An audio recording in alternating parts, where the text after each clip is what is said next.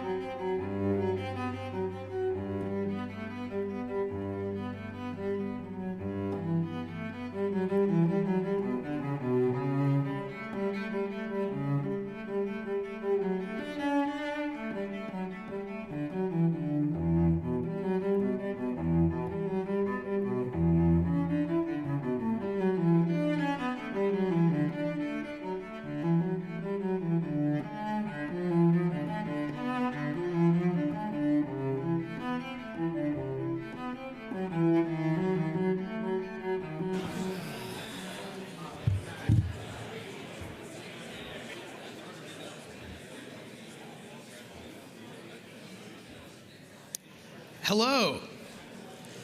Hello, and welcome to the third annual Bitcoin Policy Summit.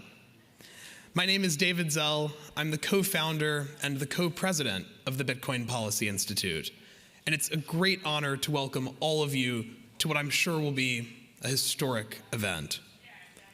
So the Bitcoin Policy Summit is now in its third year. At our first event, in the wake of FTX's collapse, we made the case to a small group of lawmakers and Bitcoiners in DC that despite the obituaries, rumors of Bitcoin's death had been greatly exaggerated. There, and at the last summit, we laid out a rigorous, well-researched case that Bitcoin was, one, fundamentally distinct among digital assets, two, beneficial for American interests and human freedom and flourishing around the world, and three, poised to grow exponentially on a fast track to reaching parity with gold. This year, the President of the United States signed an executive order acknowledging each of these points, setting America on a course to become the Bitcoin capital of the world. The point of this event, and really the point of BPI, is about how we make that goal a reality. By Washington standards, the BPI is a relatively new think tank, just 3.5 years old. But our growth has been meteoric. We've been publishing research on the strategic implications of Bitcoin for years, and for a long time, no one listened. Now they are. And we were tremendously honored last month to have the Vice President of the United States name our organization alone as the leading voice on these issues and this important conversation in DC. So from the bottom of my heart, thanks to each of you for being a part of history and for being a part of the policymaking process that is necessary to ensure that the United States remains a leader in an era of increasing digital disruption. Thank you.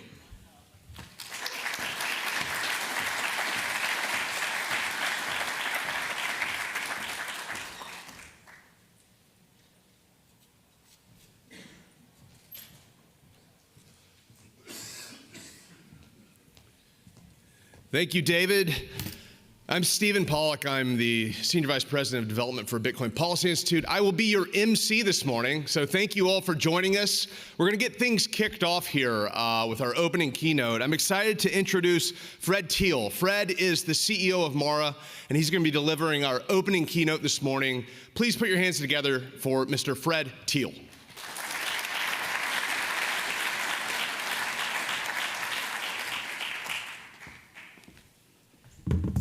Good morning, everybody.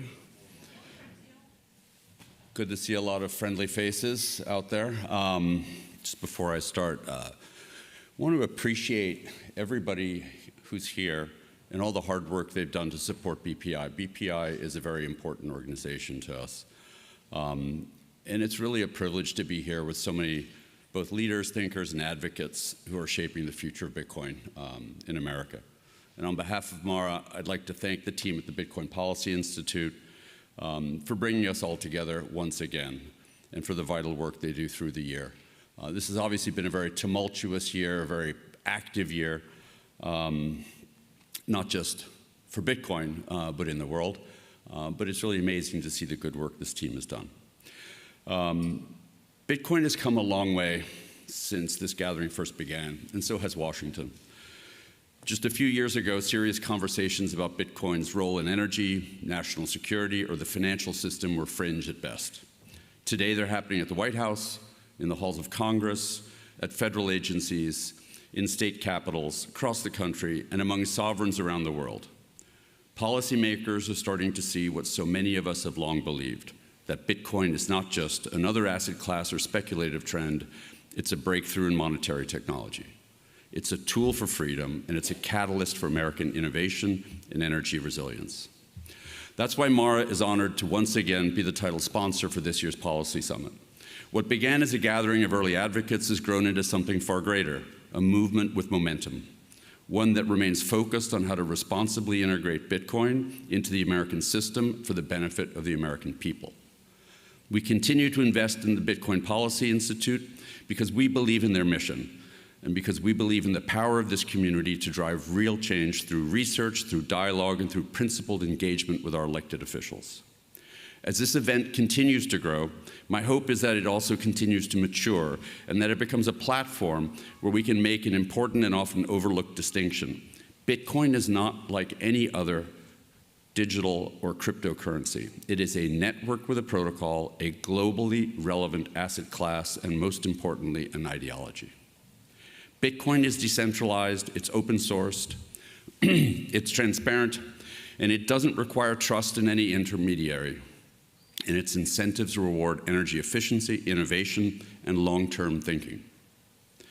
That's why Bitcoin mining is increasingly being seen for what it truly is, a technology that stabilizes grids, monetizes stranded energy, and attracts capital to renewable and rural infrastructure. In short, Bitcoin mining strengthens America's energy future and national security, while securing and validating the Bitcoin network and transactions. Without mining, there is no Bitcoin.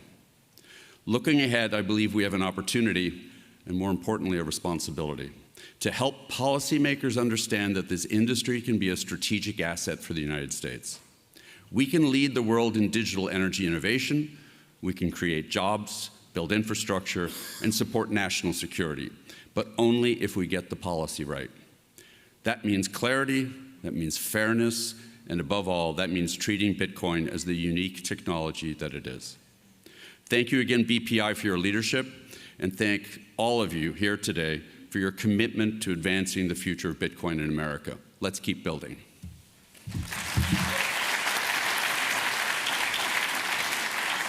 Thank you, Fred. Fred, if you can hold on just 1 second. I just wanted to say again how grateful we are. Mara has been title sponsor for us. This is 2 years running, and we couldn't do this event, and things like this would not happen without you guys. And so I just wanted to say thank you one more time.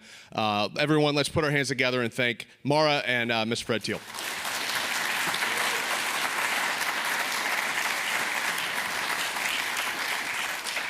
All right. Well, we have a lot to get through today, especially this morning. And so I'm going to try to keep it very short and sweet for everyone, and we can move on through the content. I want to give you a heads up. The next section, we're doing sections this morning. It's something we haven't done before at the Bitcoin Policy Summit, but I think it's going to be really interesting and kind of a fascinating way to move through the day. Up first, we have The Future of Bitcoin and America, Part 1. During this section, you will see some panels with a number of U.S. senators. We will have keynotes by a number of individuals, including a keynote about charting the future by looking to the past. So some really interesting content coming up. But first, I would like to introduce the head of policy for the Bitcoin Policy Institute, Zach Shapiro, and he's going to be delivering a keynote about BPI's vision for the U.S. Bitcoin leadership. Join me in welcoming Zach Shapiro.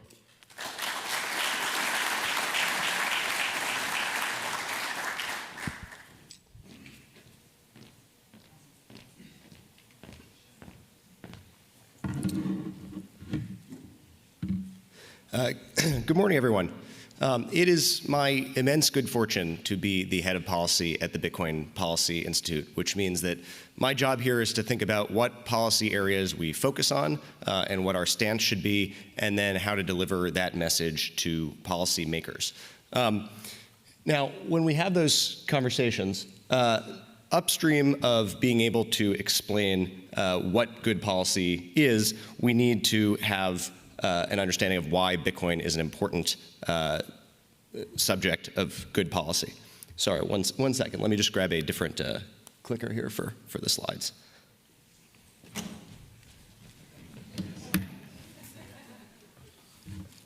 All right. So there's an image up here from one of my favorite films, 2001: A Space Odyssey. It's a famous jump cut where the monkeys that are hitting each other with bones, one of them throws the bone in the air and it becomes a satellite. And this is an image I think about a lot when I think about what Bitcoin is. Bitcoin is not just an asset. It is an asset, but it's also a fundamental transformation in technology. And the path to understanding Bitcoin and its importance begins with the question, what is money? Most of us, all of us, were not around thousands of years ago when gold monetized as money. But this is a slow Darwinian process where different societies tried different commodity monies.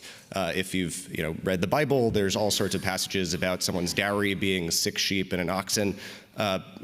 The term shelling out comes from the use of seashells as currency. Glass beads has been used as currency. Salt is where the term salary comes from, or being worth salt. But out of this process, slowly, gold emerged as sort of the apex money. Its features, durability, scarcity, fungibility, divisibility, made it the best form of money. And slowly, over time, the world moved onto a gold standard. Today, we have a new form of money that is not the process of a Darwinian evolution, but is engineered to be the best form of money, and that is Bitcoin. And so, aside from thinking about the technical aspect of Bitcoin, aside from looking at the chart, in order to really understand Bitcoin, if you're a policymaker, you need to do the type of thinking that maybe you haven't done since late night in your freshman dorm in college. But this really is as if we discovered a new element that's very much like gold, but you can email it around the world, and that has really important consequences. Just a brief minute about BPI. What is BPI? Why does it exist? BPI is a 501c3 public charity think tank.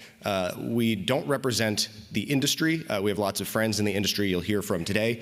But really, we are a group of people that are passionate about Bitcoin. We think that having good policy around Bitcoin is important. And then we care very much about this country and think that the United States should be a leader in Bitcoin and have good Bitcoin policy.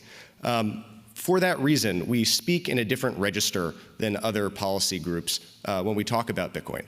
We are here sharing our own views, trying to share the wisdom that we've learned from our friends on this journey. I think for that reason, we're uniquely situated to be a credible voice for Bitcoin in DC.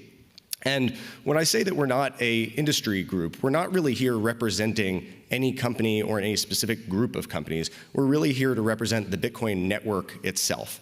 And when we think about what that means from a policy perspective, I like to break the network up into 3 parts that have 3 different sets of policy issues associated with them. So first, there's Bitcoin, the asset, Bitcoin as digital gold. The asset that is monetizing in real time before our eyes much faster than gold did because it was engineered to. That has all sorts of consequences for global economics and geopolitics that you'll hear about today. Second is Bitcoin, the technology or the network itself.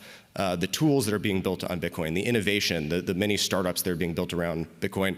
And I'm really excited to hear from some of the people who are building those startups who are going to be on panels today who are making Bitcoin usable around the world. And it's very important to support that work from a policy perspective. And finally, mining and energy. Bitcoin uses a proof of work mechanism that ensures its scarcity and ensures its neutrality and censorship resistance. And we need to have good policy on that axis as well. Okay, so starting with Bitcoin, the asset. As you'll hear in more detail today from our executive director, Matt Pines, monetary shifts tend to go along with and be downstream of geopolitical shifts. And if you've been paying attention to the news at all, you know that we are in a world right now that's undergoing extreme geopolitical shifts. We are perhaps exiting the post-World War II paradigm, entering into what the 21st century is going to look like in full bloom.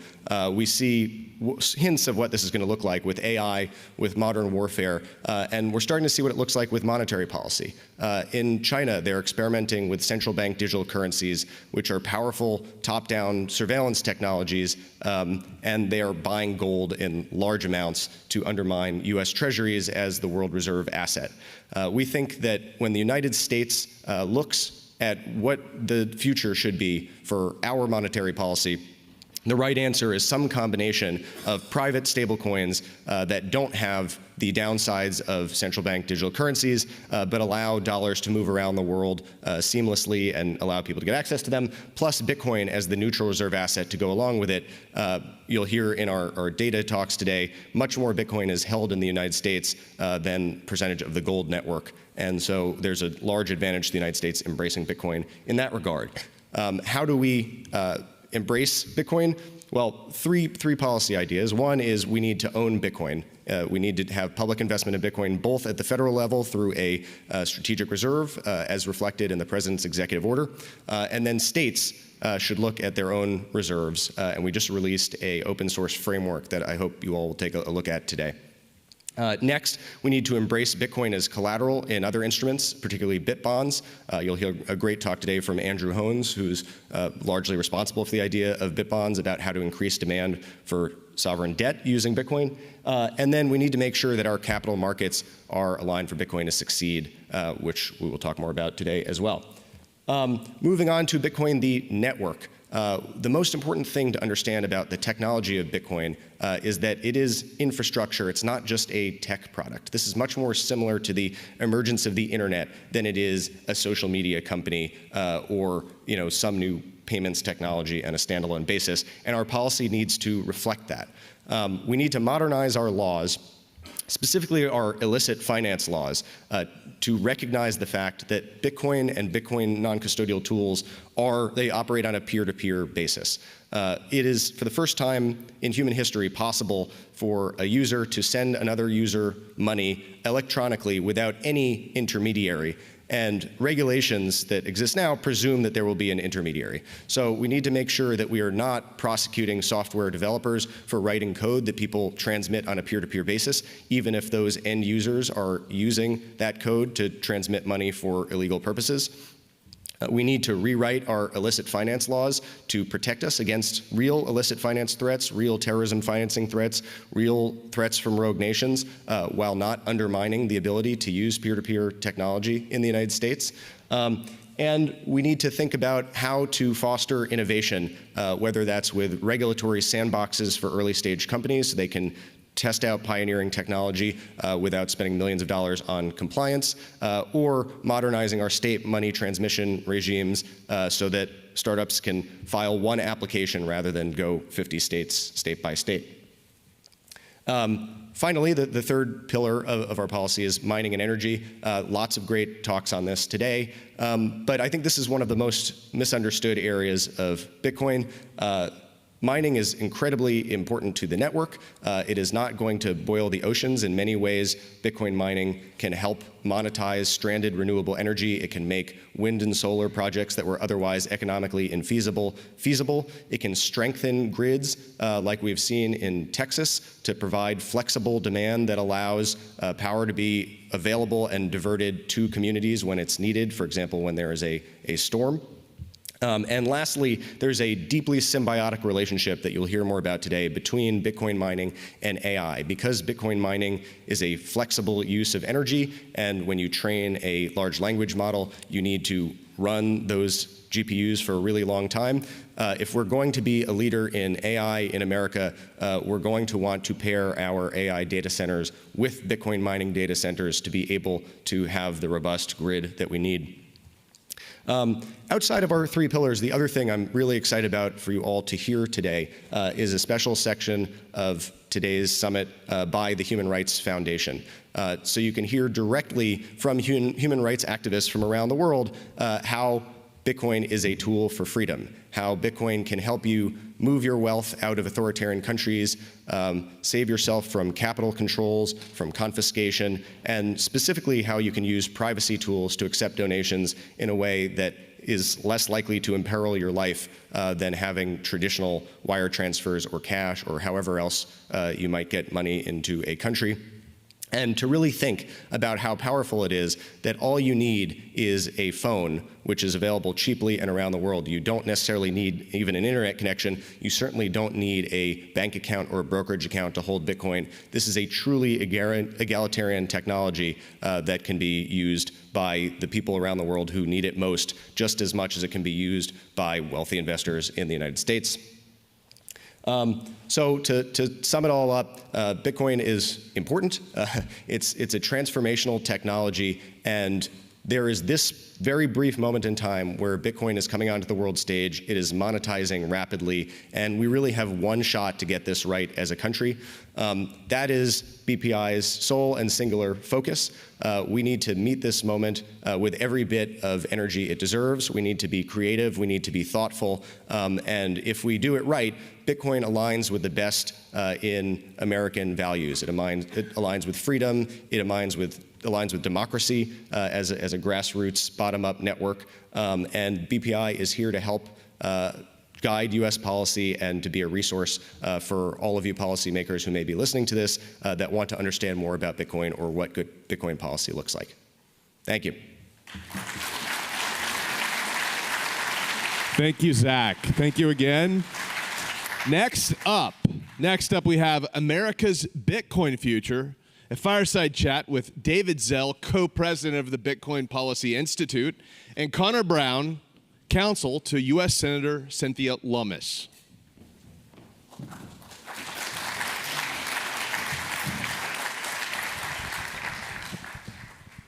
All right. What's up, Connor? Good morning. Good morning. Good to see everyone. So, you are counsel to Cynthia Lummis, U.S. Senator from Wyoming, and one of the first, really, if not the first, senator in the U.S. to take an extremely ardent pro-Bitcoin stance. But before we talk about Senate politics, I want to talk about the sort of substrate of DC policy that people often dismiss, which is the staff that really makes public policy happen. And I think your journey is very interesting. You know, you were at Stanford Law, you were in big law, and you got this incredible opportunity to take a hard pivot in your career. Can you just tell us a bit about who you are, what drew you to Bitcoin, and how you wound up on this stage?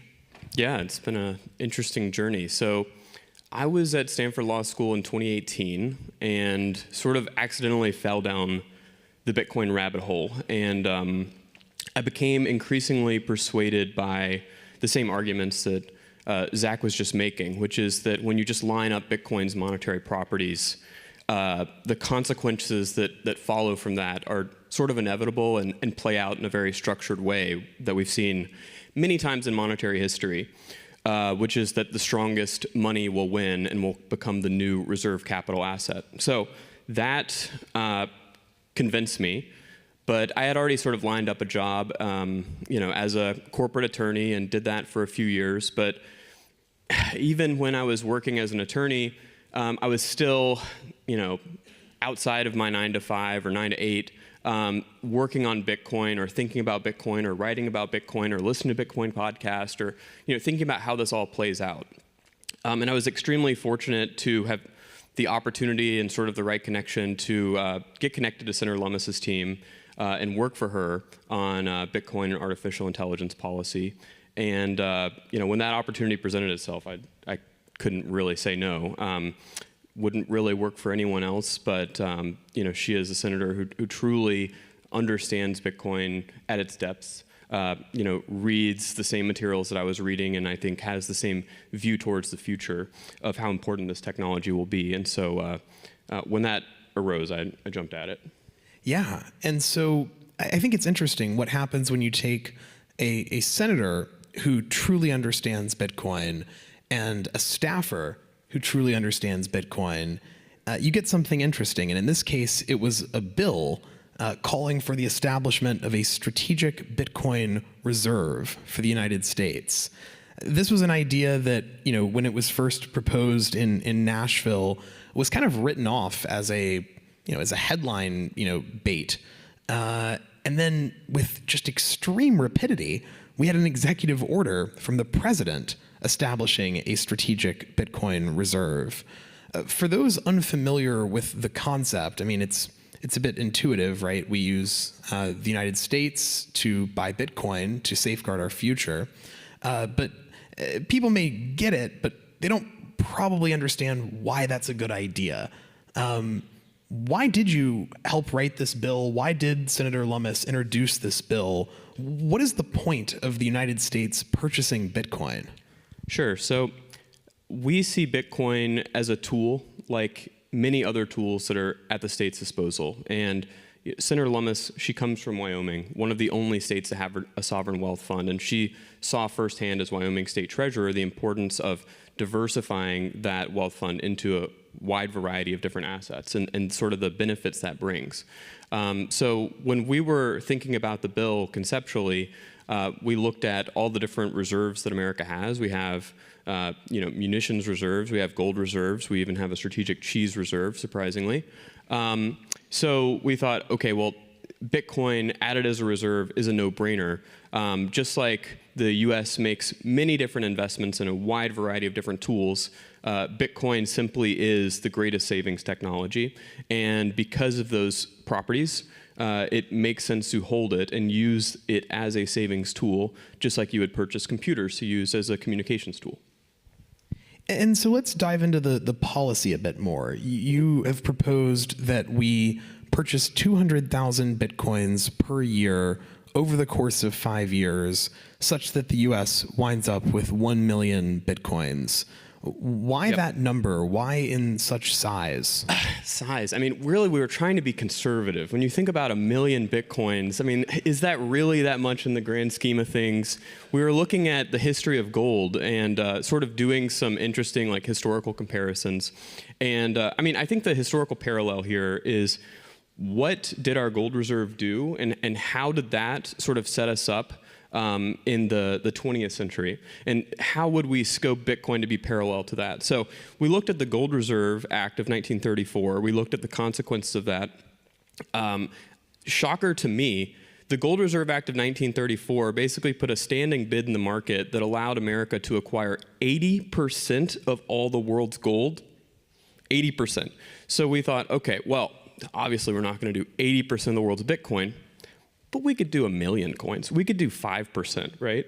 And so, I mean, the historical parallels is that just by having the gold reserve as a global reserve capital asset allowed us to have the dollar as the world reserve currency, and that the capital and currency are these two sort of interconnected pieces that fit together quite nicely for international influence. So when we were thinking about the Bitcoin as the next global reserve capital asset, and so it made sense that we would, essentially diversify what we have currently as just gold to gold plus Bitcoin through this bill.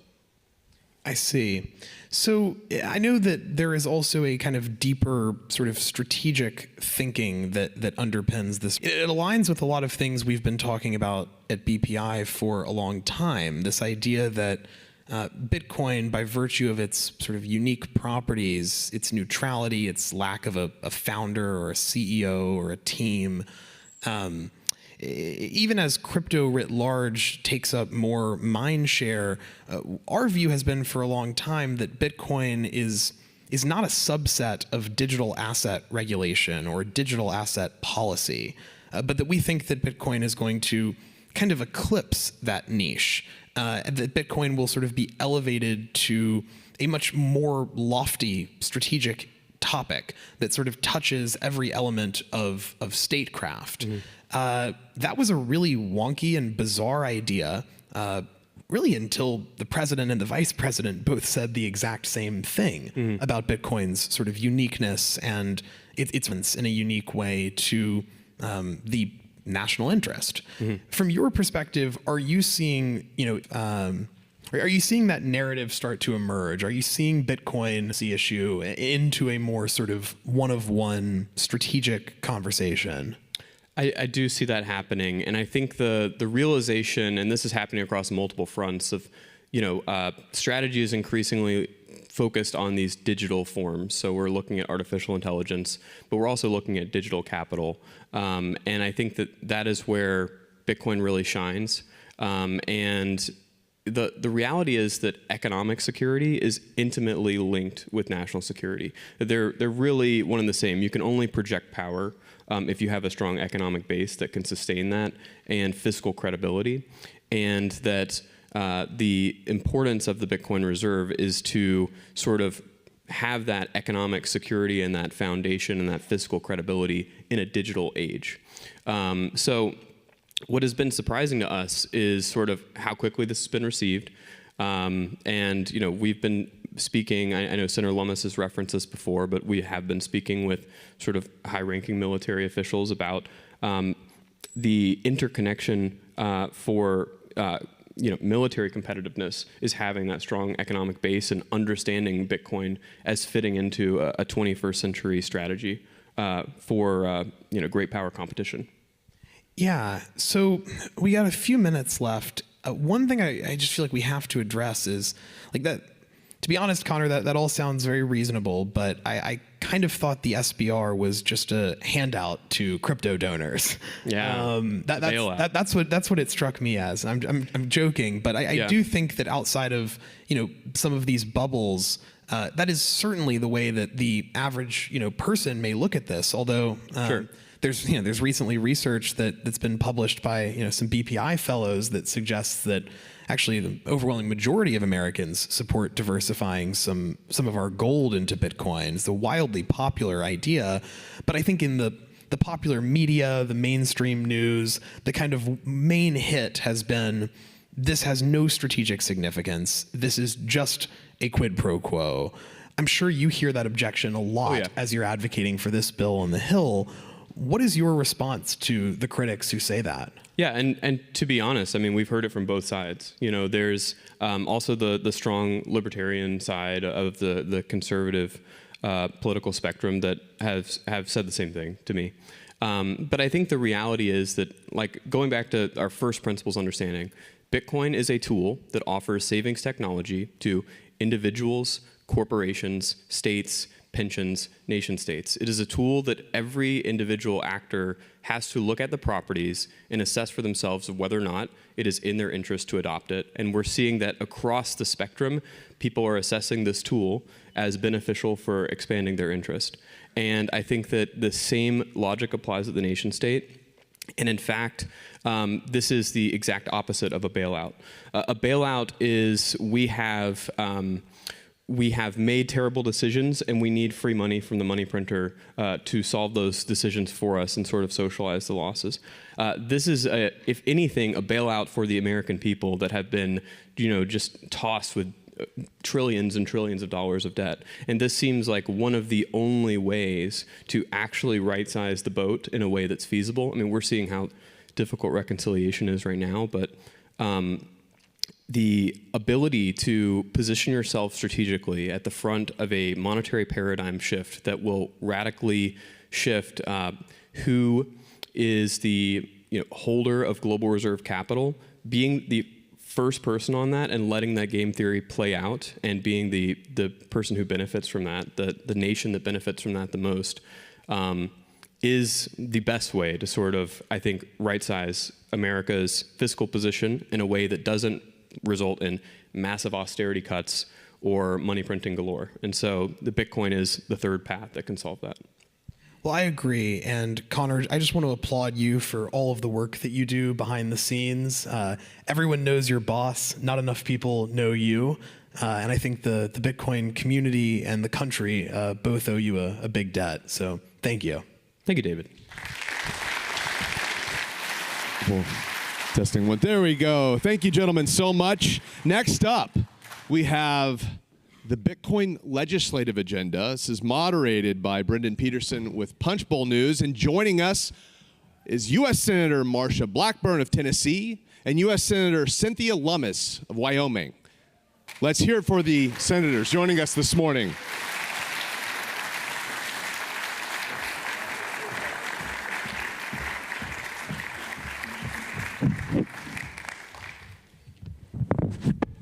Hi, everyone. Thanks for being here.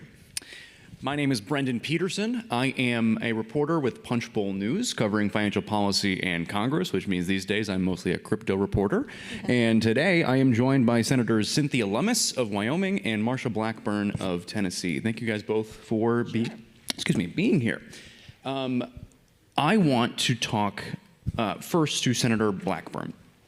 I think there is sort of there's a baseline irony to us being here today. Bitcoin and government do not always mesh, right? So talk to me about what Washington is doing right now with crypto and why it matters to Bitcoin holders. Is a good thing. And you know, I think it's so important to say emerging technologies and Washington don't always mesh. And we have seen this, whether it's online privacy, the virtual space, artificial intelligence, blockchain. Washington is very slow to move forward in these areas, as you very well know. And when it comes to crypto and looking at crypto, looking at Bitcoin specifically, there are a couple of things there. Number one, Cynthia and I have colleagues who sit on the other side of the aisle who are opposed to Bitcoin because they cannot control it. And the way it is decentralized, the way it's democratized, to them, that is a threat. They want a fiat currency that they are able to control and to regulate utilizations. And so this is out of their hands. And because of that, they are not given to recognizing it. And I will say this, when you look at Washington response, the poster child should be Gary Gensler, and we never want someone that has that mindset toward change in an administration again.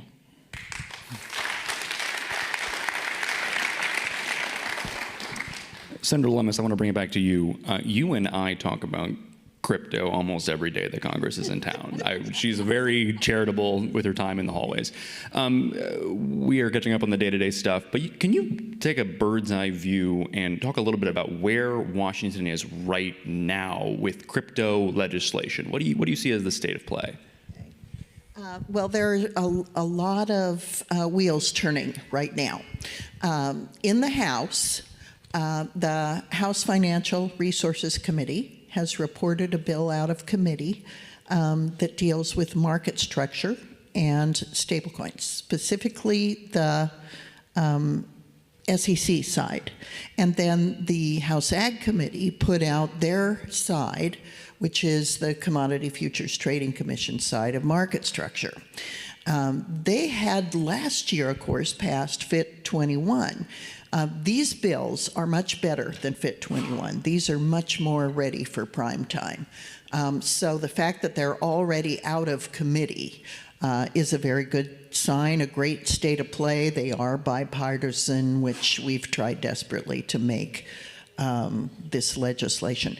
On the Senate side, we did something that I'm just starting to absorb how significant it was. You know, when you're going through the motions and you're sitting in a windowless room negotiating every line of a piece of legislation, you can get bogged down in thinking this is human torture, rather than thinking this is really significant and important.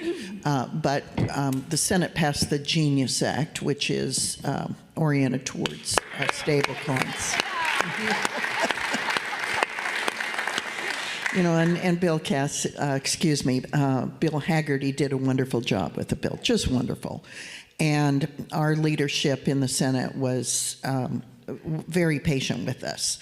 We had a lengthy markup in committee that Tim Scott allowed for. Then we had a surprise turn of events by the minority party and struggled to get that bill through cloture. In fact, we lost a cloture vote. And Senator Thune was kind enough to allow us another run at it. It's the first time in 8 years that a bill has been reported out of the Senate Banking Committee. So we'd lost our muscle memory in how to legislate out of the Banking Committee. There's very few people there who have legislated in a very long time, which is kind of shocking. Senator, so we're in a good place. I was going to ask you, after the experience that you had with Senate Democrats on the Genius Act, how you feel about the party's willingness to engage on crypto. You had a big bipartisan vote, 18 people, led by Kirsten Gillibrand. Do you feel good about that? Do you want more people? How are you feeling about market structure? You know, I do feel good about it, in spite of the fact that it was kind of a tooth-pulling exercise in the Senate. I still feel good about it because we did have bipartisan engagement, and finally some people who've been really resistant to try to fix it. We've had some critics that seemed unable to engage, that got engaged. And so I feel really good about where we are. If I can add on that, I think that Bill and Cynthia and Tim did such a service in saying, look, there is a new approach, and stable coins are going to become something people use to do their consumer to business transactions. It is going to change the way credit works. And the fact that they have put this foundation down was so significant, and the fact that they hung in there with it, because this was the first bill. The first one is always the hardest. And they got it across the finish line, and we really do owe the credit to them for the tenacity on finishing that process. Can you give me a sense of a realistic timeline here? When do you think Congress will be done with the two-pronged crypto agenda, stablecoins and market structure? I think before the end of this calendar year. I'll be extremely disappointed if we don't get it before the end of the calendar year. Okay, you heard it here first. All right, let's zoom out a little bit, because we're talking about stablecoins and market structure. Where do you think these reforms and the rest of the things that are going on, we can get into Bitcoin-specific legislation in a second. Before we do that, where do you see the sort of body of these reforms leaving Bitcoin itself? And the people who hold it, right? Mm-hmm. Leaving or leaving? Leave. Like, where do you think,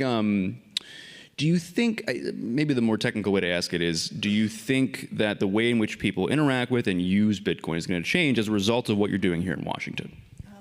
You know, one thing, if I can jump in on this, Cynthia, and Cynthia's Bitcoin Act, I think may actually end up being the one that we move forward on because of the strategic reserve that is there. And President Trump has done an executive order on that, and Cynthia's leadership is so vitally important on that. Now, here is one thing, and it involves everyone that is in this audience. The more accepted Bitcoin becomes, and then people realize there is an opportunity to take these assets that have been the confiscated assets and really put the base in place for a strategic reserve, and how it helps us hedge against currency risk, how the growth helps us deal with the debt. These are becoming components that are more widely received as more people have their blue wallet on their phone and they're looking at the value of their Bitcoin, and the importance of President Trump moving forward with that and Cynthia's leadership to codify that action, I think has a significant impact, and more of our members are realizing the value of doing that. Senator Lemus, talk about your the Bitcoin Reserve legislation. We just heard about the merits of it, the case for and against it on stage. But talk about where the politics are right now. Do you see this becoming law anytime soon? I think we'll be doing market structure and stablecoins first. Then hopefully in the next calendar year we can move into a legislative framework for a strategic Bitcoin reserve. In the meantime, I do think Treasury has some independent tools that it could use to convert current assets that are underperforming into Bitcoin, which now has enough of a track record that you can chart its performance. And it's very clear that the additional adoption of Bitcoin has improved, as everyone thought it would, its stability. So the theories behind Bitcoin are proving out in real time. So it's pretty clear that Bitcoin will be an asset worthy of strategic importance and a strategic reserve.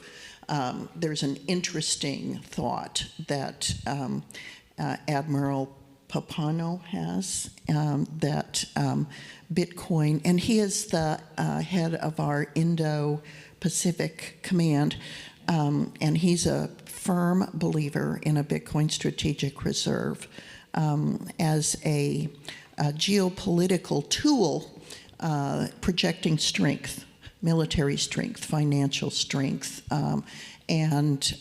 so having support like that within the military is very important. Having the support of the president is extremely important. So I'm hoping we can convince more in Congress to understand the fundamentals of Bitcoin. And I'd like to recommend a book, if I could. Please. Okay, so I just finished reading a book called Bitcoin Age by Nick Bhatia, who is a professor at USC. And he reminded me of something that was very helpful to me, having just come out of the difficulties we had getting the Genius Act passed. And that was that during the 1980s and 90s, the NSA did not want cryptography to become available within the private sector. Cryptographers and their work were considered by the NSA to be a weapon. And it wasn't available in the private sector. They were going to prosecute, and did prosecute, some of the cypherpunks that were working in the early stages of cryptography. Then the courts got involved and determined that cryptography, algorithms used in a blockchain format, is protected free speech. And it was those legal decisions that enabled this technology that is now the basis of the internet to become available to the private citizen. It also enabled the birth of Bitcoin. Bitcoin would not have existed but for the NSA's talons being clipped by virtue of the First Amendment to the U.S. Constitution. So we have to remember that there's always been this mentality in our government that they should control this. And Senator Blackburn mentioned that a few minutes ago. But I'd forgotten about the battles that these early pioneers in cryptography had to endure in order to make this technology available to all of us. And now Bitcoin is available to all of us, as, right, and this is why we talk so much about making certain that we free up these emerging technologies, and the work that we are doing around blockchain, the work that we are doing around AI, the work to do an online consumer privacy legislation that would allow you, the individual, to control your virtual you. because we've seen what happened when government said, we want to control the internet. And that did not go well. And as Cynthia said, it reverted or fell toward that free speech issue. And one thing this crowd will enjoy, today Senator Blumenthal and I are refiling the Open App Market Act, which will remove Apple and Google as the gatekeepers for apps that you want to put on your Apple or Android. And it will allow you, the individual, to work directly with the innovator or the business and put whatever you want on your phone. And those of you who are innovators in creating apps, you would no longer have to pay that 30% gatekeeper fee to Apple and Google. So have at it. We'll take the news. That's good stuff. Speaking of news, I want to ask you both a couple of just news of the day questions. Let's start with, we were just talking about national security, so I wanted to briefly pivot to the Middle East. With everything we're seeing in Iran and Israel's conflict, I want to ask Senator Blackburn, I know this is a particular issue for you in terms of national security. Where do you see the role of Bitcoin or crypto in general in a national security context like the instability we're seeing in the Middle East? And Cynthia alluded to that with Indo-PACOM and what we are seeing and why we are increasingly seeing that tie between economic security and national security. And the ease of transmission and transaction with Bitcoin is something that favors its utilization when you look at geopolitical pressures. And I am very pleased that there is the Iran-Israel ceasefire. President Trump has given a masterclass in foreign diplomacy as he is handling this situation. And we are hoping that we will see peace in the Middle East. Senator Lummis, I want to ask you about the reconciliation, which is obviously taking up a lot of both of your times. But I know, but 24/7. Senator Lummis, you have been thinking and working on crypto tax legislation for a hot minute. Are we going to see any of that in the reconciliation package? Yeah, I proposed some. We're still working with the parliamentarian. There are weird processes in the Senate. The parliamentarian weighs in on things called the Byrd Rule. And then the Congressional Budget Office and the Joint Committee on Taxation deal with how these things score. So some of the things I've been working on, and again, it's too soon to tell because the scoring first came back at like 8 billion, then they came back at 2 billion, and yesterday they came back at a negative number. So I'm sort of battling with the scorekeepers. You've done it too, I know. Is that a technical issue with how they understand crypto, or is it the shape of the policy itself?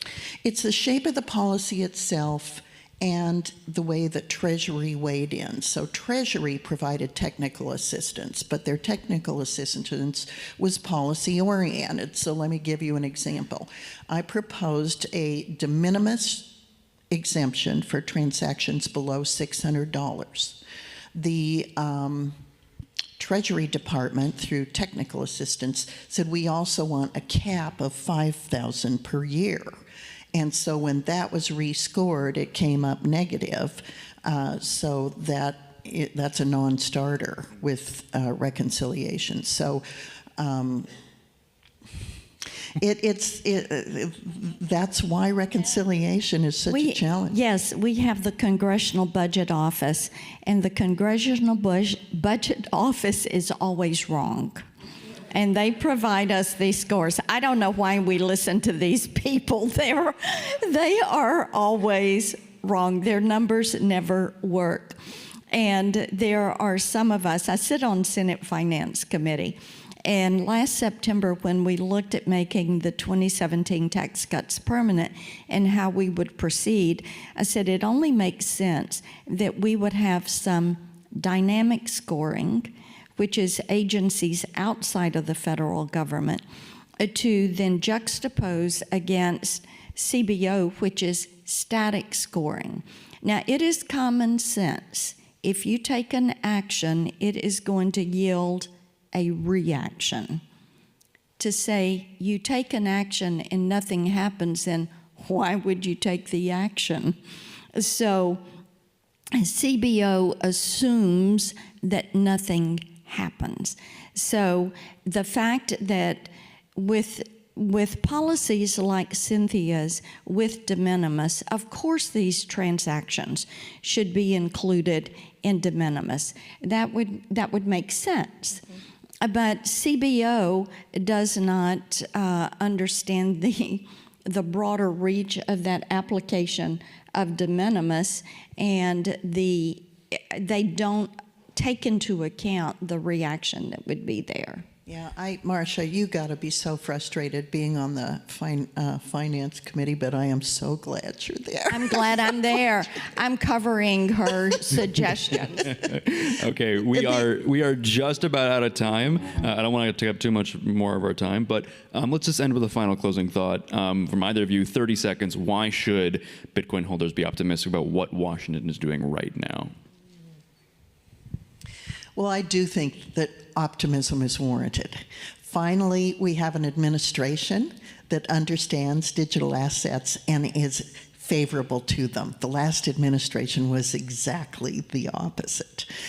There's now finally an appetite for legislation that creates clear rules of the road. So if you form a business around Bitcoin, you don't have to deal with concerns that the SEC is going to slap you with an enforcement action, because we're going to make the rules of the road clear.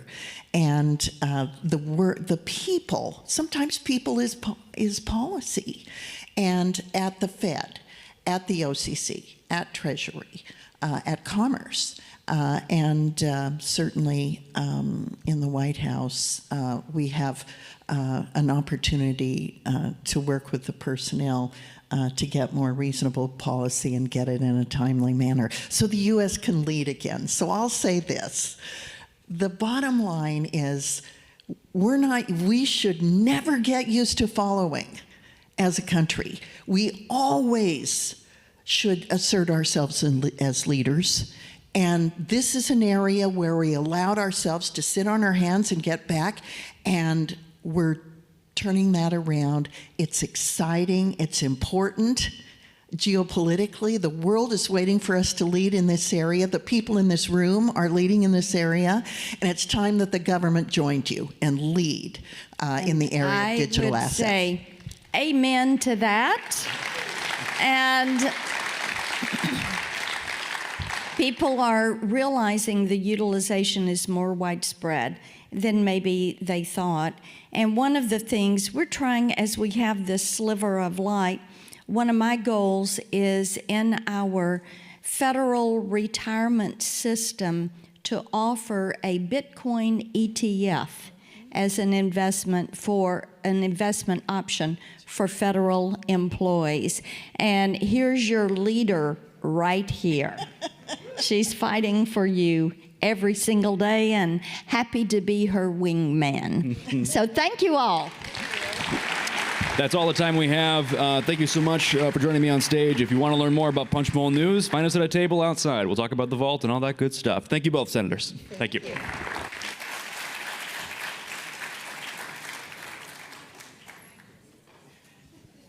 Wonderful, wonderful. Thank you both so much for joining. What a morning so far. And we're just getting warmed up, just getting started. For those who are finally kind of working your way in the last couple sessions, I'm your MC this morning, Stephen Pollack. I'm with Bitcoin Policy Institute, and this is the third annual Bitcoin Policy Summit.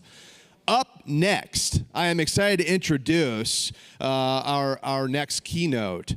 Charting the future by looking to the past, we're going to be joined by Alex Thorne, head of firm-wide research at Galaxy. Welcome, Alex.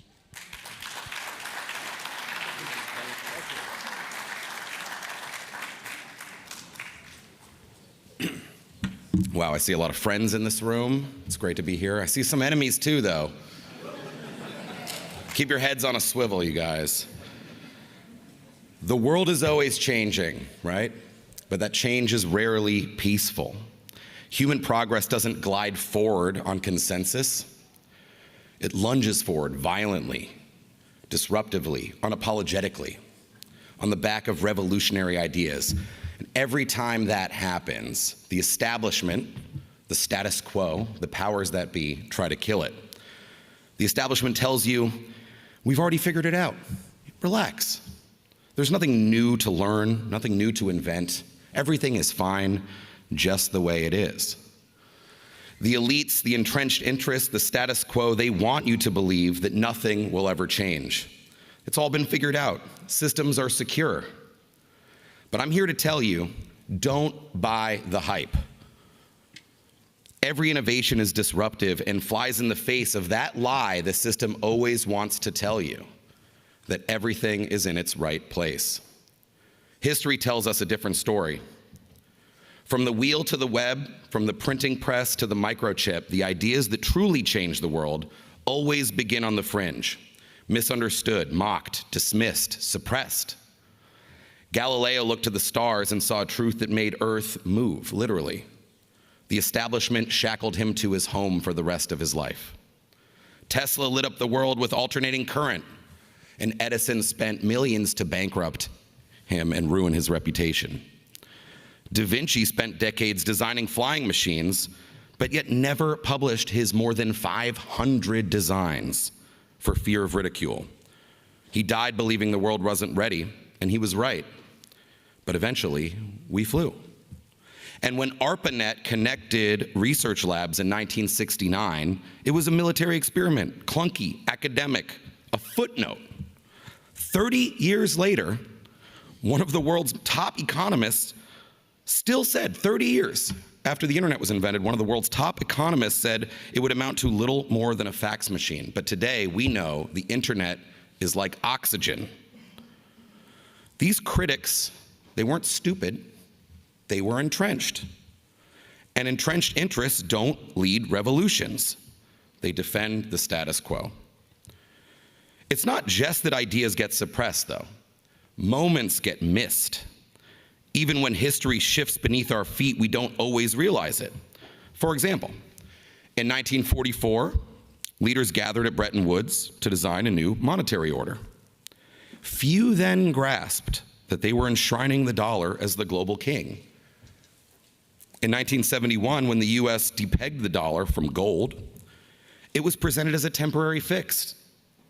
But that moment shattered the last connection to hard money and ushered in the fiat era we live in today. Here's the truth. No global leader alive has governed under a hard money standard. Not one. Every institution we take for granted, from fiscal policy to central banking to global trade, is built atop an assumption that money is elastic, manipulatable, and controlled by governments. Bitcoin breaks that assumption. Like all revolutionary ideas, Bitcoin disrupts, not by accident, by design. Bitcoin threatens rent seekers, middlemen, gatekeepers, authoritarian technocrats. Of course they're fighting it. Of course they're scared. Of course they want to co-opt it, or minimize it, or put it in a box. Because when you build something that matters, the pushback is the point.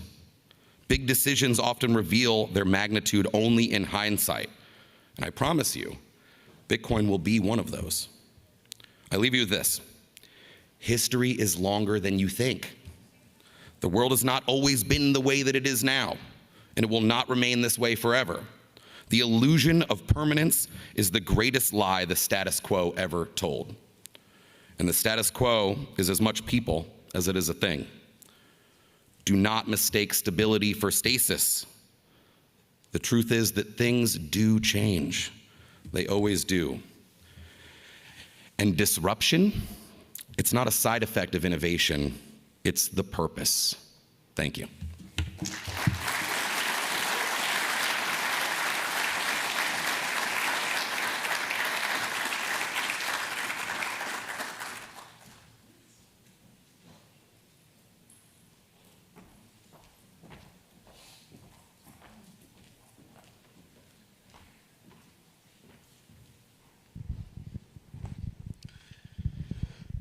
How you doing? I'm Josh Hendrickson. I'm a senior fellow at BPI, and I'm a professor and chair of the Department of Economics at the University of Mississippi. And I'm William Luther. I'm an associate professor of economics at Florida Atlantic University and also a senior fellow at the Bitcoin Policy Institute. So Josh, why don't we go back in time a little bit? 1946, the ratio of government debt to gross domestic product exceeds 100%. Now, how do we get there? We know how we got there. We were dragged into a war. We fought that war on two fronts, and we won that war decisively. But here's the thing. The brave men who fought that war understood the importance of keeping your powder dry. So when the war was over and everyone comes home, they exhibit fiscal restraint. And by exhibiting fiscal restraint, they eventually were able to build some fiscal capacity. Because they understood that at some point in the future, you may find yourself in a similar situation where you need to spend a lot very quickly for some existential crisis. And if you don't have that fiscal capacity, you can't do that. Now, in some ways, we're in a very similar situation today. As you can see from the chart, we once again have debt as a share of GDP in excess of 100%. But in many ways, we're in a very different situation. For starters, we didn't just do this big, important thing that needed to be done. Instead, we just consistently lived beyond our means year after year after year. The government would spend and would not cover that spending with taxes, so would issue additional debt. And if you look at the projections for this debt to GDP, you can see we also don't have those brave men who exhibited fiscal restraint. Instead, we're just projecting for this problem to get worse and worse and worse. So, Josh, you tell us, what can we do about this? Well, I think that's actually part of the problem, right? I mean, with the level of debt that we have, there are essentially about four possible ways to resolve this situation. One would be to reduce spending, but that seems very unlikely because if you look at the federal budget, the major items on the federal budget are things like Medicare, defense, now interest payments on our debt. And so without significant entitlement reform or other significant changes to our defense budget or some way of bringing down the interest payments on our debt, this debt is going to continue to increase. But there doesn't really seem like there's an appetite for that entitlement reform. The second option is that we could raise taxes. But if you look around, the politicians who are talking about raising taxes, they're really predominantly still talking about, just taxing rich people. But like taxing the wealthy is not going to solve this problem. It would barely make a dent in this debt. And so that leaves us with two alternatives. One is we just inflate it away. We do what so many countries have done in the past when they run into too much debt, is they print money and they pay for the spending that way. The fourth way is to do some form of financial repression. So require banks and other financial institutions to just hold government debt, or create some kind of scheme within the Federal Reserve where we eliminate, say, interest on reserves and dramatically increase reserve requirements so the Fed can continue to maintain a massive balance sheet.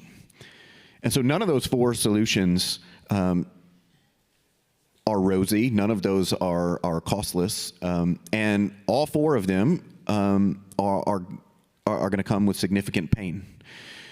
But the taxes and spending don't seem like they're even on the table, which just leaves us with the prospects of inflation and financial repression. But that's sort of where we want to kind of segue into talking about Bitcoin and Bitcoin's potential role in this scenario. So I'll kind of let you talk a little bit about a Bitcoin strategic reserve. Sure. Yeah. So I probably don't have to explain to people in this room what the Bitcoin strategic reserve is. But just in brief, the basic idea is that if you have some assets that generate a return, you can then use that return to pay down your debt. And so if the government is holding some Bitcoin, it can use some of the appreciation on that Bitcoin to pay down the debt. Here's what I'll say about that. It's not enough. It's not enough. And here's why it's not enough. Even if everything goes exactly the way we think it will, it doesn't solve the underlying problem. Because what that strategic reserve does is increase our fiscal capacity. But if we don't also have a mechanism to prevent our elected leaders from using up that fiscal capacity in the same way that they've used up the fiscal capacity we have already, then we will find ourselves not using that return to pay down our debt, but rather just using that return to finance more spending beyond our means. So we should do this, but we should not only do this. Right? We're going to need to attack this problem on many fronts, and the most important front is getting that fiscal restraint back. If we don't get that fiscal restraint back, the game is lost. Yeah, and I think another element of sort of strategic Bitcoin reserve is not just what it does for fiscal capacity. So I think part of the potential benefit of that is that a lot of the incentives for this spending that we have is coming from the fact that we have this international monetary system where foreign central banks are holding our U.S. government debt as reserve assets. And so the fact that they hold those assets in reserve, that creates this passive demand for our debt, and so that allows us to spend beyond our means for a long period of time. But the thing about that kind of system is that system works really, really well for the United States when debt levels are low. It allows us to live, somewhat beyond our means, but because we're providing this asset to the rest of the world. But the problem is that when debt gets sufficiently high, this creates instability. All of a sudden, the system isn't stable anymore because now you're subject to people's expectations about whether or not you can actually pay down this debt. And I think that one of the things and one of the reasons that the United States has been so adamant about like maintaining the dollar status and maintaining this system where you have these foreign central banks holding our debt as their reserve is that it does provide the United States with advantages, or at least the United States government with advantages that other governments don't have. But I think the United States has been very protective of that benefit. They don't want to give up that benefit. And so they see any sort of loss in the dollar status accruing to some other foreign currency. And so I think that when you have things like Bitcoin, one of the things that the strategic Bitcoin reserve would do is it would create a permission structure for other countries around the world to also hold Bitcoin in reserve. And the reason that that's important is that assets like gold, assets like Bitcoin, these are neutral reserve assets. And so to the extent that people substitute away from treasury securities into things like gold or Bitcoin, the benefits that the U.S. gets from the current system are not going to accrue to some foreign power as people sort of diversify. And so it provides an actual safety valve for the U.S. to get more diversification to tighten some of these fiscal constraints, and then and also to do so without the United States government losing its strategic advantage. All right, well, that's it for us. This is obviously not a topic that we're going to solve in 10 minutes. But the good news is that, folks like Josh and I, we're writing about this, talking about this stuff all the time. So you can find us on Twitter, on Substack, and we hope to see you in the future.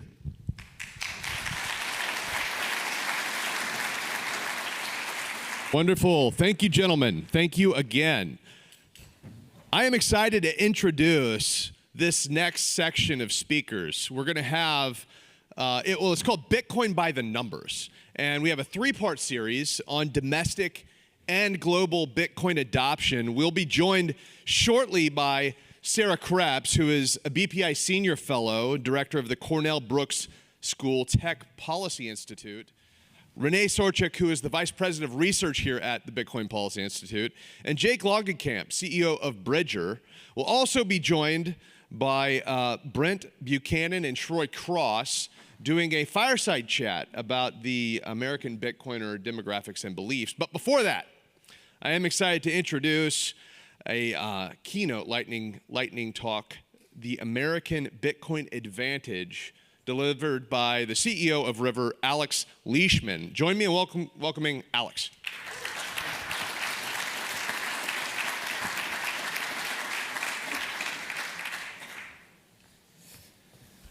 Hey everybody, it's great to be here. As he said, I'm Alex Leishman. I'm the founder and CEO of River. At River, we make it easy for Americans and American businesses to buy, sell, custody, and use Bitcoin, and we've been serving Americans for almost 7 years now.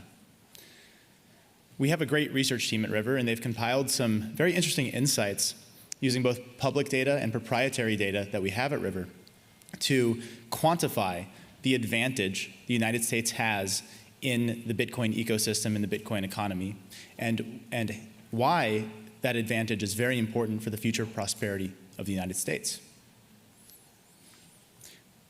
So Americans own over $790 billion worth of Bitcoin.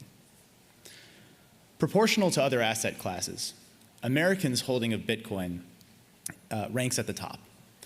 Americans own over 40% of Bitcoin in the world. This surpasses America's proportional ownership of total wealth in the world, government gold holdings, real estate, energy consumption, etc. So it goes without saying that Bitcoin doing well continues to cement America's economic dominance globally. Now let's look at institutional capital. If we look at all public companies in the world that own Bitcoin, about 95% of those public Bitcoin holdings are owned by American companies. That's pretty crazy. On top of that, if we look at just Bitcoin ETFs, and as a reminder, the Bitcoin ETFs launched last year, and the BlackRock Bitcoin ETF was the most successful ETF launch in history. These Bitcoin ETFs gave institutional capital unprecedented access to Bitcoin as an asset class. And almost 80% of Bitcoin ETF holdings are held by American firms. $31 billion of Bitcoin ETF holdings are held by US institutional investors, and over half of the top hedge funds and RIAs hold Bitcoin and offer it to their clients. Oops. Now let's look at government holdings directly. This is where the United States really dominates. We have by far the largest government holdings of Bitcoin in the world, with the UK coming second. Now, I do want to add a very important asterisk to this slide. Our estimate of China's Bitcoin holdings is based on some evidence that we think China sold a very large proportion of their Bitcoin holdings that would have otherwise put them near the United States in terms of total Bitcoin ownership. So that's an important asterisk to remember. But the Bitcoin Strategic Reserve is obviously a very important piece of legislation to ensure that the United States government remains the largest holder of Bitcoin globally. Now let's look at Bitcoin's impact on the domestic economy. The Bitcoin industry is large and continues to grow. It employs over 20,000 Americans today, and over 70% of the capital invested in Bitcoin companies has gone to American businesses. Here's a map of Bitcoin companies in the United States. My company, River, is headquartered in Columbus, Ohio. And as you can see, these aren't just coastal investments. These are in every jurisdiction in the United States and impacts very diverse constituent groups. And if we layer Bitcoin mining on top of that, that pattern doubles down. There's been over $30 billion invested in domestic Bitcoin mining in the United States, and American Bitcoin miners have mined over $42 billion worth of Bitcoin since 2021.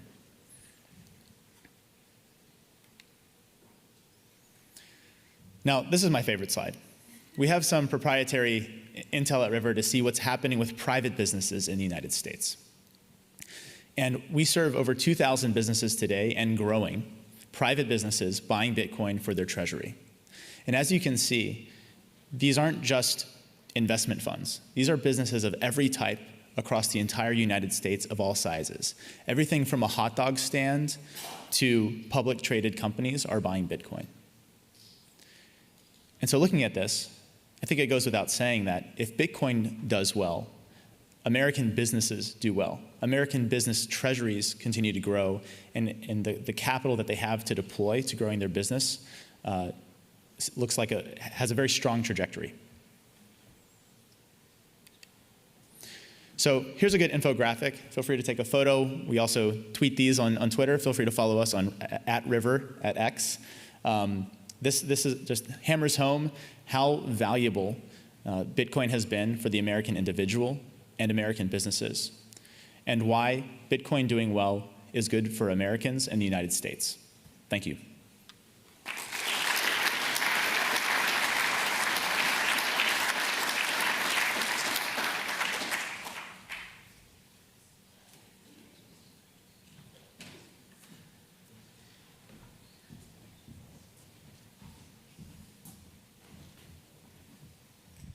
Hi, I'm Troy Cross. I'm a senior fellow at the Bitcoin Policy Institute, professor at Reed College, and this is Brent Buchanan, CEO of Signal. And we're going to present two separate studies on Bitcoin adoption and usage in the United States. In addition to being a Bitcoin Policy Institute fellow, I'm also the co-founder of the Nakamoto Project, which is a sort of BPI spinoff. Last year, we did a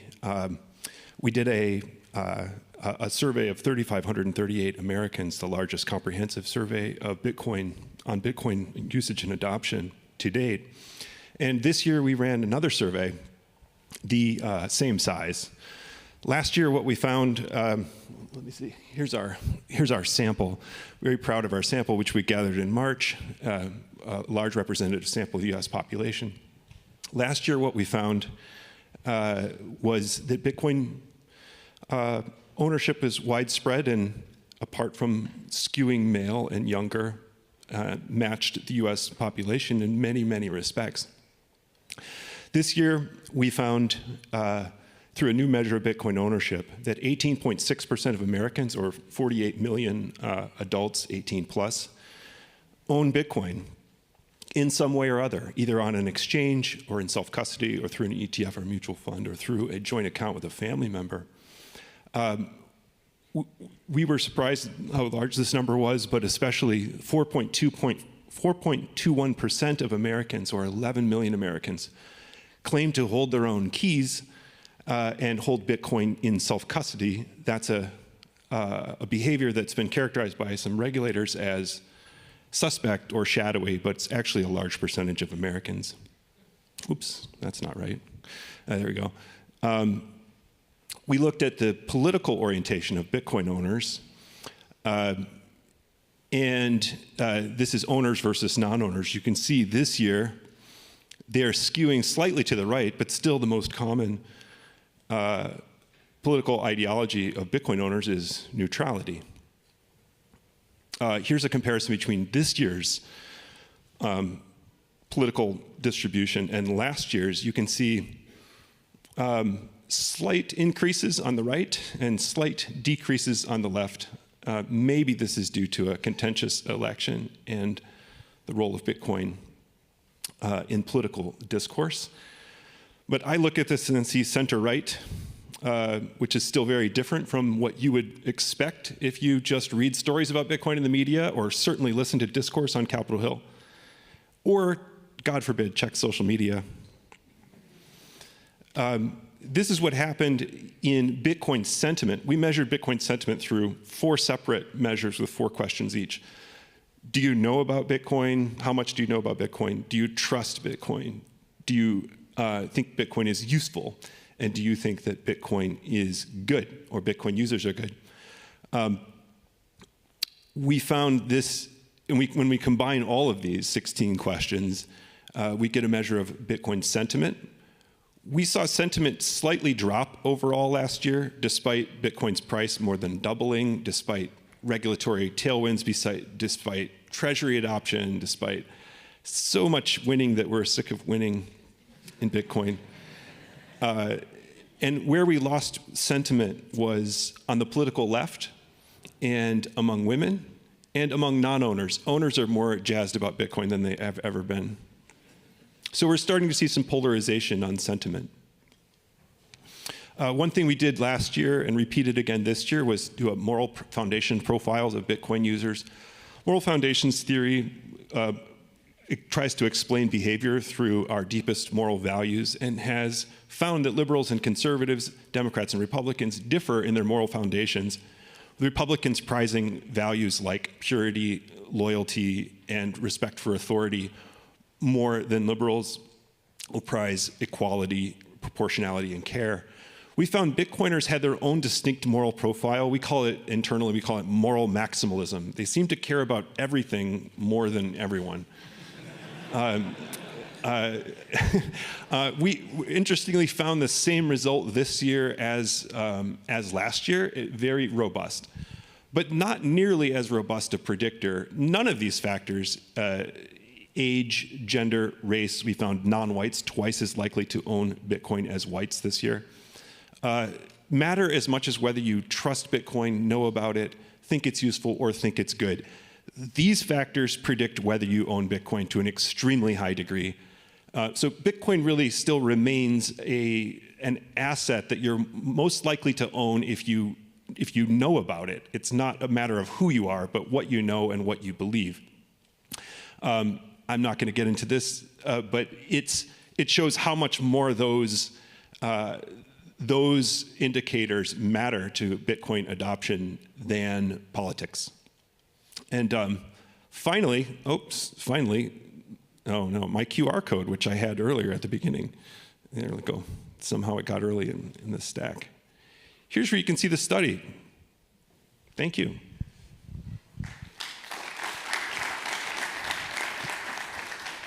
So what we'll talk about for the next 5 minutes here, once they pull up the deck, and there's also a QR code on that if you want to download the full deck. We conducted a study last week among midterm voters. Our firm does Republican politics and center-right issues in the U.S. and around the world. And so we tend to focus more on voting audiences than people or general population at large. And so this survey, the numbers that you're seeing come from the just midterm voters. And there's a lot of similarities with what was just shared in the data. So if you look at what are those who own or hold Bitcoin, how do they differ? How do they look similar to other midterm voters as a whole? You can see that they are more economically oriented. They see inflation and cost of living and jobs in the economy as more of a top issue than midterm voters as a whole. They also plan to vote more on election day than they do through other modes of voting. This is actually more a demographic factor of who is an owner of Bitcoin compared to any other attitudinal aspects to them. And so what we found is, and so you'll see on the rest of this chart, is that anything in orange is Bitcoin owners, anything in blue is all midterm voters. And with this, you'll notice that we've got over 31% of midterm voters that own Bitcoin. And there's even a higher percentage that own other types of cryptocurrency. So it's reaching almost 40% of midterm American voters that own some sort of cryptocurrency, with 31% of those owning Bitcoin. You'll notice here that the sentiment among these folks who own Bitcoin is more positive about the direction of the country than voters as a whole. And this plays out on what we call the generic ballot. So this is asking a simple question of, do you prefer the Republican or the Democratic candidate for Congress? This isn't asking about your specific district. It's just a general question that we ask to figure out what are the broad political winds doing right now in the U.S. And you can see that Democrats hold a small 1-point advantage right now for the midterm. For context, this was around 7 points at this point in Trump's first term. So Republicans as a whole are doing significantly better going into this midterm than they were the 2018 midterm. And a lot of that is buoyed by these Bitcoin owners. So looking overall at the images of the candidates, you can see here that I think we got the full deck pulled up here. So I'm going to flip through a bunch of slides, but you're welcome to download and look through the entire full deck. That Donald Trump really is an enigma, period, but an enigma above and beyond with Bitcoin owners. So when we look at the generic ballot of Bitcoin owners, leaning towards Republicans. Trump's image and how he performed in the 2024 election is actually 5 to 6 points better than Republicans as a whole. And that kind of shows you this disparity between Donald Trump as an individual and the rest of Republicans, and the gap that they have to span between the two. Next, looking at just cryptocurrency as a whole, and I think this is really interesting compared to the next slide of Bitcoin. I want you to just pay attention to how much these bars don't change at all when we ask about Bitcoin specifically. Almost no different. Troy mentioned earlier, Bitcoin's basically the Kleenex of cryptocurrency. Nobody says, "Would you hand me a tissue?" anymore. And this is how voters and owners of Bitcoin also feel, because you can see almost no change between the two in how voters and Bitcoin voters feel about the two. And then another question that we asked was about financial system values, and this was to all voters. And you'll see that outside of flexibility and innovation and slightly on simplicity, basically Bitcoin owners value the same things in a financial system as those who do not own Bitcoin. And then another one that we asked was, do you prefer a traditional financial system, a traditional and emerging, kind of in the middle, get both, or just emerging? And this is where you see a significant surge among those who own Bitcoin that want to see the middle ground, not just completely a new decentralized financial system, but a decentralized system along with the traditional system. We also asked similar questions about usefulness. I found this really fascinating because if you look at overall midterm voters, they find Bitcoin much more useful than they have a positive image of Bitcoin, which is interesting. I think it's something to really lean into in messaging Bitcoin to folks who do not currently own it, is to explain the usefulness of it. Because one of the things that we ask those who don't own it is, why do you not own it? And it essentially comes down to they don't understand it. And they don't trust it because they don't understand it. And they think it's too risky because they don't understand it. And so one of the core premises in communicating Bitcoin beyond where it is today is to really tie it back to the useful purposes of it, as opposed to it's this thing that lives in the internet on ones and zeros. And that's about the extent of what most people understand about it. And for those who are investing in it, you can see that the plurality by far is 62% are saying that it is because of that it is an investment for them. So I'll flip through these real quickly since this is the full deck instead of the short one. And you'll see that only 60% of Bitcoin owners see a strategic Bitcoin reserve as that they support it, which I found interesting. I expected this to be more in the 80s. That they would see this as some benefit to them. And this kind of goes back to, why do people not own Bitcoin? They don't understand it. And I think there's a number of owners of Bitcoin who vote who don't understand what a strategic reserve actually means, which is why you see this, what I would consider middling support at 60% compared to how supportive Bitcoin owners are of Bitcoin itself. Same when you get to stablecoin conversion, you see a 2-point drop-off among those who own Bitcoin because I think they understand it less. Voters have absolutely no clue. That's how you read that bar there. When you get a third, a quarter distribution of sorts, that means voters have no clue what you're asking them when you see that in data. And then you get even further when we get to actually calling something an act. And we explained it to them, what this Bitcoin Act does, and we dropped to 54% support among Bitcoin owners. So the rest of this is, I think this is the last thing that we'll close on here, and you can get the rest of the deck, is that even non-Bitcoin owners, a plurality, are more likely to vote for a legislator because they support Bitcoin. And what Troy and I were talking about earlier is this really comes down to what does Bitcoin represent in its personal freedom, and its personal ownership, its individualism. It's a lot of values that a large majority of Americans believe, and that is the communication mechanism. Explain the usefulness and tie it to the values, and that's how Bitcoin grows beyond its current ownership base. So thank you for the opportunity. Just one final remark here. They found basically no downside for a politician supporting Bitcoin, only upside among across the board. It's really remarkable. I hope you check out both studies. Thank you. Thank you, gentlemen. Thank you so much. For our next panel, it is data on global Bitcoin adoption. I'm excited to welcome Sarah Krebs, Renee Sorchik, and Jake Legenkamp to the stage. Applause.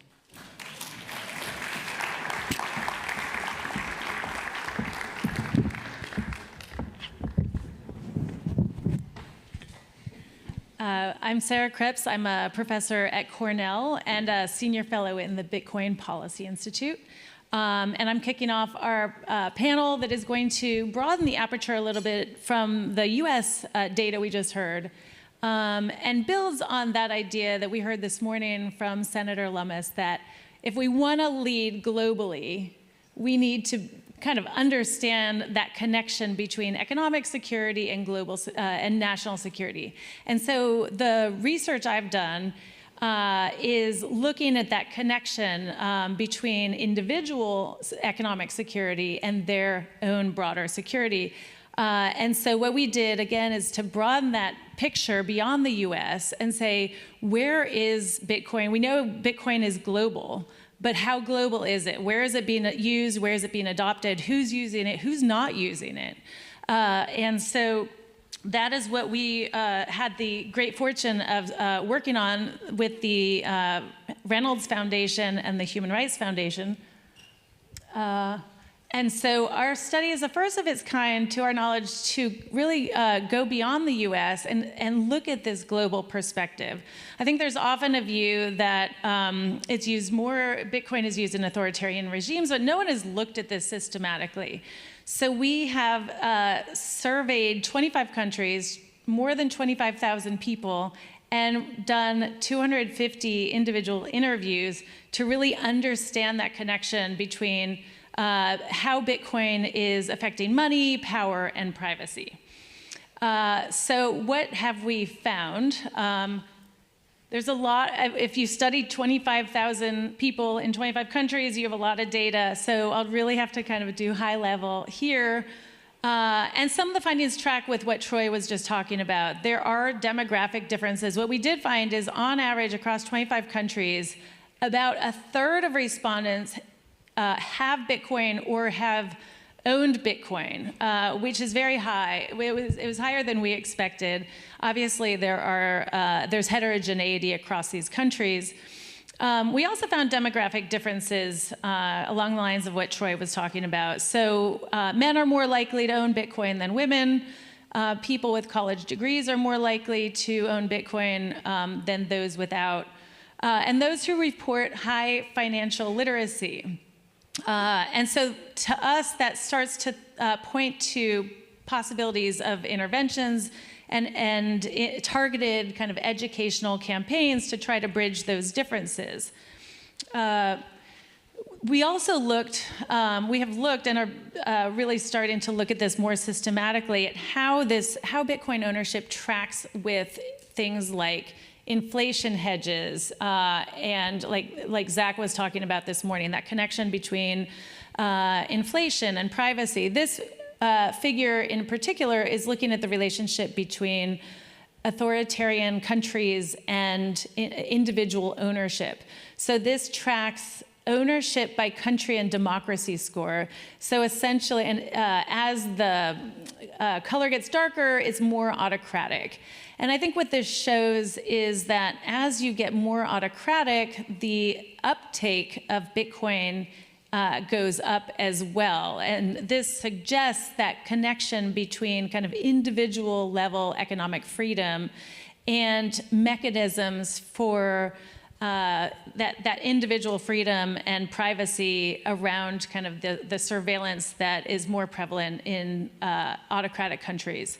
So we continue to study this, and what I think is important for a DC audience is that the US ownership question is really important, but again, Bitcoin's a global phenomenon, and no one to this point has studied this systematically. And so this research that we're doing and continue to kind of dive into is looking at those connections so that leaders in Washington and beyond can be shaping those global financial norms. So I think this research can point to those avenues. And just a little advertisement for the Bitcoin Policy Institute Fellows. We'll be doing office hours this afternoon, so I'm happy to talk more about this in my office hours. So I'll hand it over to Renee. Thank you, Sarah. Let's see here. I think there's a delay in the, this one. Okay. So Sarah just showed us that individuals are already relying on Bitcoin to preserve their wealth, particularly in authoritarian countries. But what about nation states? Our research, as of last week, showed us that 32 countries, that's about 1 in 6 nations on Earth, either already have exposure to Bitcoin or are actively pursuing it through legislation or policies. So let me repeat that because I think it's important. 1 in 6 countries already has exposure to Bitcoin or is taking concrete steps to gain it. This is not a fringe movement anymore. The nation states are coming. So what's most striking is not just how many countries are engaging with Bitcoin, but how fast it's happening. Between 2016 and 2020, we saw sporadic interest, isolated incidents here and there, but all that changed with the election of Donald Trump. Exposure acceleration rapidly increased when President Trump implemented an executive order to establish a strategic Bitcoin reserve. So we saw exposure events increase both in the US and internationally. In fact, things are increasing so quickly, we've had to update our research weekly just to keep up. So it's no longer a question of if nation states will engage with Bitcoin, but how. And I keep using this word exposure. What do I mean by that? Exposure is any official method a government might take to own, earn, or generally benefit from Bitcoin. And there's more than one way a nation state can gain exposure to Bitcoin. The most common method, and the one that you might think of first, is through a strategic Bitcoin reserve, where we saw 16 countries either have a reserve or are actively pursuing one through legislation. The second most common method is through government-backed Bitcoin mining, followed by passive holdings, where a government might seize Bitcoin from individuals who have undertaken illicit activities. They didn't sell the Bitcoin, and thus they're passively holding it. Another common method we found was tax payments using Bitcoin. And other ways might include money managers, so those managing government-backed pensions or sovereign wealth funds might hold Bitcoin directly or perhaps indirectly through high allocations and MSTR. We know that 2 countries previously used Bitcoin as legal tender, and we found 5 other instances of active exposure methodologies that were very country-specific. So one example is the government-backed crypto exchange that Russia is currently piloting. So as you can see, there's lots of modalities that governments might gain exposure with. And when we mapped these all out, we found that 27 countries have active exposure. That's about 1 in 7 countries. 13 countries have proposed legislation or other frameworks to gain exposure. And just to note that these are not mutually exclusive. So for example, you might have a country that's already mining Bitcoin, government-backed mining, but they've proposed legislation to establish a strategic Bitcoin reserve. So it's no longer a question of if countries will engage, it's more how will they choose to do so and how fast will they choose to do so so they don't get left behind. Ready or not, the nation states are coming. And now I'll turn it over to Jake, who brings firsthand experience talking directly with nation states about Bitcoin. So I'm the CEO of a company called Bridger, and we're concentrated on Bitcoin mining in Africa. And so for the last year, I've been to 12 different African countries, and those all end up being negotiations directly with governments because all the utilities in Africa are state-owned. So it's with ministries of energy and state-owned utilities. In the beginning, when we first started making these negotiations about a year and a half ago, we were really downplaying the Bitcoin aspect. We weren't hiding from it. But we knew that a lot of these nations were going to be scared of the financial control implications. So we made it very clear that we weren't there to do financial activity and really harped on Bitcoin mining as the perfect partner for these utilities that had to grow their generation capacity quite a bit. But what we've noticed over the last 6 months, but especially the last quarter, is that a lot of those countries that we're engaged with have now come back to us and said, sure, we understand the energy aspects, but tell us about this Bitcoin thing. So that has been one governor of a central bank, one head of state, several advisors to heads of state. And in fact, the research that Renee just went through was a joint exercise between Bridger and BPI because I had an advisor to one of the presidents come to me and say, hey, I want to know what countries are doing what with Bitcoin. And so I, as a Bitcoiner, was anecdotally aware of those instances, but I was surely somebody will have a central repository of this information. And as we looked, we didn't really find it. So I approached BPI and specifically Renee. So we have a white paper coming out next month, which will have the information included in these slides. But we've also decided that for the people that we're talking to, that cohort of government officials that I just talked to, but also the Bitcoin community, that it would be good to have a central repository of this information. So that QR code on the screen is a web page that we've done in collaboration with BPI that we'll be updating probably on a weekly or bi-weekly basis as more countries get Bitcoin exposure. So there's the map where you can toggle through the countries, and then the instances with just a brief description, the link, so that you can find the information yourself. And as just a note, my web developer in Mozambique said to stress that he was getting this ready for launch today. It's very much in beta, so you'll see improvements, but hopefully you get a lot of use out of the site. Thanks.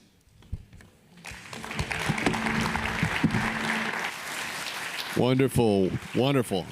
I love the three-part presentation within the three-part presentation. Really excited for the next Fireside. A Fireside chat on Bitcoin and national security. I'm excited to introduce Matthew Pines, Bitcoin Policy Institute Executive Director, and a special guest who will introduce himself. There he is, Matthew Pines, Executive Director of BPI. Tess. Hello, I am joined by the Executive Director of the Bitcoin Policy Institute, Matthew Pines. I'm David Zell, and I'm the Deputy Director of the CIA. Just kidding. Obviously I am not. This is obviously not the fireside we were hoping for. We got word late last night that DDCIA was unable to attend the event due to circumstances in the Middle East. While this is a blow to the program, if your Policy Summit's agenda is not disrupted by a war breaking out in the Middle East, perhaps you were not throwing the most impactful Policy Summit. A war certainly would not have impacted the first summit or the second summit. And it's pretty notable that, this was in the works for, about a month with prep with their team. I do think we're going to be doing something with them soon, and I know Ellis was really looking forward to this and was interested in this conversation. So we're really sorry for the last minute change. Unfortunately, we can't do anything about war. So Matt, if you have any thoughts on, the fireside you were going to have, maybe you can share them, and we can get into a conversation after that. Yes, and it was a surprise, right, when he agreed to speak, and when we started talking about the agenda, right, and the questions that BPI has been focusing on for our research really since the beginning. And when I joined BPI as its first fellow, as a national security fellow, wrote the first white paper on Bitcoin and U.S. national security, my objective was to try to reframe Bitcoin as a strategic issue for the United States and for the world, and to distinguish it as an emerging technology trend, an emerging monetary trend that was going to be of increasing significance for national policymakers into the future. And so this was in 2021. I think that was maybe a bit, not ready for prime time in terms of the national conversation, but in just a few short years, we got to a point where senior leadership in the U.S. government and national security positions are now waking up to Bitcoin as a strategic variable in the context of their analysis of world events. And so the agency's principal responsibility is to understand the plans and intentions of U.S. adversaries and to assess trends in the global system and make recommendations to the president. So that was kind of what BPI was trying to do early on with a lot of our research and analysis on the national security and strategic implications of Bitcoin, and articulating a view of a potential future where Bitcoin isn't just a side hobby of some crypto anarchists on the internet exchanging their tokens for drugs, as in the early days in Silk Road, or kind of an experimental kind of computer science project, even earlier. It is now a $2 trillion asset class. It's a network that is expanding around the world. And it's colliding with a lot of these existing institutional systems and arrangements at the same time that those systems and institutions are coming under challenge from adversaries and are internally facing strain. So our debts, our fiscal position, our political system are facing a number of different challenges. And so we've taken the view that Bitcoin is aligned with both U.S. national security interests over the long term, as well as with our values interest. And so it was really encouraging to hear not just the deputy director of the CIA, but also the vice president at Bitcoin Vegas, look at the landscape in the next few years of these technology and strategic trends with AI and China competition, and thinking about Bitcoin in the same lens, and asking the question to the audience that we need more research on the intersection between these critical strategic developments and how we can craft sound policy at the national level that maximizes the advantage for the United States while preserving the ethos of these systems and the ethos of democracy, of open systems and open networks, especially relative to our adversaries and rivals around the world that have a different vision of how technology and monetary systems are going to evolve, premised on control, closed systems where the government has root access to your data, to your money, to your information. And I think, from my perspective, this is going to be, I think, the critical test of the U.S. leadership, not just in terms of hard power, but in terms of our values in the next few years. Yeah, and I guess we should probably rewind a little bit. So you wrote this white paper called Bitcoin and National Security in 2021. It was the Bitcoin Policy Institute's first white paper, and it was a head scratcher for most people. Why is Bitcoin a national security issue in 2021? And I know you were working on that paper for a while, into the end of 2020. A lot has changed, right? You wrote this controversial white paper 4 years ago, and then, instead of me, it was supposed to be the number 2 at the CIA talking with you about these very topics. So I guess, could you tell us a bit about your background, right? You joined BPI full-time this January, but you'd been a fellow working with us really from the beginning.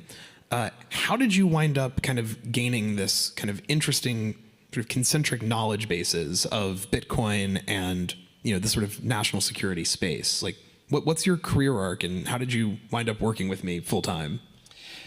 Yeah, it was definitely unusual. So I did physics and philosophy undergrad, then master's in public policy, worked for the National Science Foundation for 2 years on mostly economics and kind of game theory stuff, and then spent a career 10 years as a consultant for the US government, helping them think about worst case scenarios, kind of tail risk, kind of preparedness planning, both emerging technology, looking at what our adversaries are doing down the line, and think about how that impacts critical national capabilities.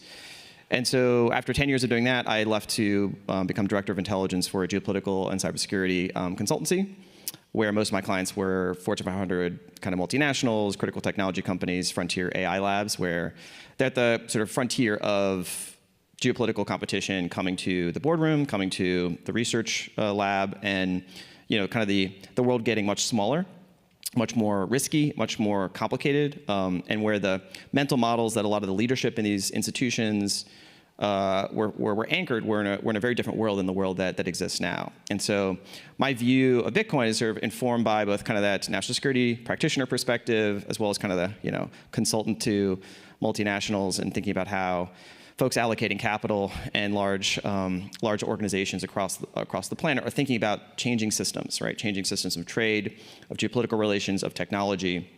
And Bitcoin is both a change to the monetary dynamic, right? A new hard asset that's monetizing in real time, a speculative fixed supply digital gold. But it's also a global technology network that is an open source software. And so it is not controlled by a particular entity. It spans every country on the planet. And so it's a new force in the global system that the United States, has to kind of understand and adapt to. Right. And I think that's going to be the main sort of driving trend in the next few years. And I want to drill into this concept. I spoke earlier about how, at BPI, we really don't think of Bitcoin as a subset of digital asset regulation or crypto policy, as it were. Our thesis, as evidenced by that white paper you published 4 years ago, has always been that Bitcoin would rapidly eclipse the rest of crypto with respect to its impact on grand strategy, on the sort of global monetary order, on geopolitics writ large. What forces what are you seeing in the world, I guess? What has changed since you wrote that white paper? Sort of why the heck was the number 2 guy at the CIA going to be joining you here? That's a bit unusual. And so why do you think that Bitcoin is at the level where Ellis wanted to talk with you about it? Yeah, so the watchword inside certain think tank and foreign policy related circles is integrated statecraft, which is this idea that we need to wield all the different tools of national power to secure national advantage and the advantage of our system of government and our values in a much more competitive global environment. And the stakes are extremely high. And so you can't just rely on the old tools and the old frameworks. You have to adapt and integrate all the different elements of national power, whether it's traditional military hard power, economic statecraft, financial sanctions, as well as encouragement of your domestic economic competitive advantage, in order to not just win a fight over where capital is going to flow or companies going to form or which countries are going to geopolitically align with you, but like who's going to set the rules and the norms for a digital sort of technologically driven economy in the 21st century. And so we have a certain vision of that, I believe, and China has a certain vision of that I think is fundamentally different. And we can't just dictate to countries, choose our model. It's a competition. It's a competition for market share. And these open systems, I think, are fundamentally much more flexible and creative and adaptive in that type of competitive environment. And to a certain extent, Bitcoin touches on all of these things. Bitcoin has an element that is technical kind of supply chains, where it overlaps with a lot of the technology competition with China over chips. It's a competition over monetary networks. What are going to be the rails that the digital economy is going to run on? It touches on where people are going to store their wealth. Is it going to be in the old standby treasury securities? Is it going to be in gold? Is it going to be in real estate? Is it going to be in U.S. equities, foreign equities? Is it going to be in Bitcoin? And that is now a decisive question on the minds of sovereign wealth funds, on the large capital allocators. And so there's new options on the table for global wealth and for global power to change.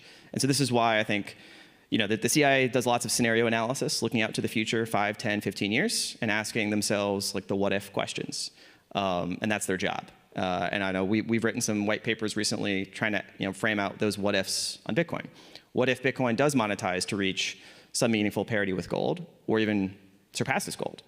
We're a $2 trillion total asset asset class by value. It's only 10x to basically reach parity with gold, and that's not implausible given Bitcoin's history. And so if you're a national decision maker or you're an intelligence service that has to look through the future, if you aren't taking seriously a scenario where Bitcoin is monetizing to that level, you're leaving your leadership vulnerable to strategic surprise. And so that's kind of what our focus has been on, is laying out those different what ifs and trying to think around those corners, because those things could happen quicker than we might expect. And to a certain extent, the U.S. has an inherent advantage here, right? We roughly, just doing the numbers, we probably have 30 to 40% of the total Bitcoin. I know Alex was just talking about that. Their great analysis. I think his number was 42. 42. I mean, I was just being conservative, right? Trying to ballpark it. But yeah, that's profound, right? Like we have 42% of the world's Bitcoins. We have nothing near that with respect to the world's gold. About 8 to 9% of the total above ground gold. So a 4x difference, where if Bitcoin monetizes to parity with gold, that confers a massive asymmetric, boon to the American wealth of the government, which holds Bitcoins, of companies domiciled here, and of individuals like many of you who own the asset. I think that path of Bitcoin monetizing and being beneficial in turn to the US because we have more of it than anybody is fairly intuitive. I think the network component of Bitcoin is maybe a bit less intuitive, right? At the same time as this asset is maturing from, like you said, the Silk Road, I mean, fundamentally, we're still talking about a permissionless peer-to-peer network that allows anybody with a mobile phone to make a payment that can't be censored, seized, frozen, right? Like, you could send $1 billion to someone in India on stage now, and in 10 minutes they'd have it. You'd pay $1 for that transaction, and nobody could take it from them, or stop it, or reverse it. That's extremely profound. It's kind of doing for money and value what the internet itself did for information. And in much the same way that there were debates back then about whether the internet would be beneficial for the national interest, because it would allow terrorist cells to communicate or fundraise or allow cyber criminals to run rampant. I think there is still a sense in Washington that giving people cash or a cash equivalent, a bearer instrument online, and letting anybody in the world make a transaction that is private and censorship resistant is maybe not in the national security interests of the United States. I mean, a huge part of how we police is especially nowadays based in surveillance. And so I think this sort of argument that any monetization of Bitcoin from here, decent for America, probably intuitively checks out to people. I don't know if this thread intuitively checks out to people. So why explicitly is it in the interests of the United States to support and see the emergence of a monetary network that lets anybody do what they want with their value?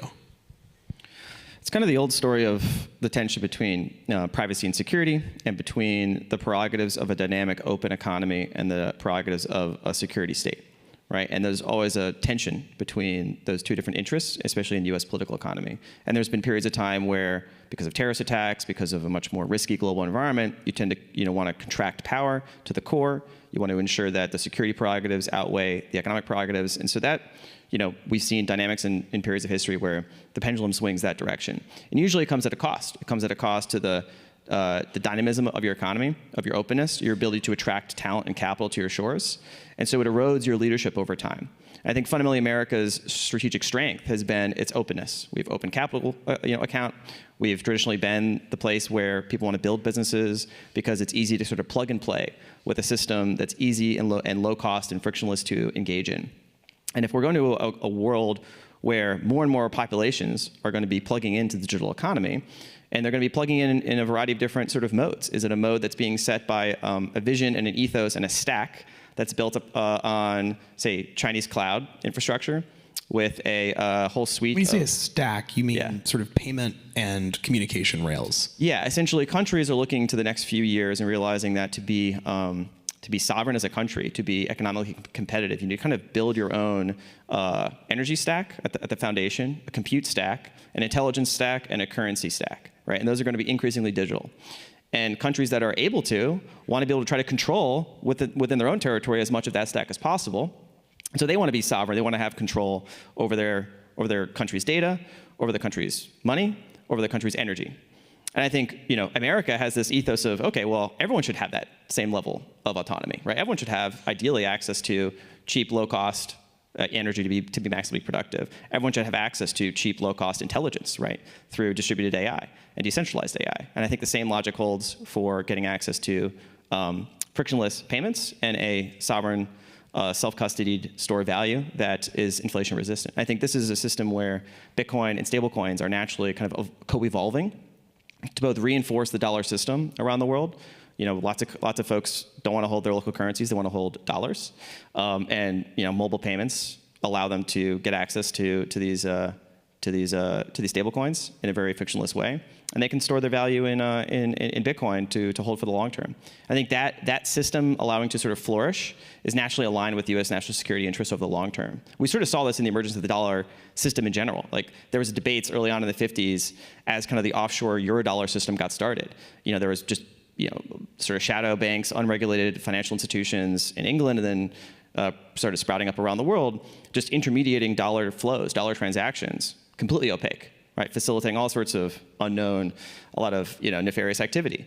And there was this tension, I think, at the highest levels in the U.S. government about how much to sort of let that flourish, how much to let that sort of unregulated dollar system emerge, recognizing there's inherent trade-offs. There's an inherent cost to allowing bad actors to use these systems. And I think they made the strategic calculation that in the long run, having the world dollarize, having this offshore dollar system develop, was in the strategic interest of the United States. And so there's always costs and benefits. And I think we're existing in a world where we can't just write the rules for everyone, right? It's a competitive system. China has an option on the table. A lot of countries in the Middle East have capital that they can deploy and systems that they want to construct with their own sovereign stack. And so we have to be operating from a position of sort of values first, but recognizing what's our competitive advantage. And it's sort of open versus closed. It's sort of innovative versus sclerotic, bottom up versus top down. I think that's the ethos of Bitcoin. Awesome. Well, Matt, thank you so much. And yeah, I think we're going to have a lot more national security focused content today. I know Ken Egan, our government affairs director, a longtime CIA veteran, is having a fireside with Patrick Witt from the DoD. So if you're interested in this topic, make sure you stick around for that fireside and some other stuff later in the day as well. Cool. Thank you.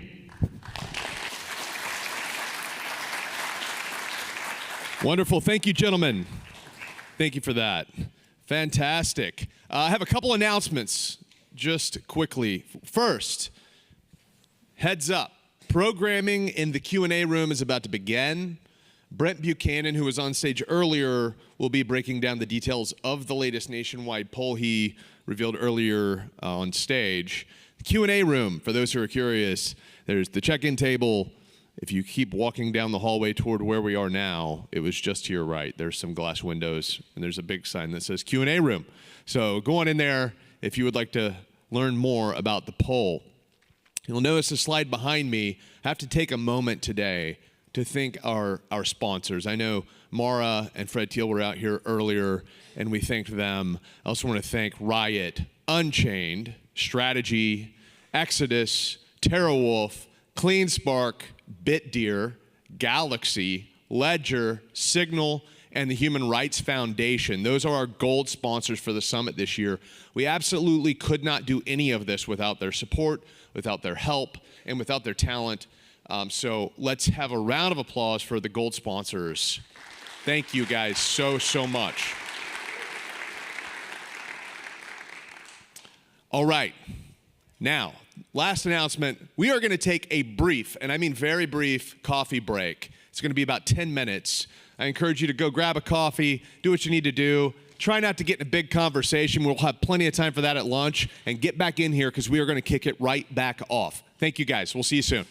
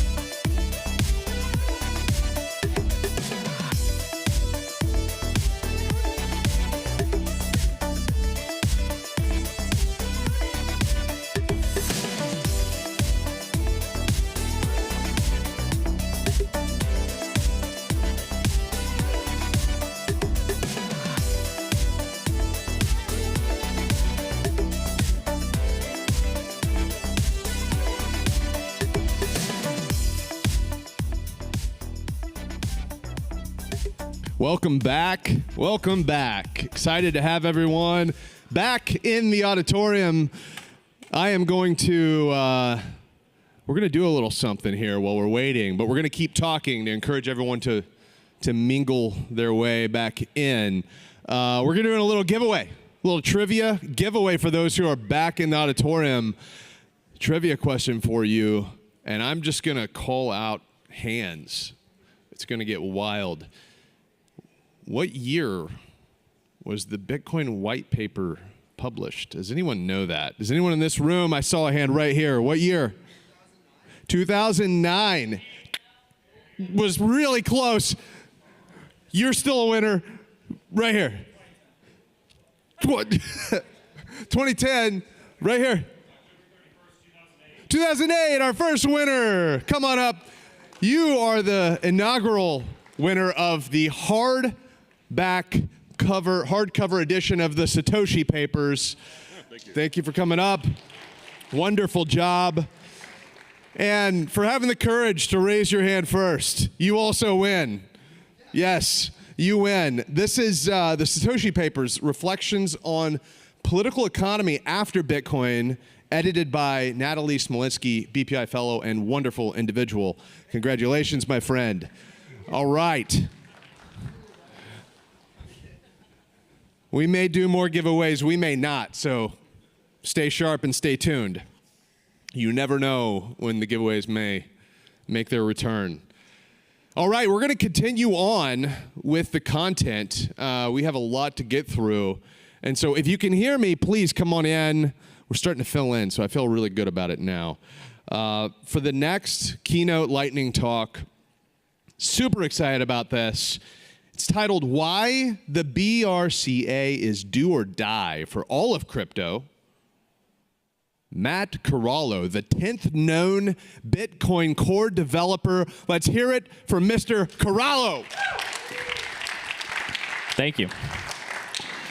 Yeah, so my name's Matt.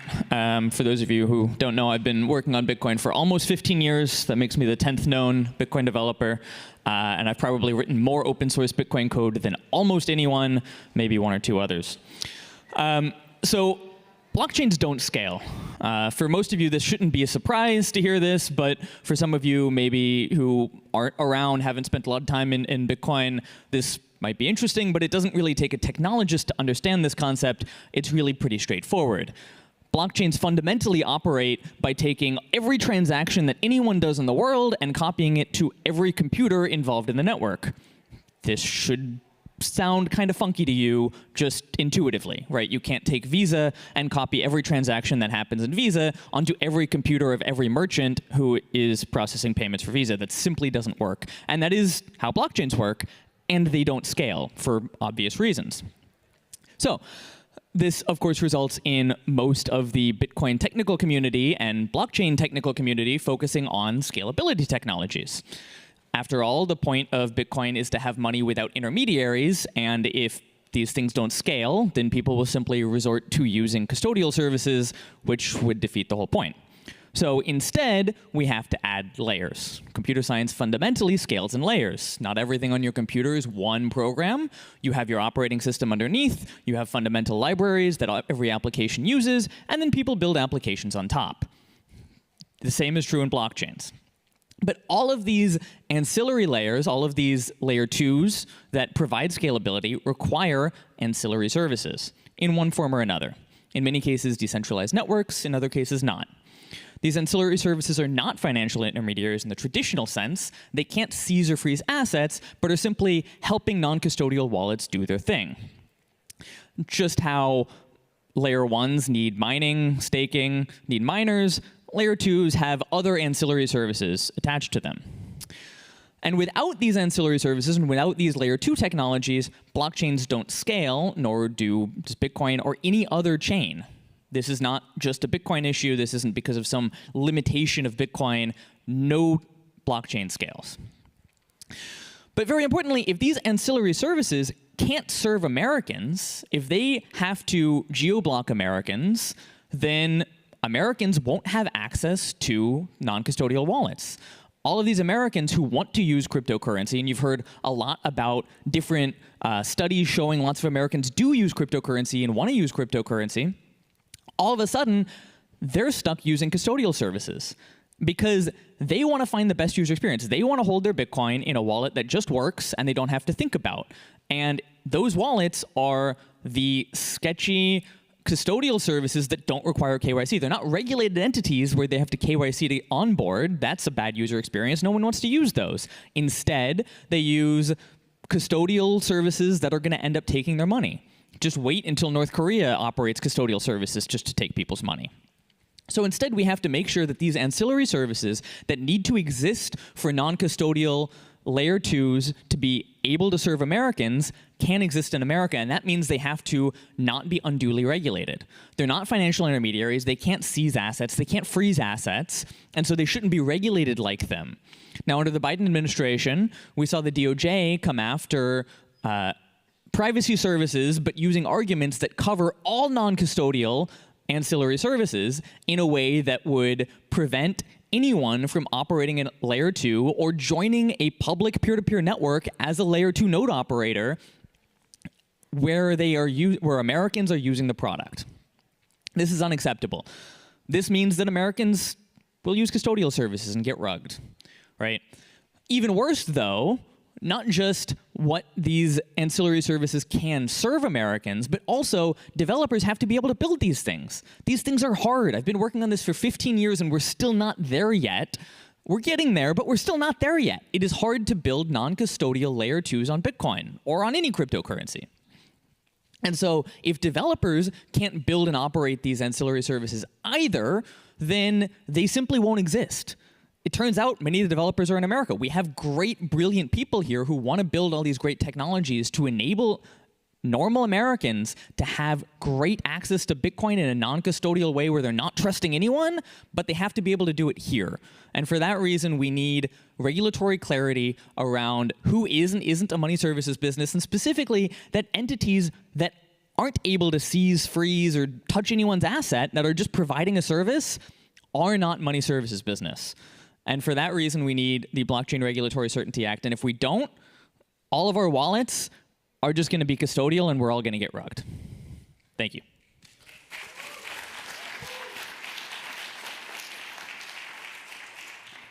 So just go.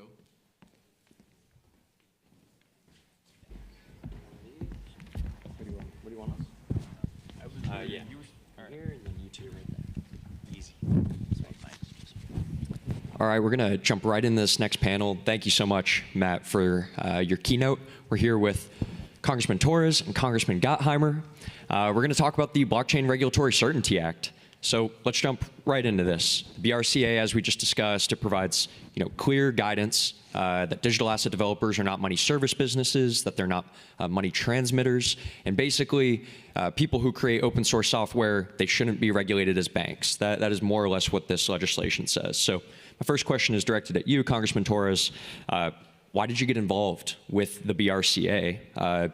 Could you walk me through basically recognizing that this is an issue, to actually working on legislation, and then ultimately deciding to co-lead this legislation with Whip Emmer, Republican?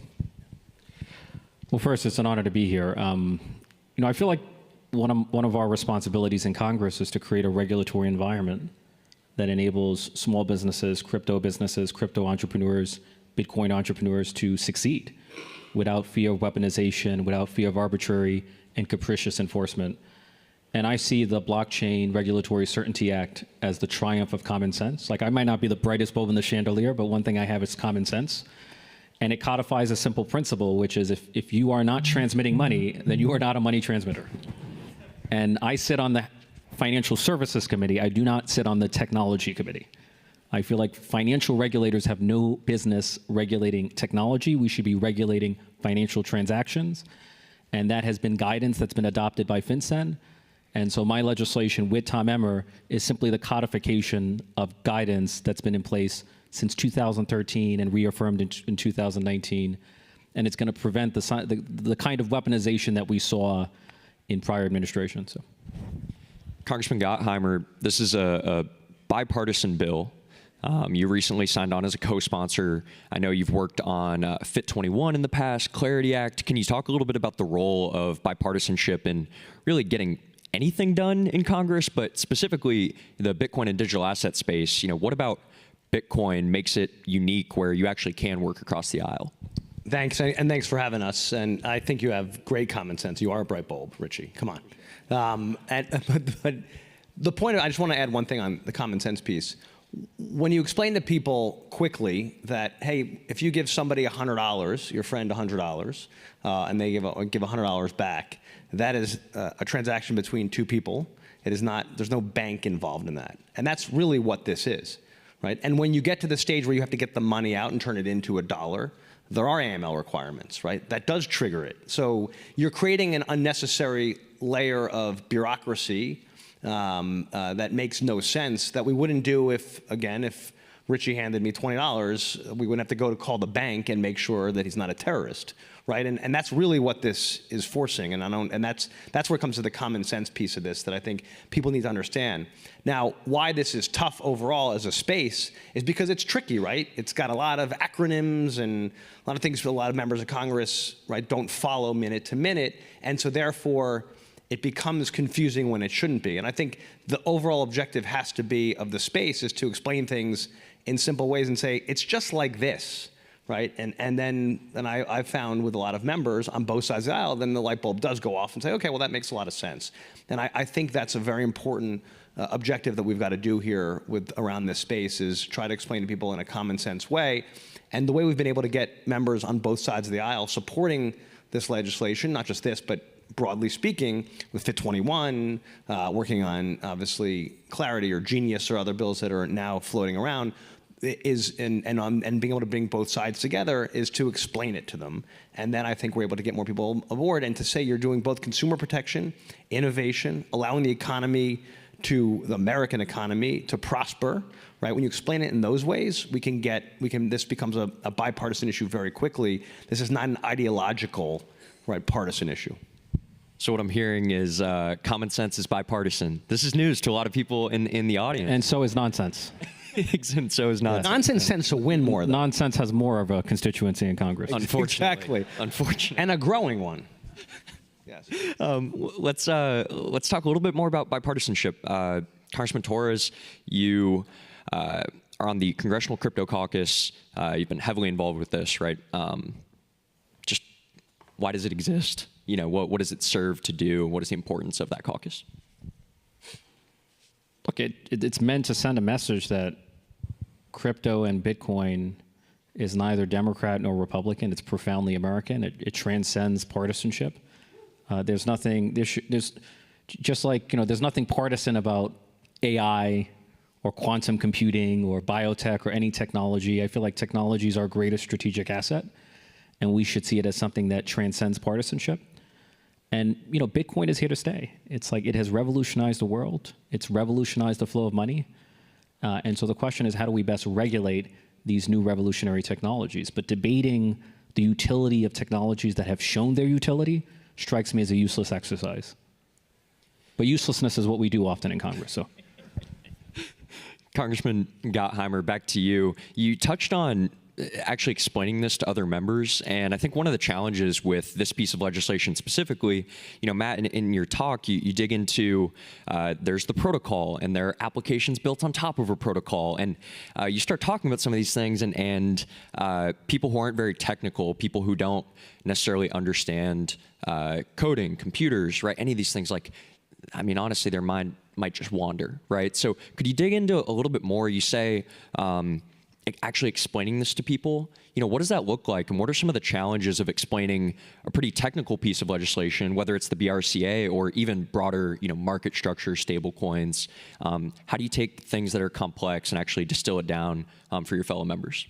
It's a great question. And listen, the good news is everybody in this room, you live in this world, right? So just for a second, pretend you didn't, and you're explaining this to your neighbor or your parent, and I'm sure you have conversations sometimes and they glaze over, right? It's not that members of Congress can't figure it out. It's just they have 50 other things to deal with every day, and this might not be their issue. For us, it's one of our issues that we are excited about and focused on nearly every day. So we get into the questions, we dig into it more, and this way it comes back to I'd urge you to be patient. I know it's really frustrating, but keep in mind that it probably took decades for most members of Congress to get past the horse and buggy when the car came out, right? And then all the new rules that came with that. And what does that mean when there's a combustible engine? Like, what does that mean, right? And now things moved much more slowly then.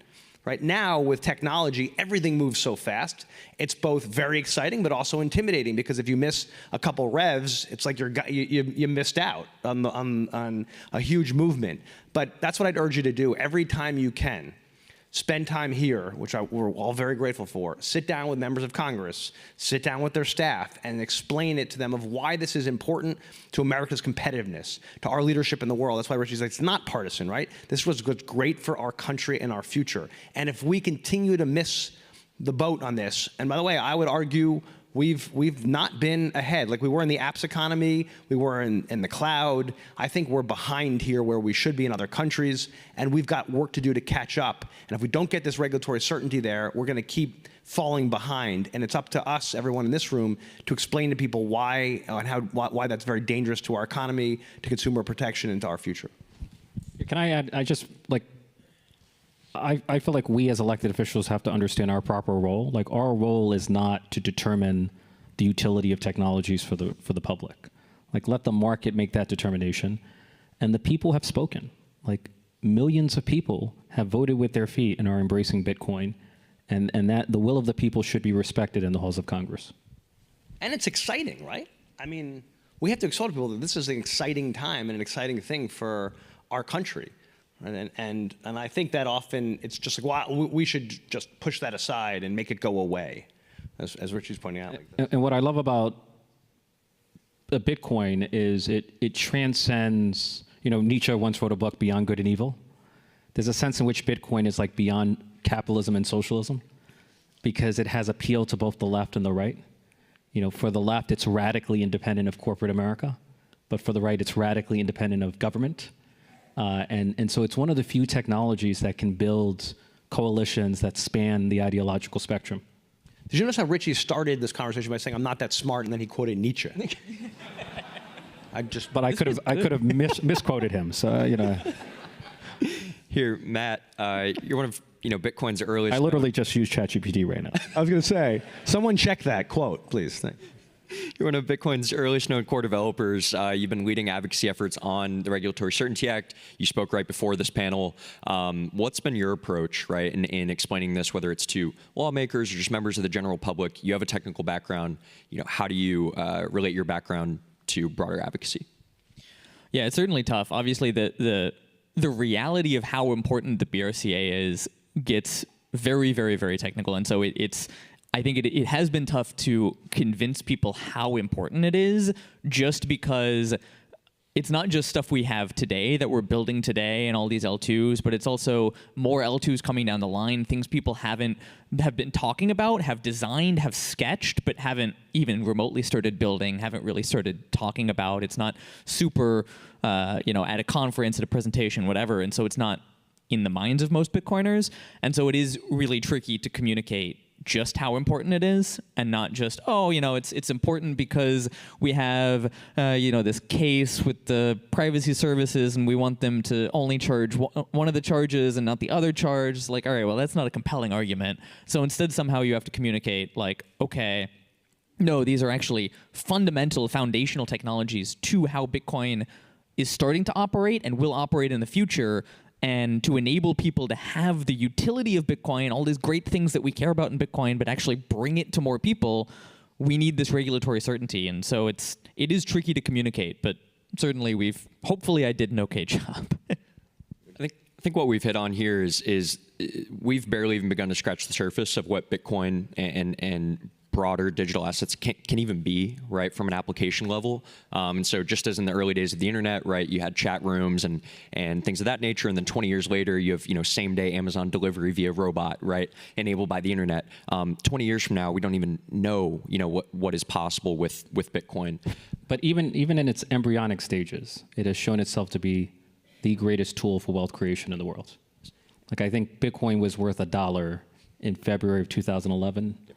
And at its peak, it was 112,000. That's an 11 million% growth. I'm not aware of any equities or any corporation or any real estate that has grown by 11 million%. And so it's just a level of wealth creation that has no precedent in human history. And I think anyone who continues to question the utility of Bitcoin is simply ignoring what's happening in the world. It's also greatly democratized, right? I mean, it's so easy for anyone to participate and be part of it and to watch it and engage in it, which is why you see so many young people excited about it, right? Of course, all backgrounds, right? And I think that's also part of what's exciting about it. It's one of the most democratized financial shifts we've seen. I mean, you look at all these, the huge returns are when you invest in a really early stage startup where you are hunting, you're going to all kinds of meetups in San Francisco to find that early stage startup and you get a great return. Bitcoin, you just had to be online and paying attention and think this is cool. And all of a sudden, it's way more democratized, huge returns than any other asset by far. And I feel like it's going to take on even greater value in what feels like an age of de-dollarization. To this point, so we've talked about what Bitcoin can be, right, and in the context of the Blockchain Regulatory Certainty Act, and then we're talking about what Bitcoin is. And Bitcoin right now, in many ways, is analogous to digital gold. It is today the 5th largest asset in the entire world, which is nuts, right? This stuff didn't exist 20 years ago, and now it is gold. There are 3 companies, and there's Bitcoin, right? And that's the ordering of the largest assets in the world. So I want to, ask briefly, starting with you, Congressman Gottheimer, and then to you, Congressman Torres. What are your thoughts about the United States holding some Bitcoin on its balance sheet, right? This is a Bitcoin conference. A lot of people here are interested in strategic Bitcoin reserve. There's, the Bitcoin Act on the House, in the House and the Senate. But just as, conceptually, 5th largest asset in the world. What do you think about the government owning Bitcoin, especially if it's done in a way that doesn't cost taxpayers money? Well, I think right now we have about $20 billion that's seized, right, and that we're holding as a country because of that. I think the reserve part is a really, and I think this is a very important debate that we should have on the Financial Services Committee, and I think it's something we should study, and I'm really curious about. And how it would be done, how would we set it up, what would the cost taxpayers be, what would the impact on the dollar be? But I think one that and I'm encouraging a bunch of us to actually have this discussion because I think we should. And that's where the world's going, to Richie's point, right? And so that's what I think. The U.S. has 5% of the world's gold. One of the theses is essentially, hey, if we have 5% of the world's gold, we should have 5% of the world's digital gold. So what are your thoughts? I actually feel like the value of Bitcoin is more secure than the value of gold because you can always find more gold, but the supply of Bitcoin in the world is going to remain fixed in perpetuity. Look, I cannot tell you whether a century from now the United States is going to remain the world superpower, whether the dollar is going to remain the world's reserve currency, whether we're going to remain a democracy. What I can tell you is that Bitcoin is going to be a force to be reckoned with 100 years from now. I can state that with certainty. It's clear this is a technology that has staying power, that's as close to eternity as a temporary technology can be. There will only ever be 21 million. It is written in code. We're at time. Thank you so much, everybody. Thank you.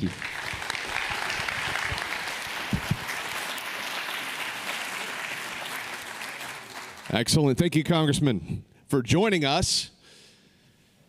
Wow, man, we are flying. Up next, we have a fresh section coming with a few keynotes here. Bitcoin miners and power dynamics. You'll be hearing from Brian Morgenstern, head of public policy at Riot. His keynote is Bitcoin mining and the AI boom. You'll also be hearing from Theodora de Cruz, director of government affairs at BitDeer. But first, I'm excited about this. The title of the keynote is Hash Handcuffs, Sanctions and Compliant Mining. We'll be hearing from Craig Warmke, senior fellow at the Bitcoin Policy Institute and associate professor of philosophy at Northern Illinois University. Welcome, Craig Warmke.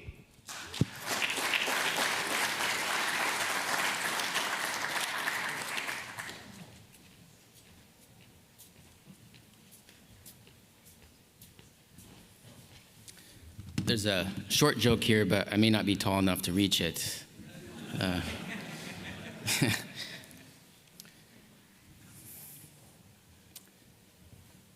So, America's most powerful foreign policy tool may not be our carrier strike groups or bombers, but perhaps the US dollar. Because with it, we operate the world's financial blacklist. Over 3,068 pages, containing over 12,500 sanctioned entities. When someone finds themselves on this specially designated nationals list, trusted parties know not to facilitate their transactions. Trusted parties like banks and clearinghouses. Otherwise, they face stiff penalties. Sanctions leverage trusted parties. So what happens when a new monetary technology emerges without trusted parties? Bitcoin presents exactly this challenge. So can we fit this new technology into our old sanctions playbook? No, and we shouldn't try. But back in 2023, a co-author of Biden's main crypto executive order suggested 2 strategies for doing exactly that. Here's the first: block compliance, which would compel domestic miners to produce compliant blocks and exclude transactions that involve blacklisted Bitcoin addresses. So if Bob here is a sanctioned individual, US miners should forego his transactions, exclude his transactions, and those fees would go to miners elsewhere who are willing to process them. But with just 0.7% of network hash rate, miners elsewhere can expect to mine a block with Bob's transaction in less than 24 hours. So the transaction still appears in the blockchain, US miners forego the fee, and it goes instead to sanctions violators. So suppose we adopt another strategy, call it chain compliance, where not only do domestic miners produce only compliant blocks, but they attempt to rewrite non-compliant blocks that appear in the blockchain. For technical reasons, this makes producing non-compliant blocks more expensive, which is a good thing. However, it also threatens to embroil us in a hash war, a war of attrition. It's very expensive, potentially, and could lead to a kind of digital Cold War that we may very well lose. In fact, if you look at mining pools by hash rate, according to the countries they're domiciled in, the US has only about 35% of hash rate worldwide, whereas China itself already has 45%. So we just don't live in a world where the chain compliance strategy would be successful, at least not anytime soon. So what can we do if we can't use Bitcoin miners to enforce sanctions compliance over the Bitcoin ledger? I think we should pivot and think more strategically about protecting our own ability to use Bitcoin as a neutral monetary network to process transactions for both American citizens and our allies abroad. So think about defensive mining. Avoid taxes like the Dame tax proposed by the Biden administration, which would put a 30% tax on Bitcoin miners. We don't want to cripple them. Think about supply chain resilience and our ability to access Bitcoin miners. And finally, protect Bitcoin mining facilities. While Bitcoin obviously provides fewer opportunities for financial censorship for sanctions, all is not lost. Bitcoin's ledger is public and transparent and permanent. And if used responsibly, law enforcement can leverage this transparency for good.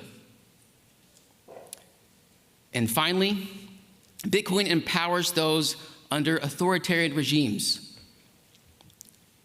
In doing so, it undermines the very authoritarians that we would want to blacklist anyway.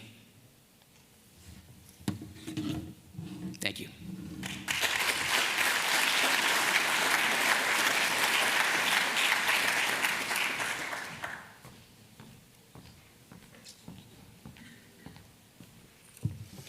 Hi, everybody. I'm going to start by wishing my wife a happy anniversary. It's the Bitcoin spouses who are the real heroes, dealing with our passion and autistic tendencies. Okay, I'm Brian Morgenstern, head of public policy for Riot Platforms, one of the biggest Bitcoin mining companies here in the US. Following the Louisiana Purchase, the Industrial Revolution, the World Wars, and the Cold War, the US cemented its status as the world superpower. But cementing that status, keeping that status, is hard. Every world power in history has collapsed. Rome, the Mongols, the British, the Ottomans, the Spanish, they maintained dominant status for hundreds of years, longer than the US has, but they all fell. So what could topple the US? Could be wars, the resulting debt, currency debasement, could be civil fragmentation. We could lose the economic and military competition with China, driving allies and adversaries to the east. So how do we prevent that and preserve America's status as the freest, most prosperous society? Well, we have to grow our economy faster and capture more value than the rest of the world. Enter Bitcoin, AI, and the largest input into both, energy. Bitcoin is already a top 10 asset, over $2 trillion market cap. Some estimates say AI is going to boost worker productivity and GDP, hopefully, by 40%. But at a more fundamental level, Bitcoin and AI represent the modern digital age of assets and information, a scarce, sound, global digital asset with Bitcoin and the delivery of information with AI. I always say garbage in, garbage out. If people earn money whose value inflates away, they're getting poorer. They need assets to grow. If they're consuming good, accurate information quickly, then they can make informed, sound decisions. If they consume ideologically slanted, bad information, then our very culture will change for the worse. So how do we capture those productivity gains and GDP growth from Bitcoin and AI in the US and ensure that the values underpinning human freedom thrive? Well, we make sure Americans lead. But how? Well, our biggest challenge is energy. Our growth in demand is outpacing our growth in supply. Meanwhile, in 2024 alone, China began constructing 94.5 gigawatts of coal power capacity. They have 55 nuclear reactors and another 23 under construction.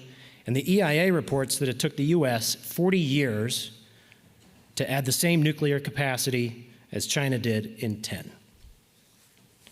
So how do we catch up? Well, permitting reform, more efficient use, more rapid innovation.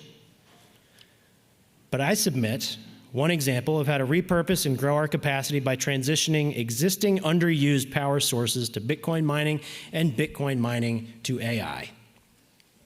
Outside Corsicana, Texas, there sits hundreds of acres of land, but not many people, and a gigawatt of power capacity. Enter Riot Platforms. We invested $1 billion. We've energized a 400 megawatt substation. We're using 40% of that capacity. We're mining Bitcoin and we're monetizing that power. And from our various tools, we have a corporate treasury of $2 billion and now a $200 million line of credit finance with that Bitcoin to continue growing. We're buying land. We're bringing in AI data center development experts. Now, what does this mean? First, it means Bitcoin mining can be a first mover on sites suitable for data centers to build power infrastructure and monetize capacity immediately. It's the fastest, safest way to do it for grids because the Bitcoin network is decentralized. Facilities can curtail power use when the grid needs them to. It's 100 degrees in August, no problem. We curtail when grid stress rises, or at some sites we can even sell grid stability services so that grid operators can use us like a dimmer switch to balance supply and demand. It means while we wait for electricity supply to catch up to demand, We can efficiently use existing resources and develop new resources in ways that won't strain the system. It means the site's generating revenue, harvesting financing, and creating the conditions needed for these large-scale data centers. It means the site will generate revenue from diverse sources simultaneously, and it means that this site will capture tomorrow's value today in the United States. As demand for Bitcoin rises and the supply remains capped, we will capture the value growth in the US. And as demand for compute rises and the US works hard to meet the moment, Riot is using Bitcoin as a bootstrapping mechanism to get us there. This example of power capacity monetized quickly and efficiently by Bitcoin mining and then parlayed into HPC AI data centers is a replicable recipe not just for Riot's success, but for America's. Use what we have now, efficiently, profitably, while we build what we need. It is a slingshot to the moon. We just need our policymakers to clear the way for success. That means permitting reform to allow the creation of more capacity. That means low taxes and regulations to compete with other countries. And it means finally landing some trade deals for certainty regarding the price of transformers and other critical equipment. Riot's model is one example of how we can use what we have, build what we need, and win the space race for Bitcoin, AI, and superpower status if we have the right policies and conditions in place. Thank you very much.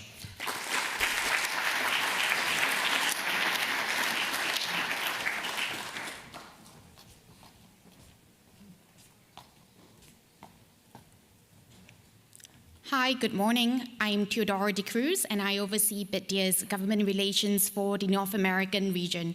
For those of you unfamiliar, BitDeer is a technology company for Bitcoin mining. Headquartered in Singapore, listed on the NASDAQ, a growing global footprint.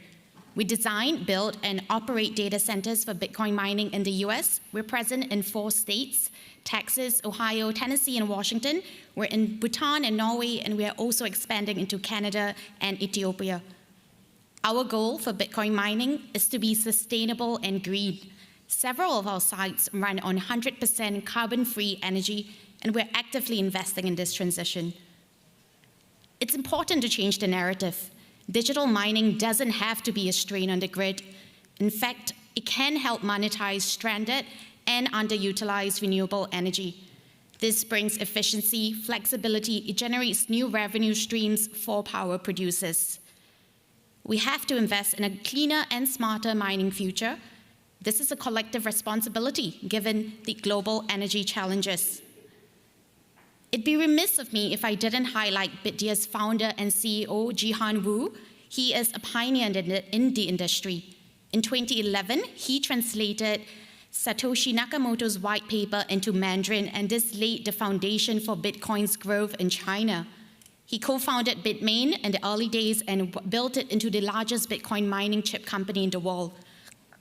But because business can become an acrimonious marriage, he eventually took a clean break from Bitmain. He consolidated all the non-China assets to form what is today the BitDeer Technologies Group and made a strategic pivot to the US.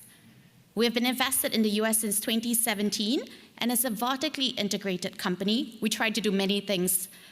We design our high-performance ASIC chips in Silicon Valley, and which in just 2 years, we've seen 4 generations of advancements in energy efficiency. And as a Bitcoin miner, we continue to push to set new benchmarks for the industry. And we'll also soon begin manufacturing Bitcoin mining rigs in the US, and this is strategically important. ASIC Bitcoin hardware today is predominantly dominated and manufactured in China and Southeast Asia. By onshoring manufacturing to the US, it strengthens the resilience of the US industry ecosystem. It reduces the dependence on Asian supply chains. BitDeer is actively investing and contributing to the US's Bitcoin leadership across the value chain. Our investments are long-term, they're growing, and it will contribute to US economic growth, create good jobs, drive energy resilience, technological innovation, and grow the US hash rate.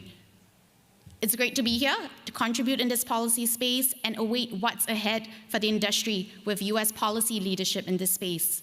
Thanks very much to the Bitcoin Policy Institute for bringing us all together. I'll be in the hallways. I'd love to say hi and thank you for your time.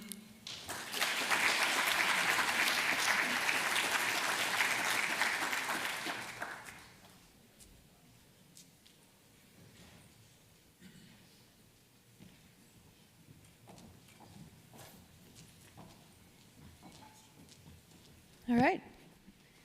Let's see, there's our block. Okay. Well, thank you everyone for joining us. I'm Margot Pies. I'm a fellow here at the Bitcoin Policy Institute. It's a pleasure to have you here in DC.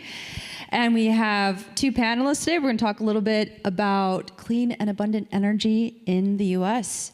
So we've got two fantastic panelists with us. We've got Margot Plaisted. She's the VP of Policy and Government Relations at CleanSpark. And we also have Michael Enright, who's the Senior VP at TeraWulf. So I'm going to hand it over to them, let them talk about themselves just briefly, and then we'll get into the discussion.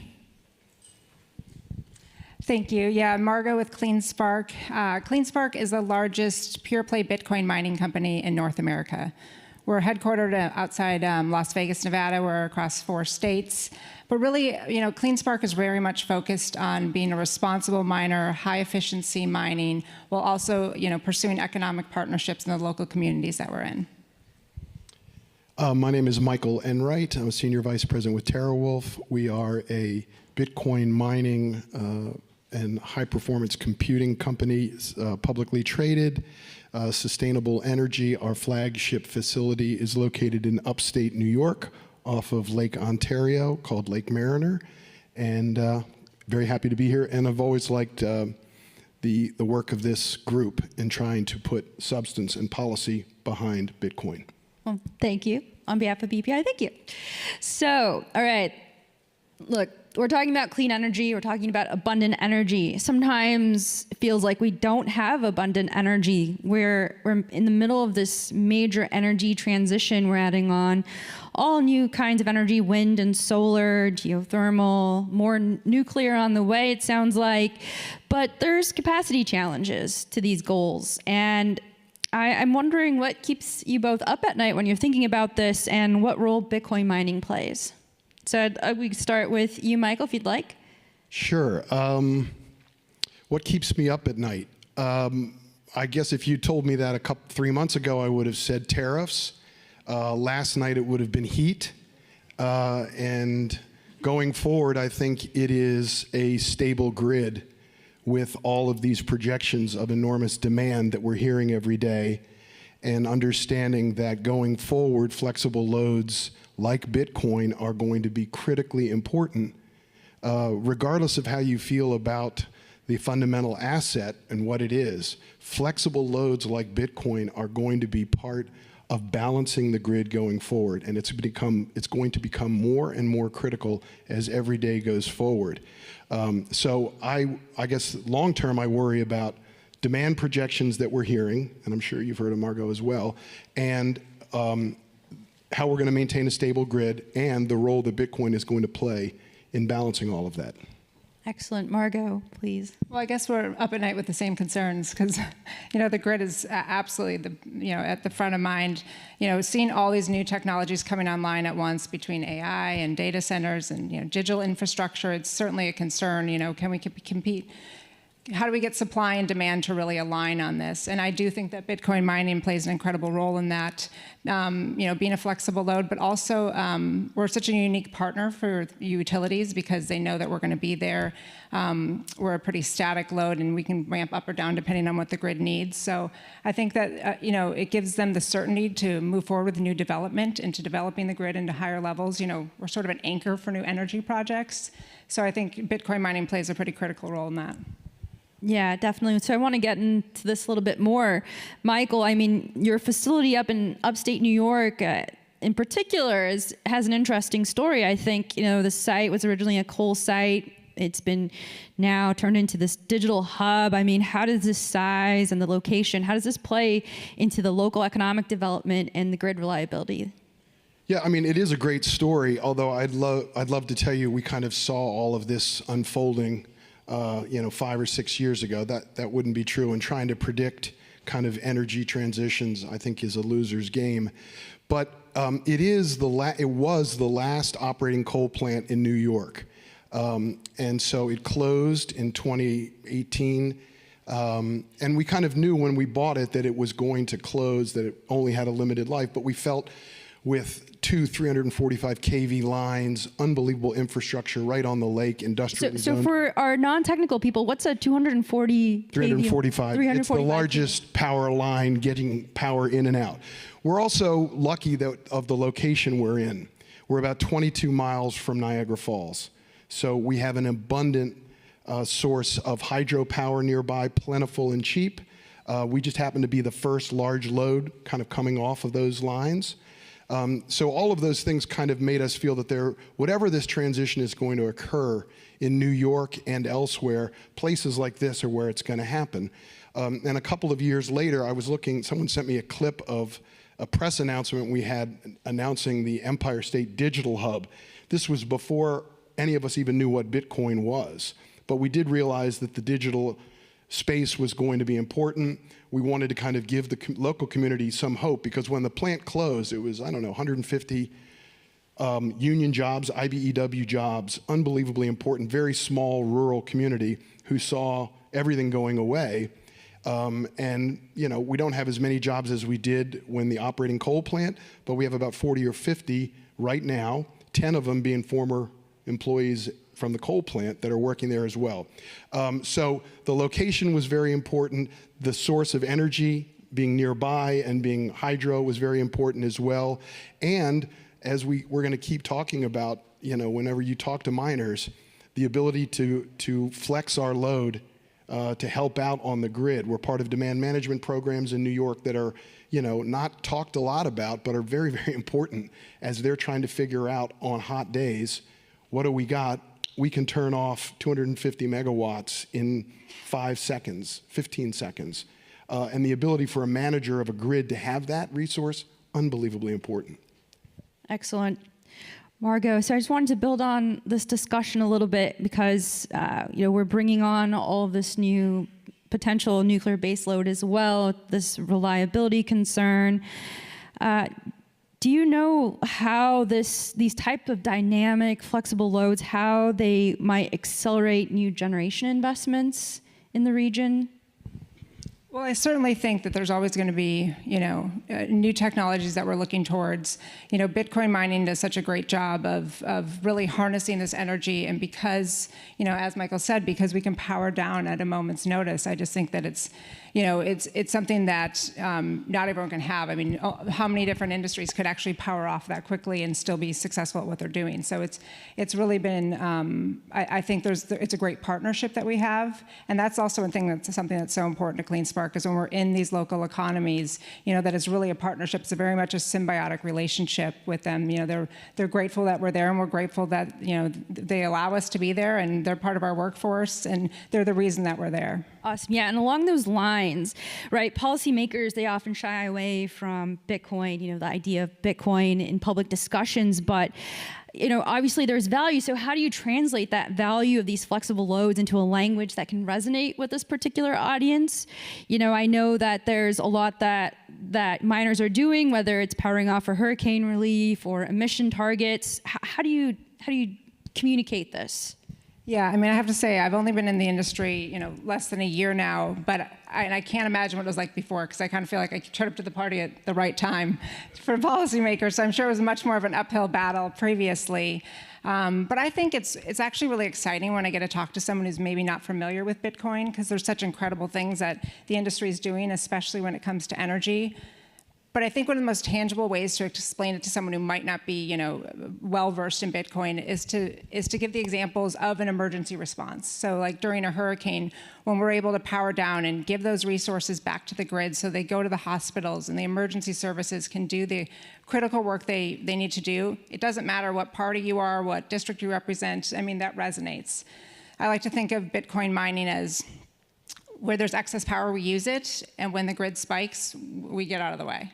So that's really a nice way to put it, in the sense that people can understand that they don't have to be an expert in Bitcoin to really see the value that it's it's economic, it's stable, it's resilient, and it's something that I think that it makes it easier to support. Yeah, please contribute. I was going to bring you in. Well, I was going to say that we keep talking about the flexible loads, and I find that with policymakers that is becoming more of a topic and something that they want to hear more about, or when you have a few minutes with them, that with all of these incredible numbers they're hearing with energy demand for AI and HPC and the capacity of the grid to handle all of that, I find being able to, one of the ways to kind of talk to them about the issue of Bitcoin mining and its assistance in this problem is that there's like 8,700 hours in a year, right? But when you're really looking at the problems on the grid, they're really 300, 400 hours a year out of all of that. So we have a relatively small number that we're trying to figure out. So when I'm talking to policymakers these days, I'm trying to say, look, this is something we can figure out.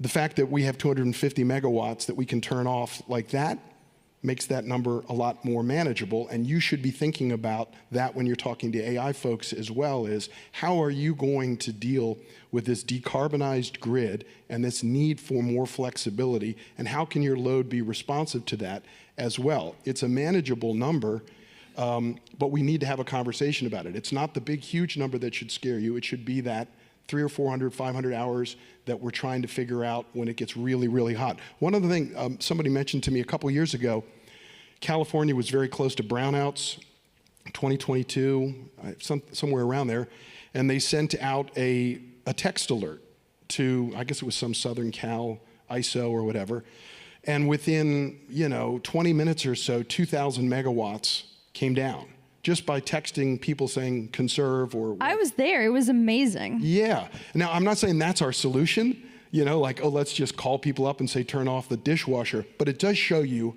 how quickly and how much capacity is on the grid that can be flexed down when you need it. And so this is something we can figure out. Absolutely. Do you want to add something? I was just going to say that some policymakers really do a great job of actually telling our story. We're fortunate to operate in Tennessee, and I think Senator Haggerty does a really great job of understanding it. I've been at events where people are like, "Oh, Clean Spark, tell me more about Bitcoin mining." And he's like, "Let me tell you how great these guys are for the grid and how wonderful it is." So there are champions up on the Hill who do understand it, and they kind of circle them all up and try and tell them, spread the word, and it's really a great asset that we have. Yeah. So I want to add a little bit more to this, and I know audience reveal, I didn't prep them on this question, but I think you both can handle it. So we're talking about communicating with the policymakers, but what about the communities themselves? Because there's a lot in the news these days about community resistance to building out these new facilities. And I'm wondering if you take a different angle when you're dealing with the community. I sometimes started, if it's my son and his ilk that ask me about these energy things, I ask them to put down their phones while they're talking to me and turn them off and not look at them for the next 20 minutes or so. And I explain that this is part of what's going on here, is that we are decarbonizing. We are having a transition that is underway. I cannot predict for you in a year exactly where we're going to be, but I do know that we are going to need to be flexible about these things, and that AI, HPC, mining are here to stay, and that these are all surmountable problems, but they are problems we need to address, and we can't just look at each other and say, you use too much, when it should be more, how can you use your portion better? In terms of community engagement, I would say, we have a policy that we come in through the front door, not the back door. So a lot of it is education. It is meeting with people. It is really having personal local conversations. Do you want us in your community? Do you see the benefit? And a lot of it is explaining, this is the way we're going to keep your rates down, right? Like, I think that's people take one headline from the news and they run with it, and this happens, it's not unique to Bitcoin. It runs the gamut of everything, but really having those conversations with people. And we have, now our phones are ringing, people are begging us to come to their towns because they've seen the economic impact it's made in similar communities. And these are rural areas. They're not necessarily the hubs of technology investment. So, when you're hiring local workers and you're bringing them in and you're training the workforce, I think they see it as very much a symbiotic relationship. One other thing I'll say is we actually have a large solar farm that's co-located at this facility as well with 1,800 acres. What's interesting is locally, when I'm visiting with county folks or residents or whatever, they want to talk more about the solar taking up ag land than they do about data center and their energy uses. It's a very interesting conversation, and something I didn't even really think about when we were, transitioning this site. It's more of an issue for them kind of in terms of what they're used to in their county, what they want to see in their county, and they don't, at least in Niagara County, they see a data center as a very, very good second use for something that used to be a much larger employment for them. Well, we're running out of time, and I want to ask you guys like 10 more questions, but I think what I'm going to do is just give you the last remaining seconds to touch on anything else that we didn't get out that maybe you want to convey to the audience here today. I would just say that, I'm excited to see where the future holds. I mean, I think, hopefully in 10 years, we're going to see next generation nuclear online. I mean, that's definitely the future of stability. But I just think Bitcoin mining is going to play a unique role. We're really a great balance to the entire ecosystem, so it's crucial. I would just say be patient with policymakers and people as they're trying to understand this very complicated thing called Bitcoin, which takes a while to get to, and also now has attendant energy issues with it as well. So patience and sticking to it. Great. Well, thank you everyone for joining us for this lightning panel. And if you have any further questions, our panelists are available. They'll be outside if you need them. Thank you very much.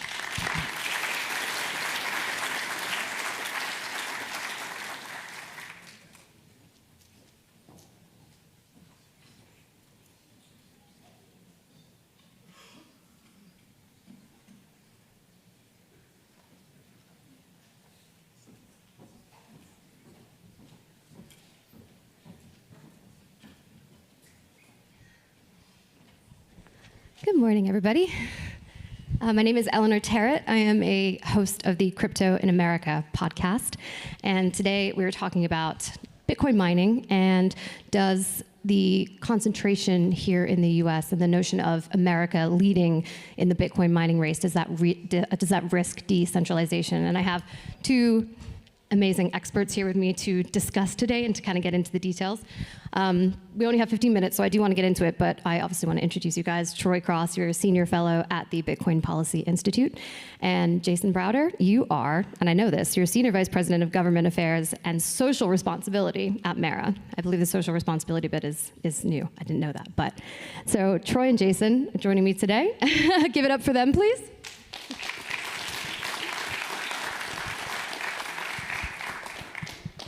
So Jason, I want to start with you. You've said that Bitcoin, that the U.S. should lead in Bitcoin, in several areas. Hash rate dominance, economic innovation, energy innovation. What do those look like in practice rather than principle? I mean, it's a great question, and we're already seeing this play out, not just at the federal level with the executive orders on the SBR, but also at the state levels. Texas, most recently, passing SBR legislation with the first appropriations, $10 million to purchase Bitcoin. But also, you see this playing out, as my counterpart at CleanSpark mentioned, with revitalizing economies, rural communities throughout the U.S. And as we mentioned earlier, you can't have one without the other. I think Bitcoin mining and SBR, they work in tandem together. And that's why the U.S. should continue to lead on both of those fronts. Troy, you said leadership isn't just about hash rate dominance, it's also about keeping the network decentralized. Can you elaborate on that a little bit? Why is it so important to keep that sweet spot, I believe you called it, of a hash rate?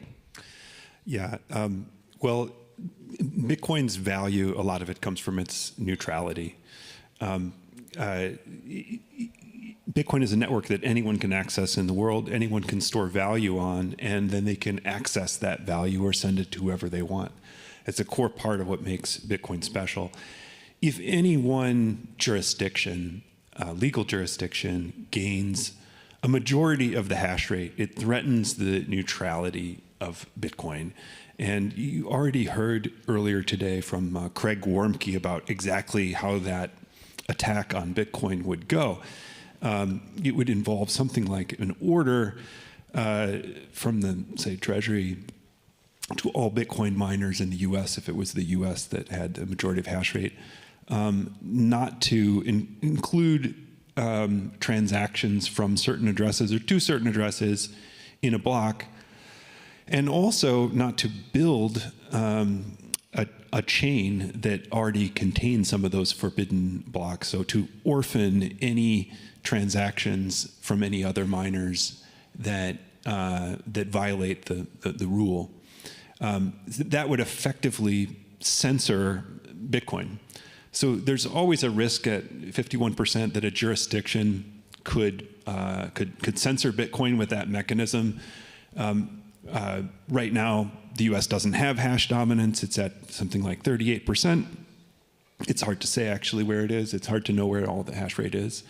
And this administration and Congress doesn't show any interest in doing this sort of thing, but Bitcoiners are paranoid. Bitcoin is built on paranoia, and in this conference, unlike some Bitcoin conferences, isn't about pumping your bags or cheerleading an asset.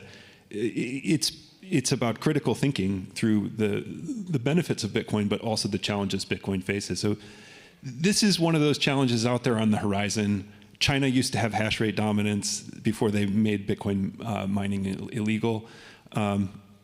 The US has it in its sights, although it's quite a ways off.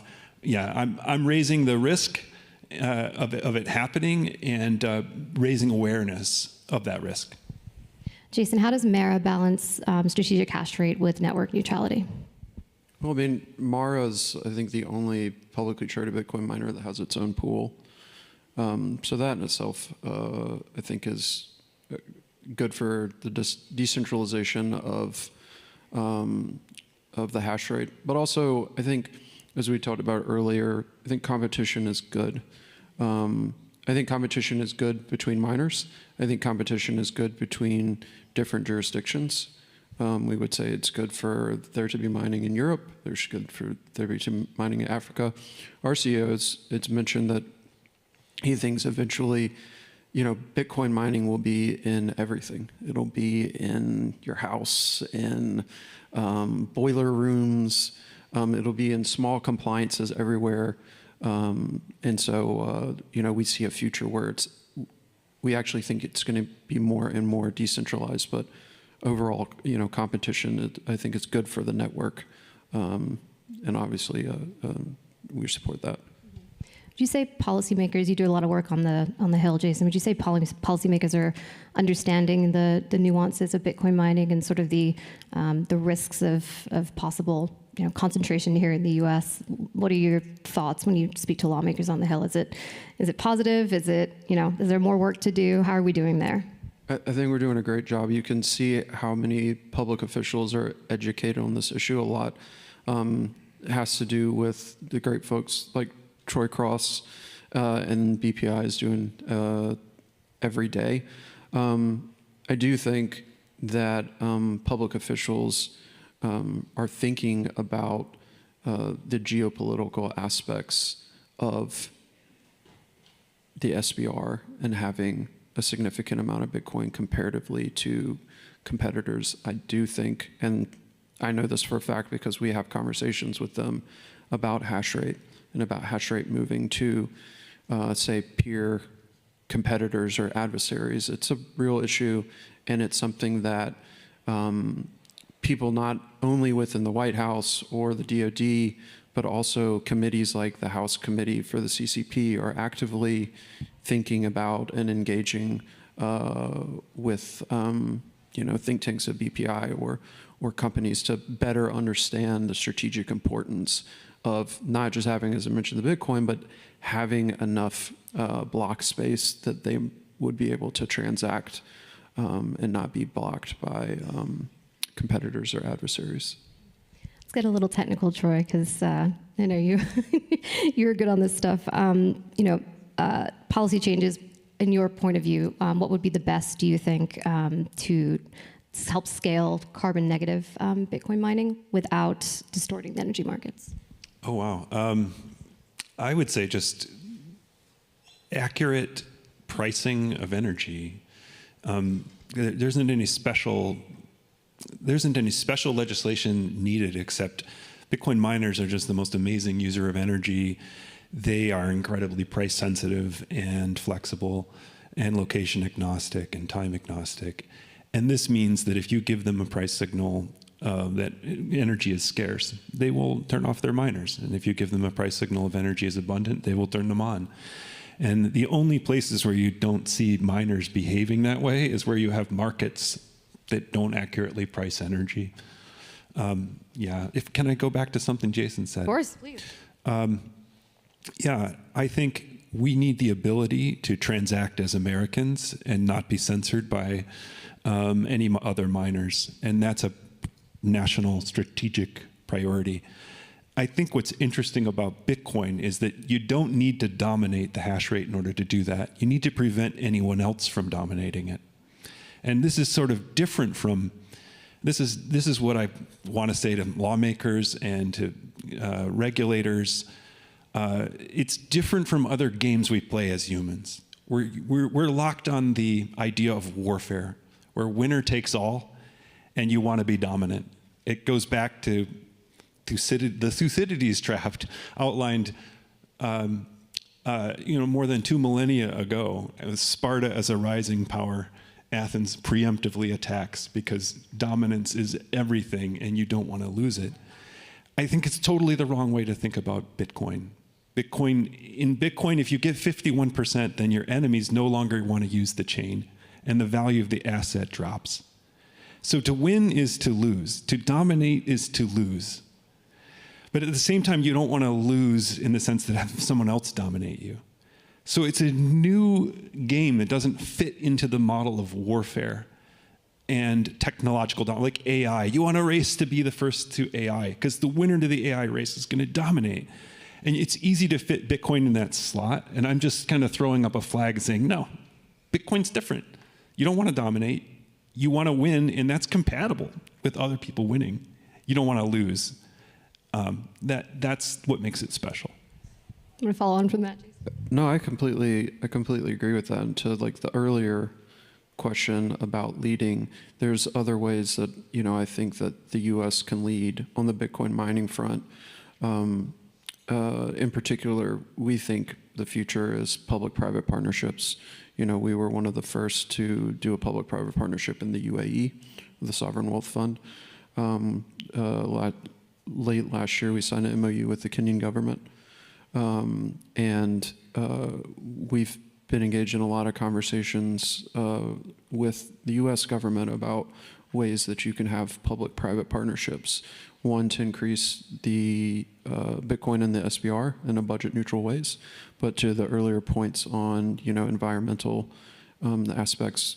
What if we're doing on-site power, so methane mitigation, right? What if you could do that on public lands? You could partner with the government on those types of projects across the U.S. And it's a way that the U.S. can lead, again, on sort of the technology front, and then has an economic development piece to this as well. Let's talk about the local impact for these partnerships, for obviously the Bitcoin mining facilities in the U.S. What should the host communities, especially in like rural America, expect for job creation, tax revenue, energy investment, that kind of thing? I think that's one for Jason. Yeah, it was. I thought you were about to answer it with your big brain. Community investment, I think, is at the heart of, and it has to be, with Bitcoin mining, because there's a lot of, as we call it in the space, FUD about what the machines do, or the noise, or the water usage and all this stuff. We're actively engaged in the communities that we operate in, whether that's sponsoring the 4th of July parade in Granbury, or delivering meals to the local food banks, but also everything from sponsoring the robotics clubs at high schools and having interns come in and upscaling. And so you see the importance of that at the local level, but then when you see things like New Hampshire passing at SBR, Texas passing at SBR, Arizona, we call it an SBR light version that they passed, you can see that bubbling up. And we think that's through the community levels that state and local legislatures support these types of policies and initiatives because they see the benefits that have been accumulating in these communities that in some aspects have been left behind. How are you viewing the state SBR initiatives, Troy? I mean, it's interesting as a Bitcoiner, a longtime Bitcoiner. The idea that the state would buy Bitcoin, well, it blows my mind, and it seems weirdly opposite how I originally envisioned Bitcoin. Same for Wall Street. I thought we would put all those guys out of business, and we were running something that's non-state money.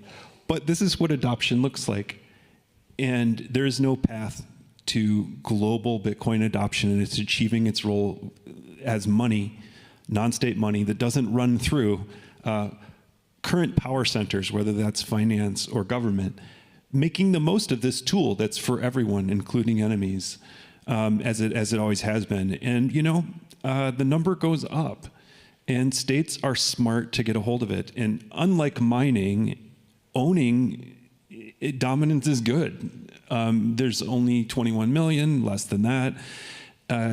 And you're better off having more of it than less of it, and it's just that simple. So, I mean, kudos to the states that are recognizing it's a strategic asset for them and for the U.S. as well. I hope we have a few more seconds, actually, but I do want to just ask one last thing, and that is, going forward, what does responsible Bitcoin leadership, U.S. leadership in Bitcoin mining look like to you? Jason, you can start. That's a great question.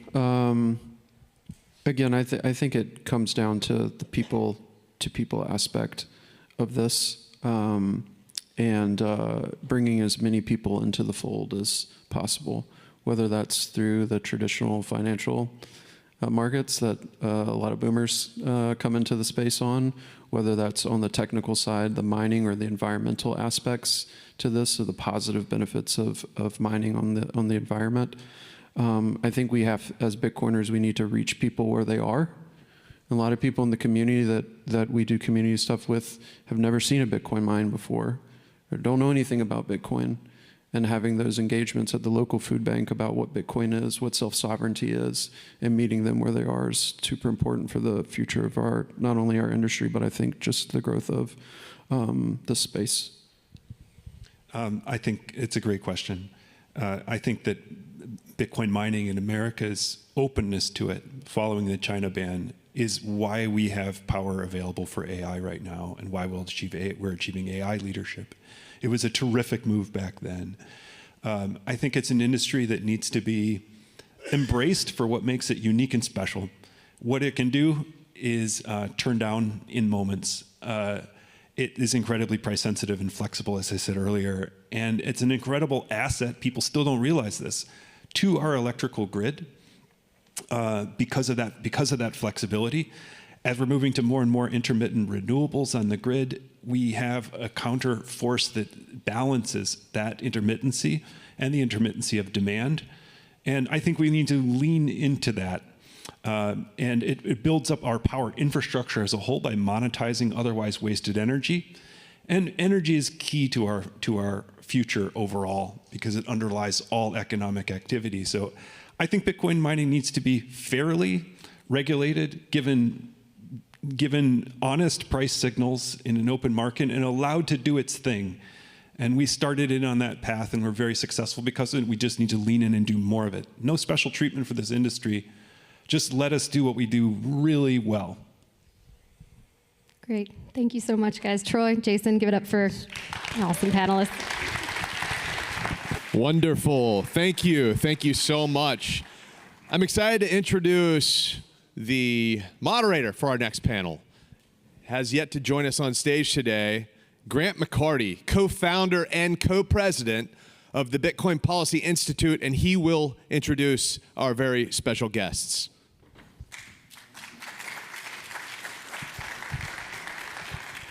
All right. We're going to be talking about the legislative prospects for the Strategic Bitcoin Reserve. And I'm here with Representative Emmer and Representative Begich.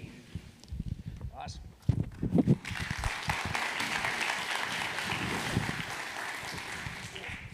Okay, so we're talking Strategic Bitcoin Reserve, SBR. I want to start off with a little bit of background. We have two of Congress's foremost leaders on digital asset policy. Congressman Begich, you're an early holder of Bitcoin, and Whip Emmer, you've been leading on these issues for years now, before it was popular or cool to do so. So I'd like to hear from both of you, starting with Whip Emmer. What was your aha moment with Bitcoin? What made you really take the leap from, hey, this is cool and interesting, to we're going to legislate on this? Well, there's a couple of things. First, thank you for your leadership, and thanks for everybody that's participating in this conference. Isn't it amazing how far you have all come, how far we've all come in such a short period of time? It feels like yesterday that it started picking up, but I've been involved in this now for 9+ years. And I won't go back through all the history. You know, Landon Zinda, who's now with Treasury, who was working with me, gave me a book, Age of Cryptocurrency, all that. No, what really happened to me was reading the story and understanding that what started in 2008 with a white paper from someone who might be here by the name of Satoshi, that we will never know, was the beginning of the 21st century financial system. And for me, why was it important? Because it related to the politics that I grew up with. We've got this two-party system that it used to be that one party believed, and by the way, this switches, so I'm not going to use the identities of the party. You can figure out for yourself, because they do switch over time. They tend to believe the opposite of what they believed before 50 years later. So there's one party that typically believes that individuals have the best solution. There's another party that think, well, we can't trust ourselves, so we've got to have more government involvement to make sure that we regulate and protect ourselves. For me, I believe in individuals' right to self-determine, and that's what excited me about this. We've been fighting so hard the last 6 or 7 years. I mean, you brought up off stage the prohibition on central bank digital currencies, which I remember well, I'll take you back, because we'll do the politics quick and give it to the guy who's the expert, Begich. But you should know this, that when I finally got Jeb Hensarling to have a crypto hearing in the U.S. House of Representatives Financial Services Committee, it was amazing to me to come in and sit down and listen to Republicans and Democrats sound exactly the same. Oh, this is Silk Road. This is where all the drug dealers and all the bad guys hang out. It's like, you guys don't have any concept of what this really is. Fast forward, then we think we're making progress. In the community probably did it more than we did. There was, I think it was 2019, there was a infrastructure bill over on the Senate side that added a misguided tax on software developers. I mean, it was ridiculous. But that was the beginning, because that's what really started the political growth of this movement. Because you guys, whether some of you are in the room or some are watching, rained down on Washington, and in particular on the Senate, up to 30,000 touches a day that week after this thing was proposed. And what you did is you got a lot of older, you know, there's some, what do we say, walkers and oxygen tanks on the other side of the building. You got a lot of those guys waking up going, oh my goodness, this is a large group of people out there. Fast forward, we had the first Trump administration, which was friendly. We had friendly people there, right? But we didn't have all the friendly that we needed to move things. They just hadn't bought in fully. Bring in the Biden administration. We thought maybe we were going to get some movement. Guess what? They were worse. Gary Gensler, God bless the election system. Bye-bye, Gary. Bye-bye. Gary Gensler, the senator from Massachusetts who shall not be named. These people were the ones that were controlling it for the last 4 years. Last November, I believe the whole community came of age, because this is not a Republican or Democrat thing. This is an American thing, and we are viciously protective of that.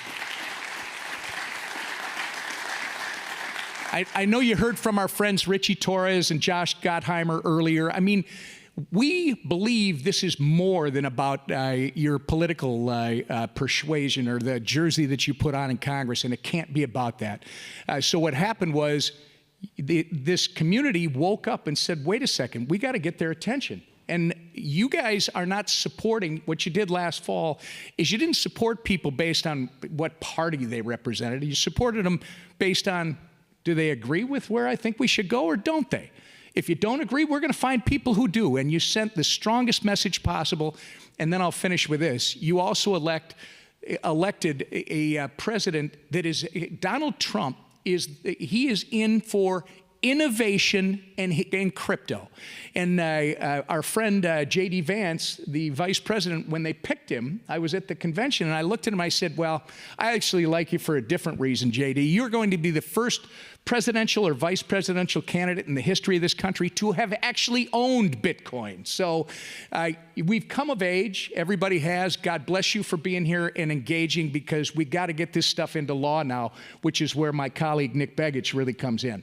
So this is a perfect segue, right? The administration laid out 3 primary objectives with regard to digital asset policy. There's stablecoin legislation, market structure legislation, and then the strategic Bitcoin reserve. So again, longtime holder of Bitcoin, I believe it was 2011? 2013. 2013, excuse me. And a lot of people would lie about that, by the way, so good on you.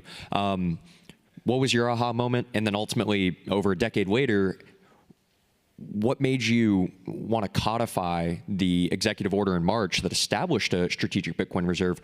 What made you lead on the Bitcoin Act in the House? It's a good question. So I got involved in January 2013. I remember my seminal moment with respect to Bitcoin came in November of 2012. I was reading a blog post on slash.org. So I don't know how many tech nerds we've got in the audience today, but slash.org, being a pretty significant tech blog at that time, was talking about the upcoming halvening.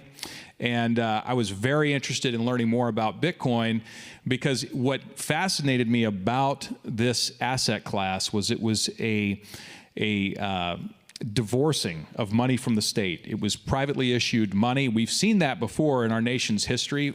We've seen that with gold reserves and the way that they were treated over time until relatively recently. And so it was very interesting to see this creation of what we now consider digital gold. And so I got involved. I bought some Bitcoin on the Mt. Gox exchange. Unfortunately, I still have some of that. Unfortunately, I lost about 440 Bitcoin when they went under. It's pretty significant today. But nevertheless, I was fascinated by it, continue to be fascinated by it, and I thought, and this predates my involvement in politics, but my concern at that time and my concern today was that the discipline required by not only the members of Congress, but also the public to actually achieve a balanced budget scenario where we don't see continued accumulated debt through deficit spending. I just didn't see the discipline there. And so I thought, this is an insurance policy for potentially for the federal government, in the same way that gold is an insurance policy for the federal government.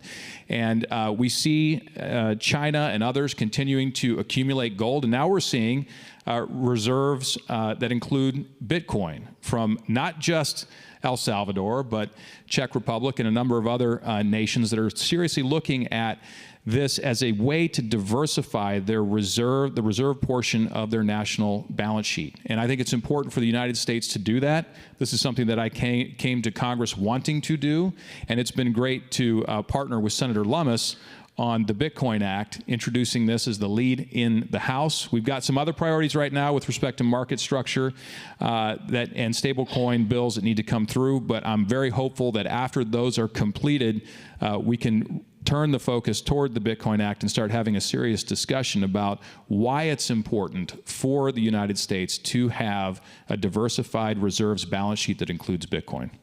So, Whip Emmer, Representative Begich just made the case for Bitcoin as digital gold. Conceptually, where are you at in terms of the U.S. government owns gold, right? Do you think the U.S. government should own Bitcoin? And are you willing to have that conversation, at least, in the House that Representative Begich just called for? I totally agree, and I think our president more than agrees, which is why he signed that executive order on March 6th. It's interesting. There's a certain person that's still involved in government that I was sitting down with a couple summers ago for breakfast, and this person brought up crypto to me and said that's kind of like wampum. Now, I bit my lip because what I wanted to say to him is, I think we bought the state of New York with wampum, right? It's not about what it is, it's what it does. And yes, I think the U.S. should be holding it. I don't know that we should be spending tax dollars to get it. I think Nick and Cynthia have been working on this issue, but it's very important to the future of this country. Plus, Nick pointed out, we've got the Genius Act, which God bless Bill Hagerty in the Senate for getting that done and getting it out. That'll be addressed. I believe our Speaker's plan is to have it addressed on the House floor the week of July 7th. The issue that we're having in the House, you may have heard of it. These are priorities. These are the President's priorities, which we're going to get his priorities done. But there's this big, bad, beautiful bill that we've got to get done first. So that's kind of taking all the focus. But a lot of this crypto, I think the Speaker may make, the Speaker and the leader might make July 7th Crypto Week in the House. Congressman Begich, could you talk a little bit about the mechanics? So Whip Emmer mentioned, not sure if we should be spending taxpayer dollars, right, to buy Bitcoin. Can you talk about how the Bitcoin Act actually works? Where does the money come from? Are we just, speculating on Bitcoin and throwing taxpayer dollars? It's a great question. So we do not spend taxpayer dollars on Bitcoin through the Bitcoin Act. So there are several mechanisms available for the acquisition of Bitcoin. The goal is to build a strategic reserve of 1 million Bitcoin over the 5 years that follow the Bitcoin Act's passage. Currently, we've got around 200,000 Bitcoin, it's believed, from civil asset forfeitures, lawful seizures of Bitcoin. And so the Act would set out some mechanisms in addition to continuing normal seizures of Bitcoin that would occur over time to acquire Bitcoin. One of those is taking a look at the Exchange Stabilization Fund, which is a fund that is actually overfunded to the tune of about $40 billion. That fund is utilized to maintain the value of the dollar relative to other currencies. It includes actual discretion for purchasing gold as well. And so this would add Bitcoin as one of the assets that would be available for purchase under the Exchange Stabilization Fund. So that's one. Two, the Federal Reserve remittances that come from the Federal Reserve that exceed $6 billion would be available at the discretion of the Secretary of the Treasury for the acquisition of Bitcoin. And then finally, we have gold certificates that have been issued against dollars. $42 is the marked price, and it's never been updated. It's never been updated to the current market price. Of course, gold is trading north of $3,000. And so this would allow for additional issuance that would more appropriately and more currently mark to market our gold reserves and allow those for the purchase of Bitcoin. So no tax dollars used for the acquisition of Bitcoin, and I think that is an important point. You really don't want to tax people and then use those tax dollars to acquire an asset like this. Nick, did you like that setup? I mean, what these people don't know, Grant, is that was the first thing that I went to Nick and said, hey, I love this, but I don't believe in this. And he gave me exactly what he just gave all of you. That was awesome. And I believe the 1 million Bitcoin is roughly 5% of all Bitcoin that will ever exist, which is more or less parallel to the U.S. government owning roughly 5% of the world's gold supply, right? So again, another parallel to digital gold. But look, we're here to talk about legislative prospects. We talked about the ordering. Bipartisanship has been a consistent theme of this conference for all the years it's been running. It's a key component of our organization, the work that we're doing, and Whip Emmer, it's a key component of all the work that you've been doing over the last many years on these issues. So can you talk about perhaps the Congressional Crypto Caucus, or just more broadly, like how do you get more people on board to these ideas, and how do you ensure that it remains nonpartisan? Well, first off, nonpartisan is the key. Those of you that know me know that ever since I started this, I don't like it when people use the term bipartisan, because bipartisan immediately tells you there are these people and there are those people. This is not that kind of an issue, and we've got to be very protective of the fact that this is neither them or those, it's all of us, right? And I think the more we do that, the more you can cut through the nonsense that Nick and I get to deal with, that Richie and Josh get to deal with, where people start putting on their jerseys and getting all territorial and trying to leverage this against that. That's why the community is so important. There's two things before I get to the caucus that are big, and I think Nick would agree with me. One is you've got to have a industry. If I can throw the whole digital asset community into an industry definition, the industry has to be involved, has to have their voices being heard. They have to be out there and flexing their muscles so people know who you are and why you're so important. Then the other key, which we found out the last 4 years, is you've got to have a digital asset-friendly administration. You've got to have a president, a vice president, a cabinet that is totally open to innovation and new ideas to allow us to bring the United States of America into the 21st century. Then I think it's really important at the legislative level. I mean, I joined the blockchain caucus probably a decade or more ago, and I always laugh because I walked in, the co-chairs of the blockchain caucus, which was the original caucus, was the biggest political odd couple I'd ever seen in my life. It was Jared Polis, who's now the governor of Colorado, and Mick Mulvaney. These two guys could not have been more different, and yet this was something that they were both completely unified on and pushing. So what Richie Torres, who I think the world of, and I did recently, is we created the Crypto Caucus. Nick's a member. Right now we've got 18 members. The goal of this is to maintain that nonpartisan approach, put together a group of members that are going to vote in block, right? The idea is if it's good for the community, we're all voting together. Doesn't matter what who elected you as a Republican or a Democrat, we don't care. If it's bad for the community, the goal is we have the conversation and we make sure we all vote against it and protect the community. So I'm kind of excited about it. It's just begun. And when you hear people like Begich, who's not even on the Financial Services Committee, he really should be, but I get it. He's got some priorities that come from a big state of Alaska. We are so lucky to benefit from that type of knowledge within this group. I mean, Richie Torres, he's just like a breath of fresh air. I laugh, though, because our politics, it's funny. Ro Khanna, Tom Emmer working together. Wow, that's interesting, isn't it? But that shows you it is not a partisan issue, and that's the goal of this caucus. Congressman Begich, I got to let these people out for lunch, but I want you to close this out.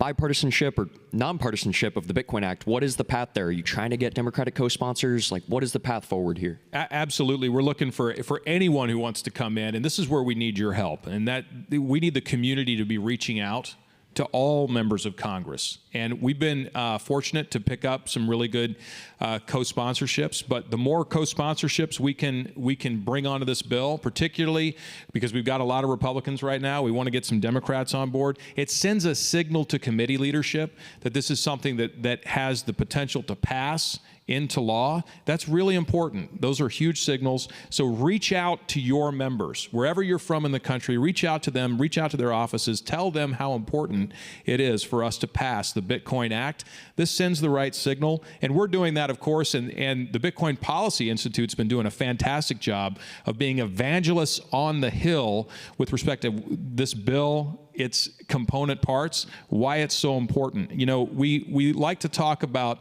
Bitcoin as though it's somehow separate from the rest of the economy. Bitcoin really is becoming an asset class that represents the economy. I can't tell you how thrilled I was the first time I was on a plane, actually, coming back from an international trip, and I'm watching Bloomberg. It was the first time I saw Bitcoin show up in the ticker, and I knew at that moment we had crossed over into the financial community, and it had been real. And now every day when I turn Bloomberg on in the morning, there's Bitcoin, right? That's a big deal, but it's still confined to a subset of the rest of the economy. We need to make sure that it crosses over. This act helps us do that. I think it's very important. Reach out to your members of Congress. Make sure that they understand how important it is to you so that we can get this through to the finish line. Whip Emmer, Congressman Begich, thank you so much for your time. Thank you for being here. Wonderful, wonderful. Thank you, gentlemen. Thank you for your service and your leadership on these issues. I'd like to be the first to dismiss the over 40,000 individuals who are watching the live stream of the summit today. Go microwave a burrito, PBJ, whatever you would like. For everyone else who's here, we are going to dismiss to lunch. I got a couple things you want to know. Lunch is going to be that way. You're going to go out, take a hard right. Do not go upstairs. Go down the hallway. You'll be looking at some escalators, and as you get close to the escalators, you'll take another right. It's at the Atrium Ballroom, keyword being ballroom. Go on down. It's a short walk. We will be back here in less than an hour. We got about 50 minutes until we're going to go again. Plenty of time to grab some food, catch up with everyone. Thank you, and we will resume shortly.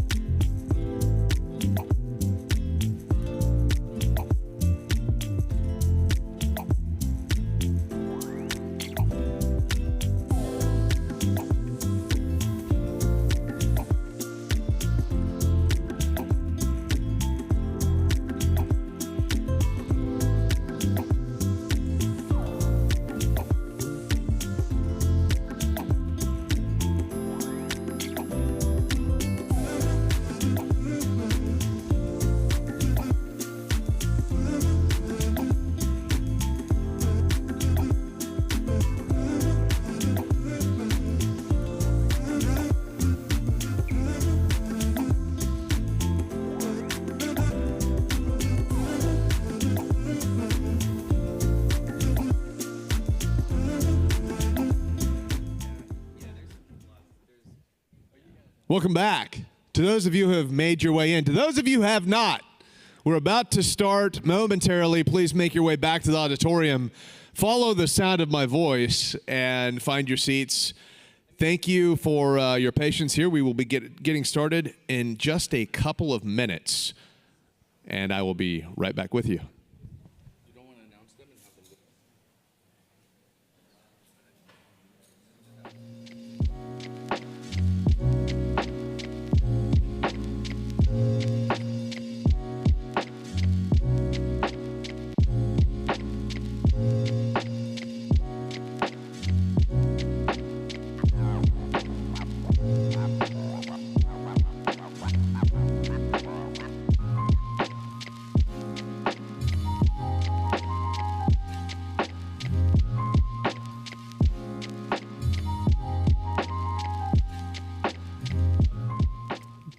There's a quick couple of minutes, I know. Excited to introduce the first panel of the afternoon, the post-lunch content. Join me in welcoming Bitcoin Policy Institute Executive Director Matthew Pines, Jake Langenkamp, CEO of Bridger, and Ben Kincaid, CEO of Re-Element Africa.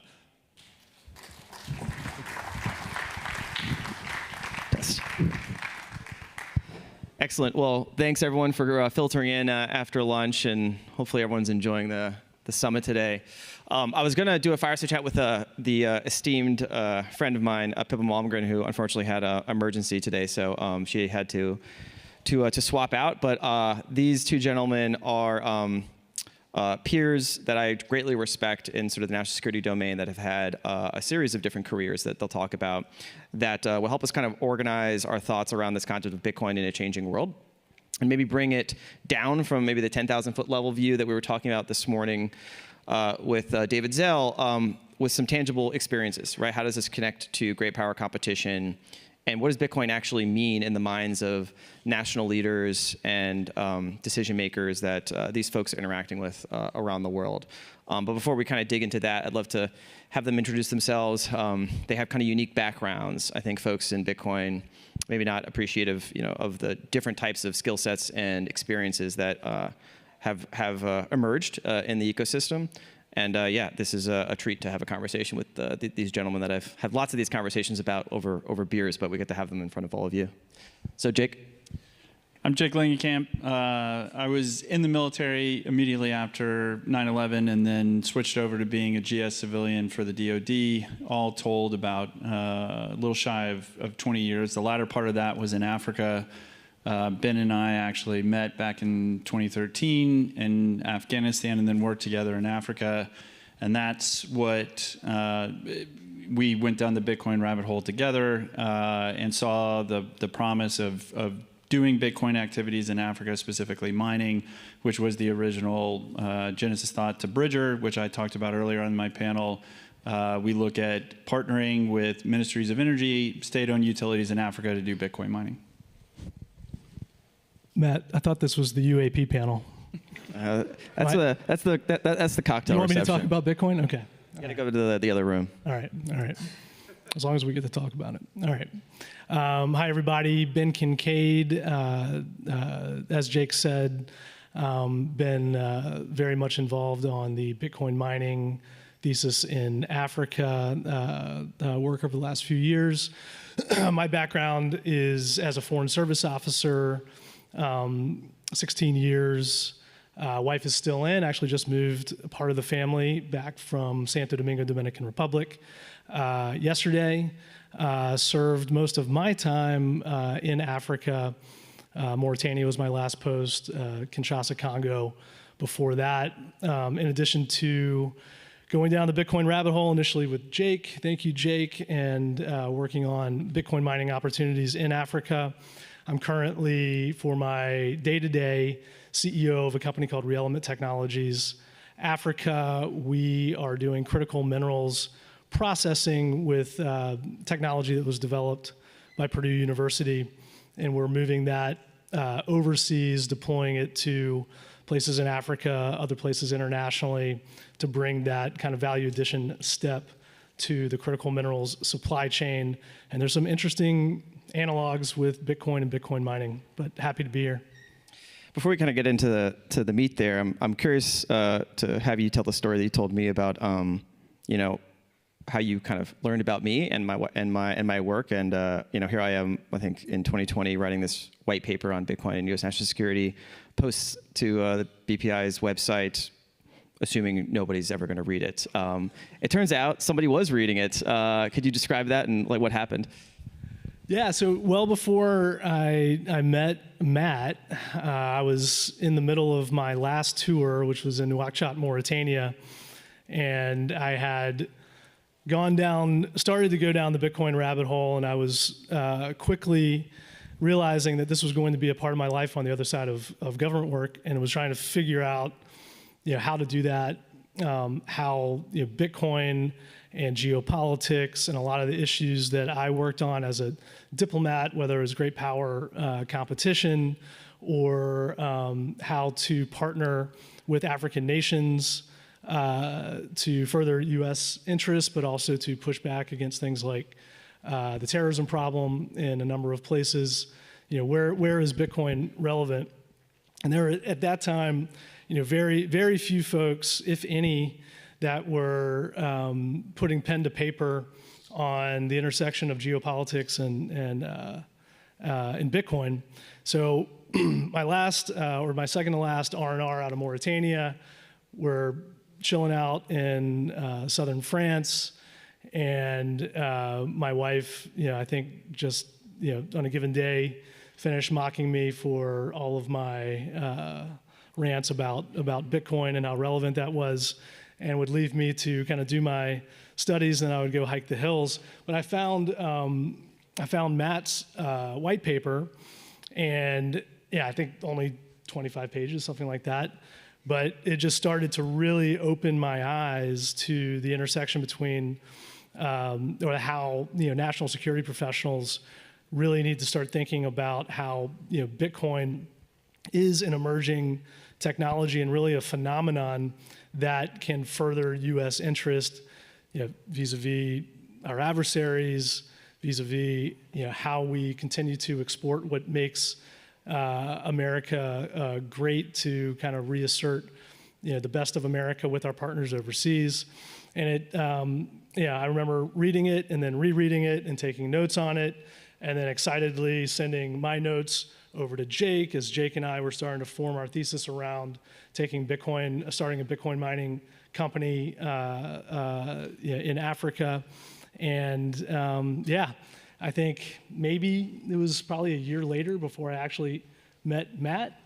So thank you, Matt, for planting the seed. Thank you. You're actually doing the actual work. I just write the white papers. And so I'm curious, to pick up the thread, right? So you started this company, premise on this idea, Bitcoin is kind of this dung beetle for energy, but now there's this geopolitical overlay that Belt and Road has built a lot of excess hydro, a lot of potentially corrupt debt diplomacy in Africa that's not accretive to the welfare of the populations, and also is squeezing us out in terms of our soft power influence in the region. And you figured, oh, hey, here's Bitcoin.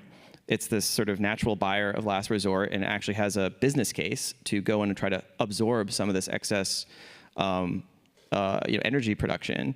Is there a business case? It's obviously a frontier market, so you have to have the operational expertise and the risk-taking to actually go out and do the thing. And Jake, you've been doing the thing for the past few years. I'd be curious to hear maybe some case studies, some insights on the ground as you've been building this business and now having conversations with heads of government, heads of central banks about Bitcoin and Bitcoin mining. Yeah, so there is very much a business use case, because Africa by far has the most to go in terms of getting electrified. They need to grow their generation by an order of magnitude. That's going to create a ton of inefficient energy, because generation is going to outstrip transmission and things like that.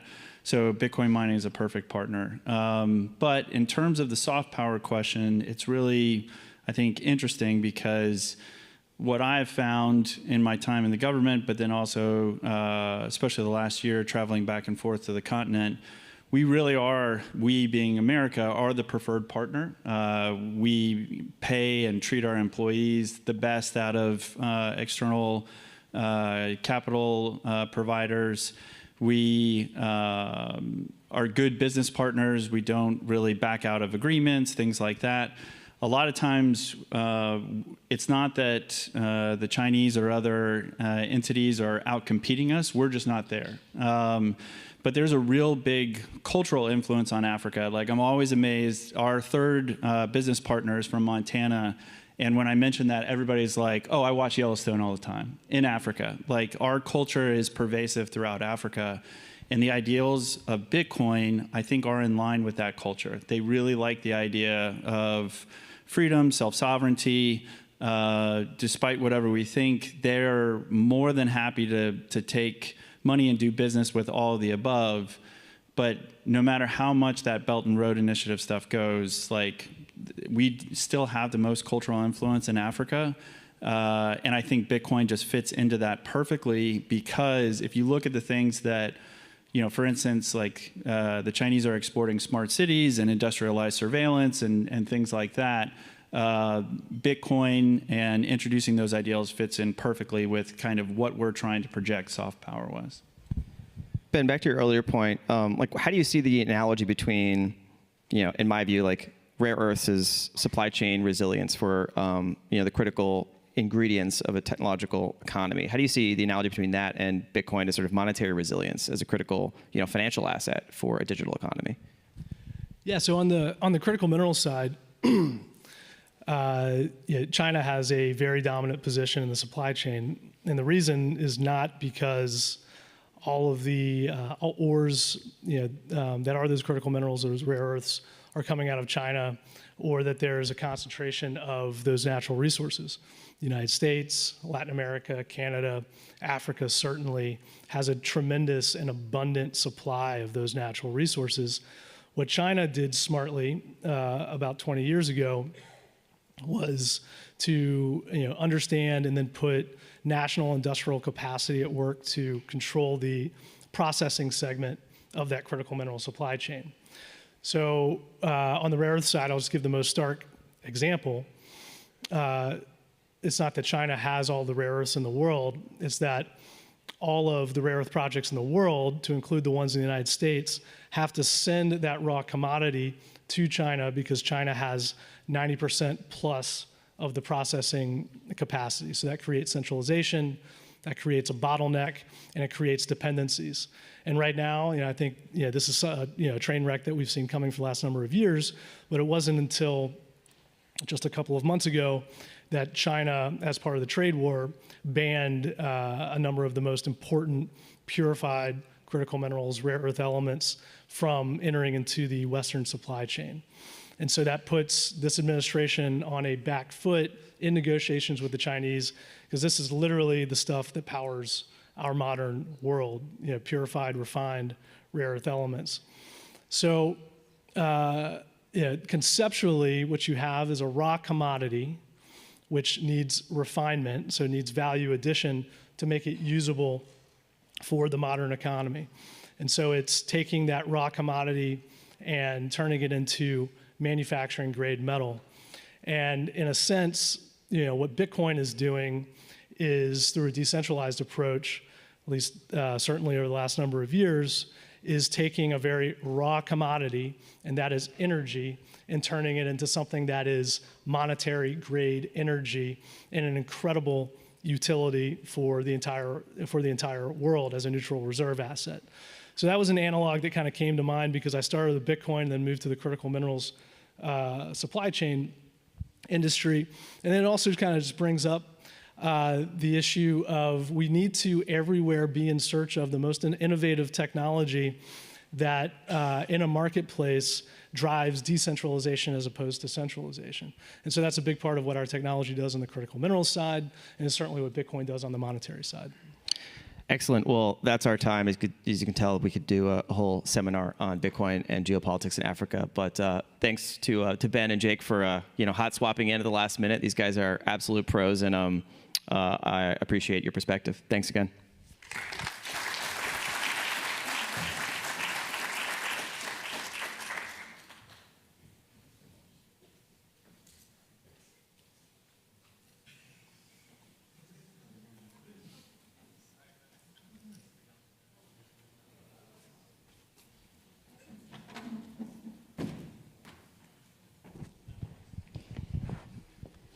Right. Hello, everyone. Good afternoon. Hopefully you enjoyed lunch. My name is Miranda Nazaro. I cover technology and policy for The Hill, and I'm joined today with Representative Zach Nunn of Iowa and Representative Max Miller of Ohio. And today we are going to be talking about the House of Representatives' priorities for crypto, Bitcoin, as well as sort of the things that are on both of your radars when it comes to legislation for Bitcoin.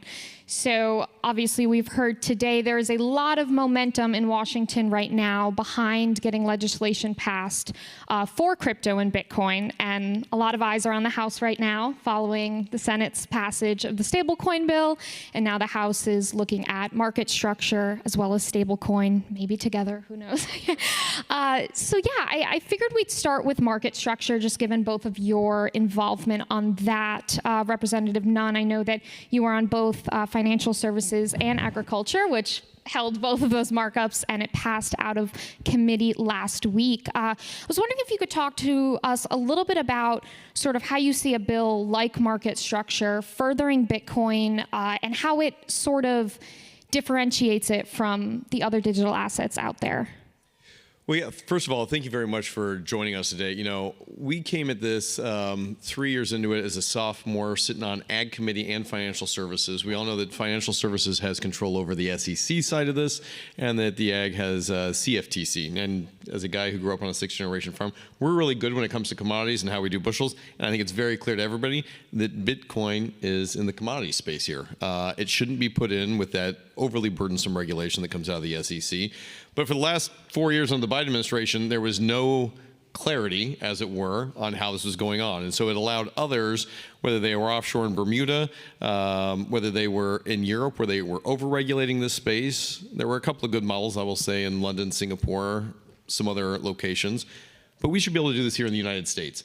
And so with the market structure here, what we heard increasingly from folks is that they wanted to have clear rules of the road, that we would be able to have an onshore of American innovation, and specifically for places like Bitcoin, that we could have a lot of the commitments to have trust and assurances going forward, that they weren't going to have regulatory flip-flop on this that would ultimately crush a market, drive it off seas or overseas. And then we've also led the Financial Technology Protection Act to add a level of confidence to hometown guys, whether they're in the Midwest or around the world, that there's security behind this by bringing in the best practices from private sector, law enforcement, and our intelligence community to really ensure that this is not a filter or a way that others can defraud or invest illegally. And I think that Bitcoin really provides an example of how this structure can take place successfully.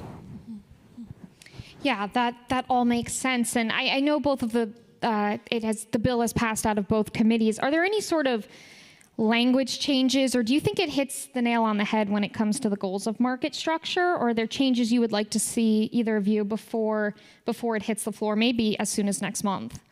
I'm biased here because I am in the House, and I think we've put a lot of time over the last 3 years on this. The Senate is now ramping up in this space. The President has made clear, though, he wants a bill by August, and I think we should all be on board with driving forward in this space. It's an economic growth factor, but also I will say that there is real belief at this point that there can be success. What came out of the House Ag Committee, I will say we passed our version within 4 hours.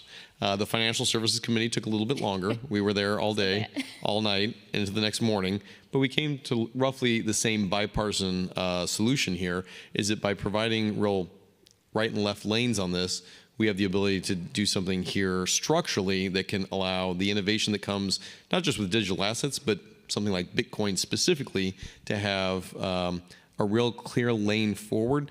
And I would offer, the Senate's working on the Genius Act. They should actually take a couple of pages out of the House version that talks both about market structure as well as what the CFTC, the SEC, and the role of the innovator can do to be able to bring this forward. Mm-hmm. Mm-hmm. My colleague Zach has covered a lot.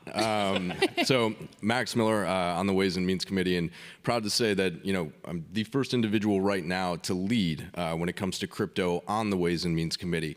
I was brought into this sphere of crypto when I was on the Ag Committee last term with Zach Nunn, as I sat on digital subcommittees. So I was there working with Chairman McHenry and Chairman Thompson with the regulation of the CFTC and the SEC. And look, I believe that this is a step in the right direction when it comes to mark-to-market and things like that. But we have to make sure that we are evolving with crypto, right? And the regulations that have been put on and that are going to continue to move forward, and hopefully, which we can get into a little bit later, maybe a tax with cryptocurrency could really help it, bring it to life. So look, I think it's a step in the right direction, but like with everything else, including AI as an analogy, we have to be very careful on how we put guardrails around these things as we continue to move forward. So I believe this is way past due. This has been talked about a lot. And what Zach said is absolutely right. Members in the House have been working on this for years. Members in the Senate, a little late to the game. A little late to the game on a lot of things, to be quite honest. But that being said, they're catching up, and our framework and what we have worked on in the House and what Zach has done on financial services, and now having a partner on Ways with a tax code moving forward, I believe that really they should take a stronger look at our bill and work with us in a much more pragmatic fashion for all of us and the American people to continue to innovate moving forward. Sure, yeah, that all makes sense. And I guess kind of a good segue, Representative Miller, with your role on the Ways and Means.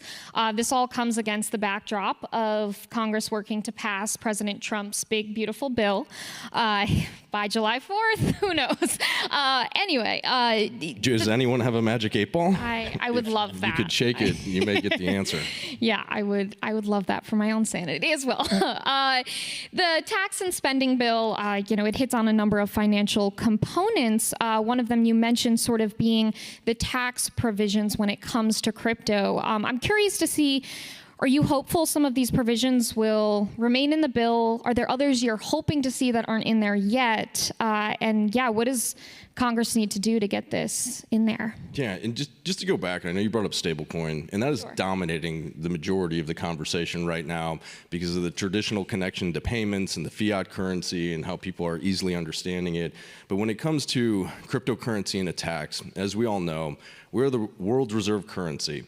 If we go ahead and we put a tax on cryptocurrency in a very responsible and a pragmatic way, as we have been working with industry and even in this room in doing so, I believe that cryptocurrency will continue to expand and grow wildly, backed by the United States government, putting that framework in. And balls and strikes, it is a financial institution. There are billions of dollars that are traded in it, and it isn't taxed. We know what a gain and loss sale is, and I agree with Zach that it's more of a commodity than a security. But looking forward and going with that, we have to evaluate it. So what are we doing?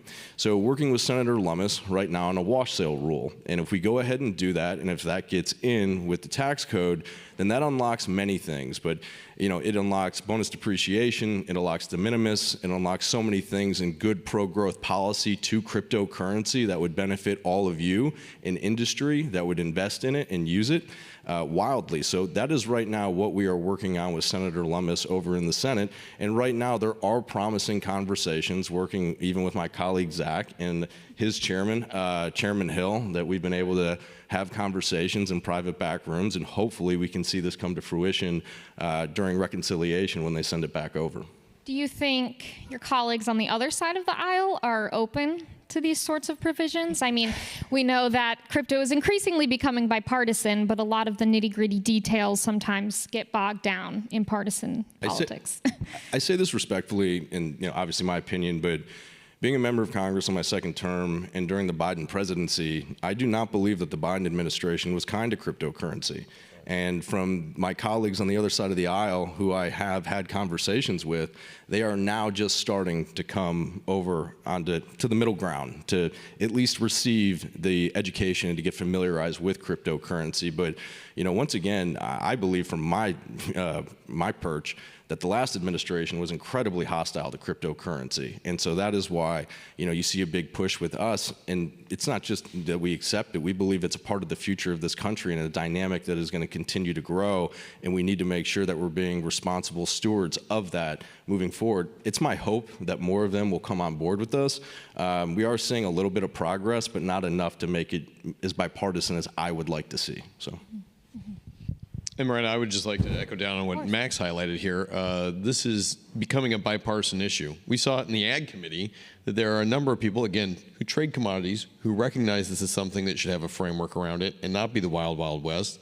We saw a more frustrating aspect of this on the SEC or on the Financial Services Committee, where my colleagues on the other side wanted to defend Gary Gensler's really bad behavior of what happened. And I'll share a quick story. You know, Max and I came in together.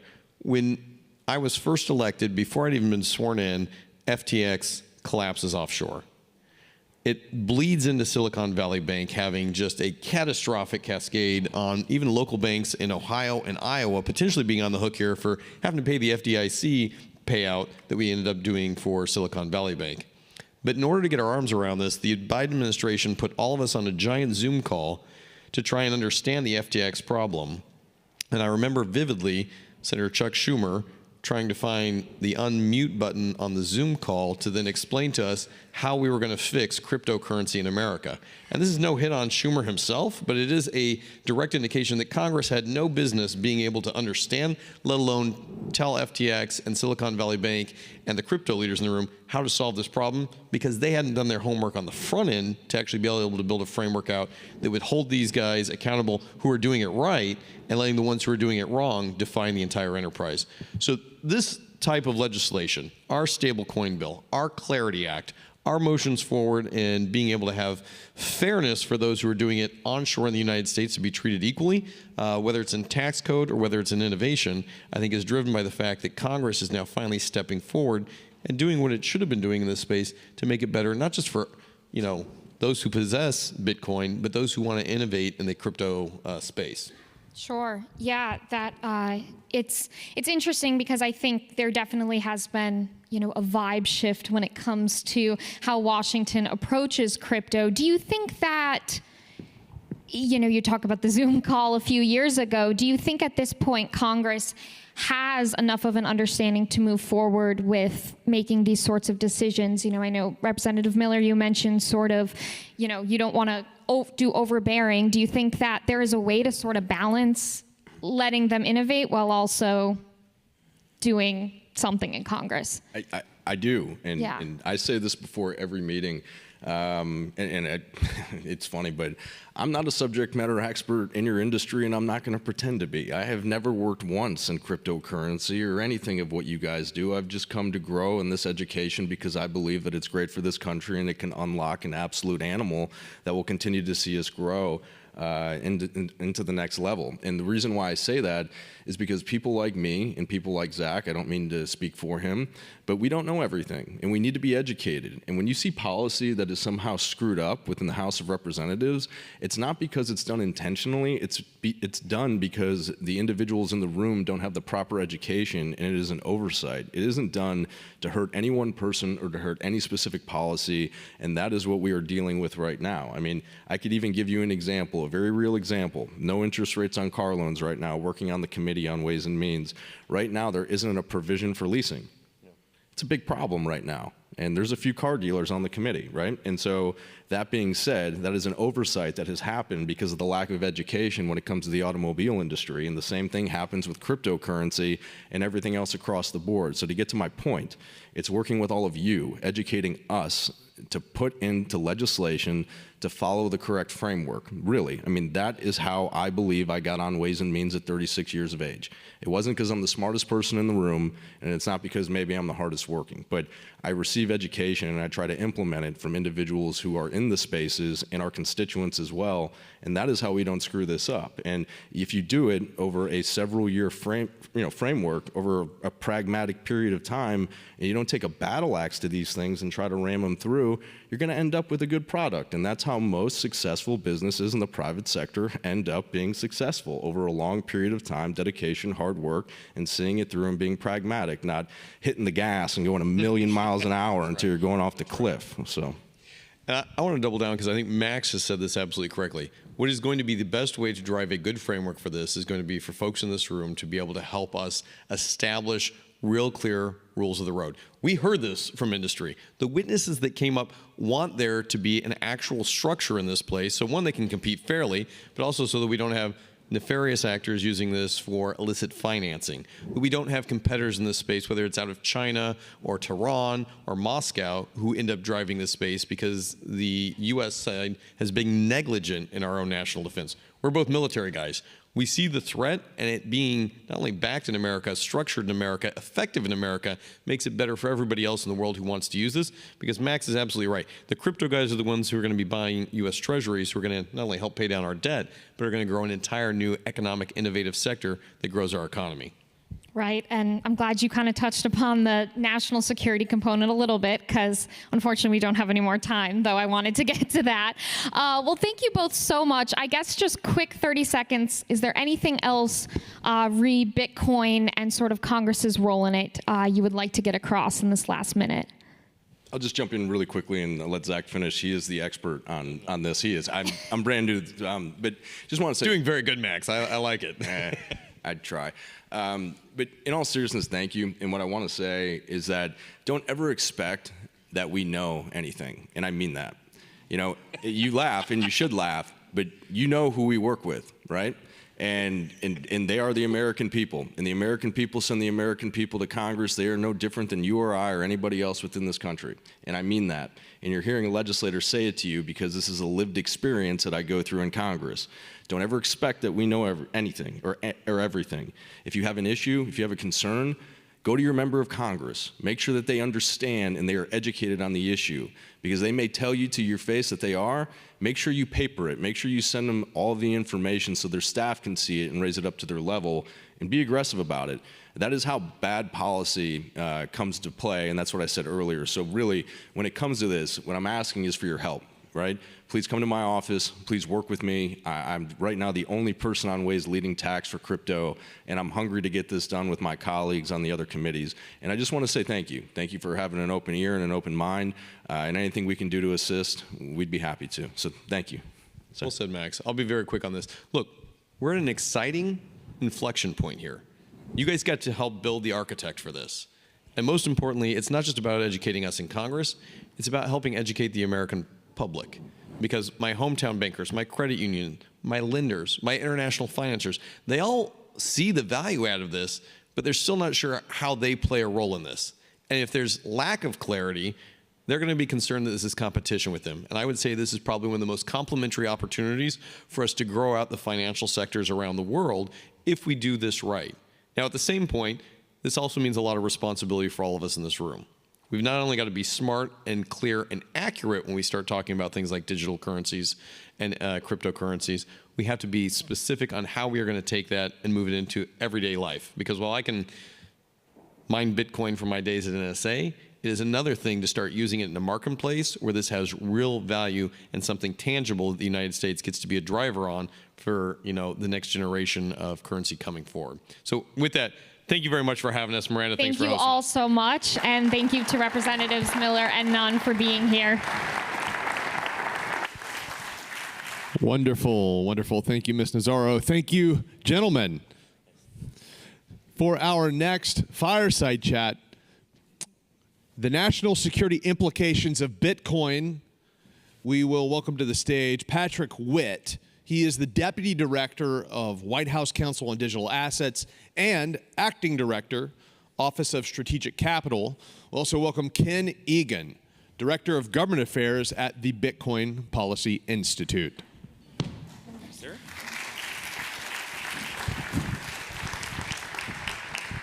Thank you, Stephen. It is great to see everybody. Thank you for joining us today. Patrick, thank you for coming. Thank you for having me. Appreciate it. That was you're a busy man. That was a mouthful. 2 titles, 2 jobs. That is a lot. I was joking with somebody the other day. If I take on another title, I'll be giving Secretary Rubio a run for his money. So, you know, doing a lot these days. But as we'll talk about, it's a very interesting intersection of 2 seemingly very different disciplines, but actually have quite a bit of overlap. Yeah, and let's start there. I think having one foot in the White House, 1 foot in the Pentagon gives you a really interesting policy perspective, sort of 1 foot on either side of the Potomac. I think probably most people here are familiar with your job at the Council of Advisors, where you work with David Sachs and with Bill Hines crafting digital asset policy.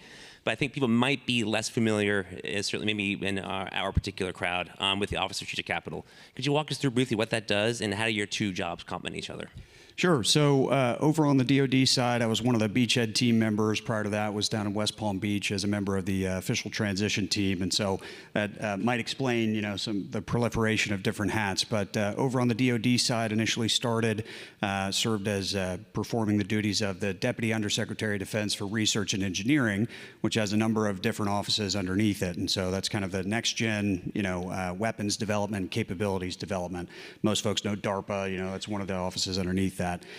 One office under that started a couple years ago is the Office of Strategic Capital. And the idea being, defense industrial base, we need to get at this problem that we have of the hollowing out of our defense industrial base in a different way.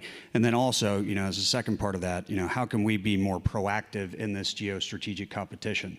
When I first joined on January 20th, the Office of Strategic Capital, or OSC, had $984 million of capital to lend, which only at the DoD would that be, a small amount of money.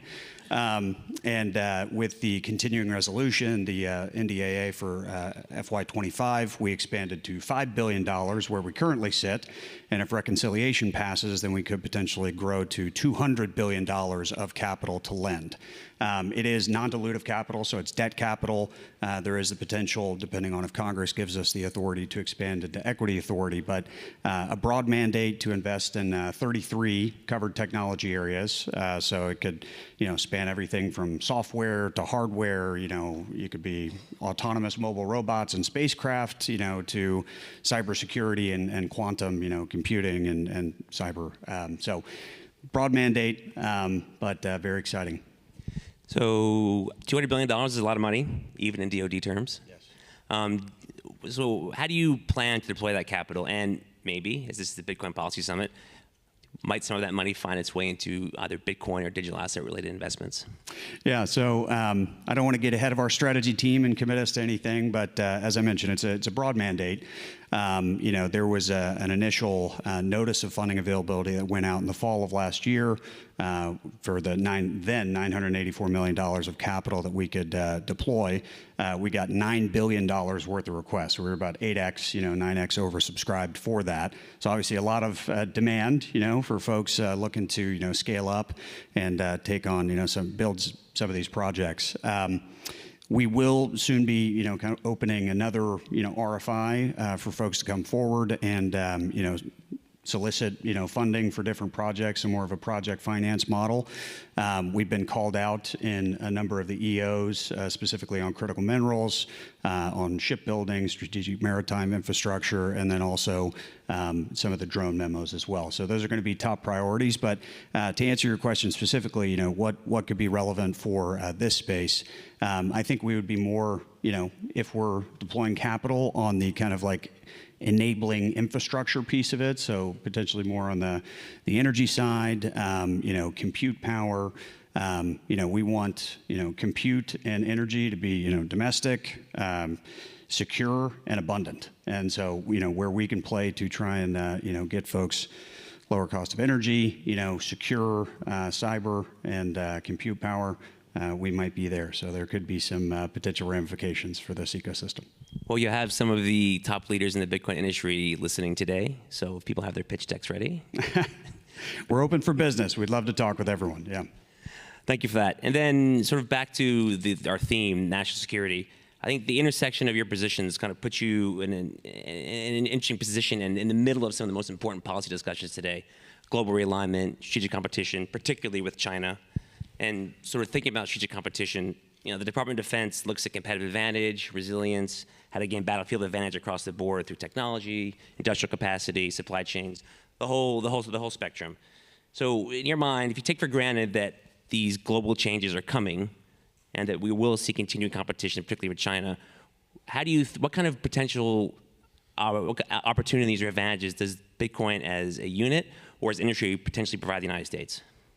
So I think it's three things. Number one, Bitcoin and the digital assets ecosystem is an engine for economic growth, and a strong economy enables everything else. Without that, we don't play on the world stage in the same way. So, we want to be the crypto capital of the world. The president has said that numerous times. He means it.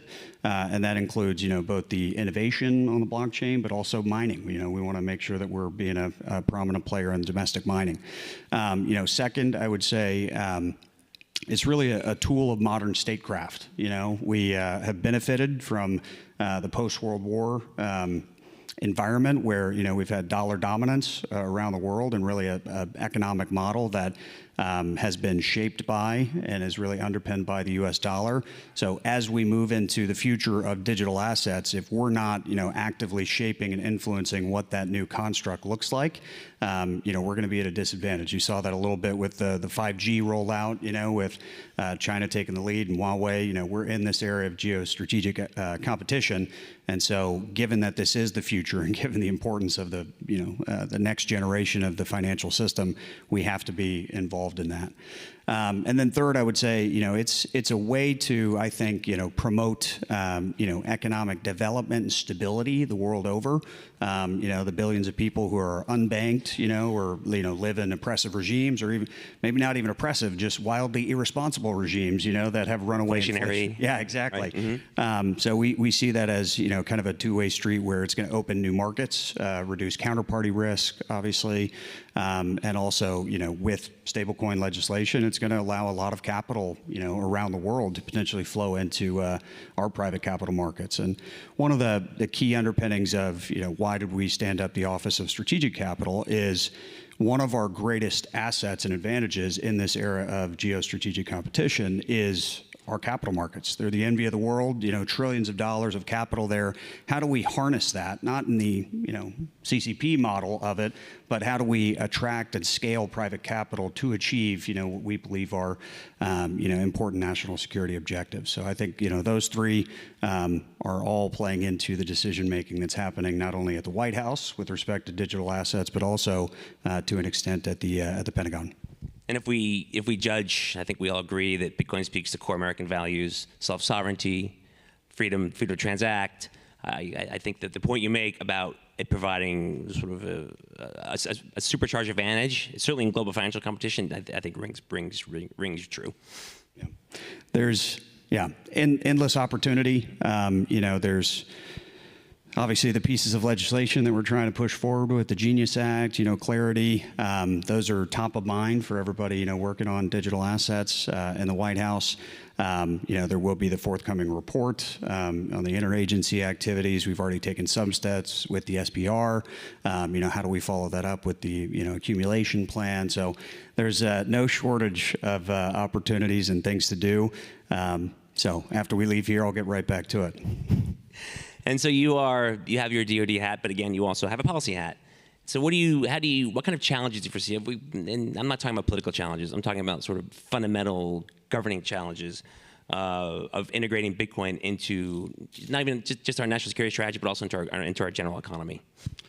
Yeah, so I mentioned some of the top priorities. Those are difficult. Getting a piece of legislation passed that could be the most, seemingly innocuous bill out there. It's going to require, horse trading and compromise. So we're experiencing that right now, and crafting the strategy to try and get those pieces of legislation home. Obviously, the report is just us, so that simplifies the picture a little bit. And then beyond that, I would say when it comes to whether it's legislation or regulation. There are so many different actors in this space and brilliant people who have, strong opinions and different views, trying to synthesize those in a coherent fashion, and also understanding that, not everyone's going to get everything that they want is a challenge. So we're actively working to try and craft the best products, that we possibly can, the best policy actions, legislative actions within the realm of the possible. So that's part of our challenge. I would just say, to folks in the industry, I think some of the congressmen had just mentioned it before, when you work in government, in particular the White House, you might expect it to be the opposite. It's thin. There, you don't have, a huge bench of, folks standing at the ready, So we do rely on, industry actors to partner with them, to come forward, be a resource for us. I would just say, as best you can, everyone's, selling their own book, but, if you can be a trusted partner and an objective resource, for us, we listen as, much as we possibly can. We rely on the policy research, the documents that you produce, to again, hopefully arrive at the best possible outcome that we can for this industry, because the president on down, we're all committed to it. We want to see it thrive. We want this to be the crypto capital of the world, and it's a Herculean effort to get some of these things through, but trust me, we are working around the clock to get it done. And you've been a consumer of our analytic products from BPI, so we appreciate that. That's right. We appreciate that. Yeah, top of the list, BPI right here. And I do think also, if we saw the 68 senators voted for a Genius Act, I do think there is hope for. I think there's a growing bipartisan consensus that this industry in general, and we're focused on Bitcoin here, but in digital assets in general, I think there's an emerging consensus that this is the direction that on a policy and legal level we want to follow. Yeah, and I would say, as we did with the strategic Bitcoin reserve and the digital asset stockpile, we recognize, the difference in the space, and we recognize, Bitcoin's, pioneering position.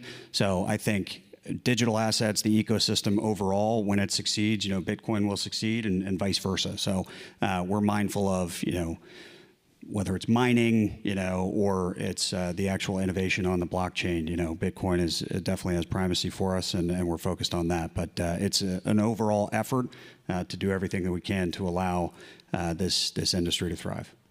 And kind of moving back to your Department of Defense hat and your $200 billion.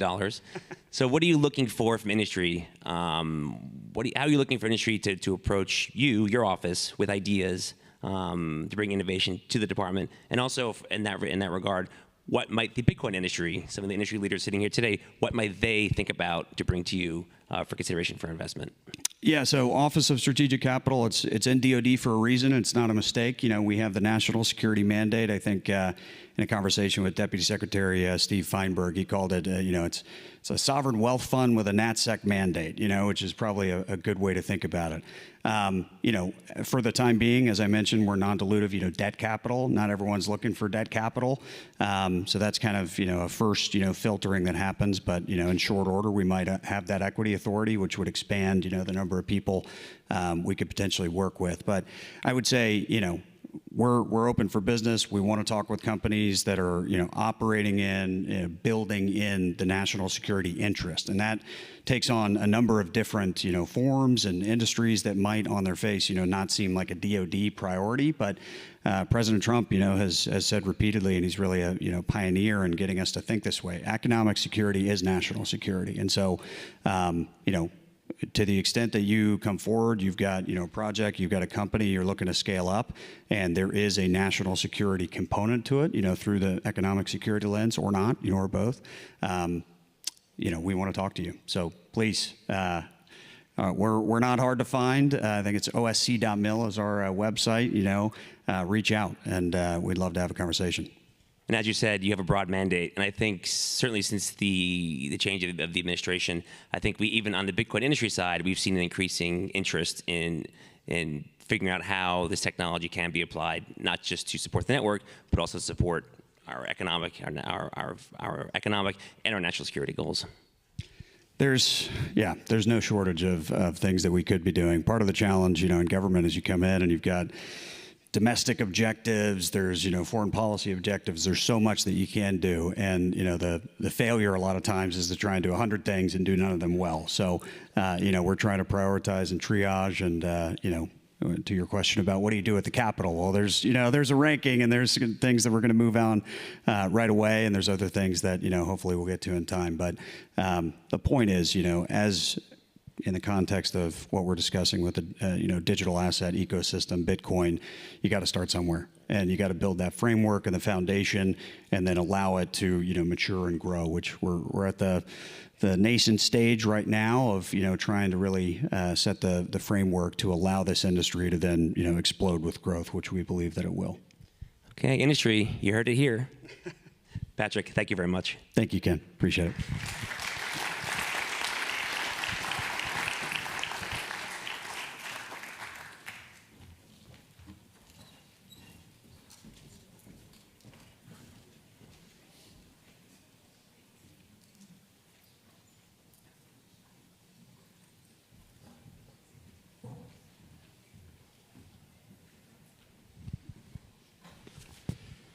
You got a couple of academic philosophers talking to you now. My name is Andrew Bailey, and I am a professor of humanities at Yale NUS College in Singapore. My name is Bradley Rettler. I'm a professor of philosophy at the University of Wyoming, and I also direct the Bitcoin Research Institute. We're going to talk about privacy in transactions and how that relates to Bitcoin. I want to begin with something that you know well: cash. A $100 banknote. Consider this. It's totally normal. We know how cash works. You can hold it yourself, and you can engage in transactions with cash without the knowledge or permission of anyone else. Cash is normal. Cash is also private, because there's privacy in sending and receiving cash. When you transact in cash, the receiver doesn't need to know where that banknote came from, and you don't need to know where it's going to go next. Privacy of this kind is good. It protects our rights. Consider other rights that we consider important or even sacred: expression, religion. Can you really express your values without the ability to express your values by buying stuff? Can you engage in your religion without buying tracts, without getting together in places that you've purchased? No, of course not. The ability to transact is a kind of enabler for other rights, and privacy is a really important element for that enabler. Without surveillance, you're able to do this in a kind of dignified and free way. So we want to suggest to you a framing for thinking about new monetary systems.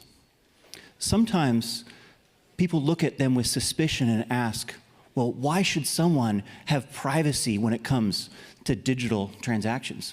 We think this is mistaken. We should flip it and instead say, wait a minute, cash is normal. This is our default assumption. So how can we build new monetary systems that are also like cash in that respect, that also respect privacy and thereby enable precious freedoms?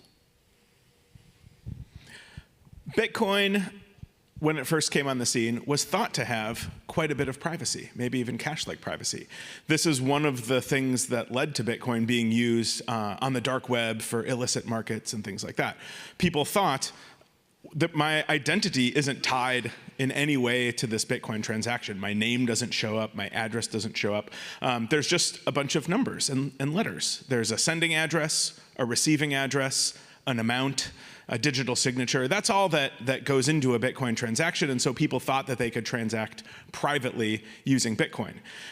It took many years to discover that that wasn't the case. That in fact, quite a lot can be known about people who are using Bitcoin and how they're using Bitcoin just from what is published on the blockchain. So every transaction, as I said, has these components. But one of the interesting things about Bitcoin is that in order to solve this double spending problem, Bitcoin builds block by block, and there's no way to go back and remove a block, say a block that you're embarrassed to be on because of what the transaction was a transaction for.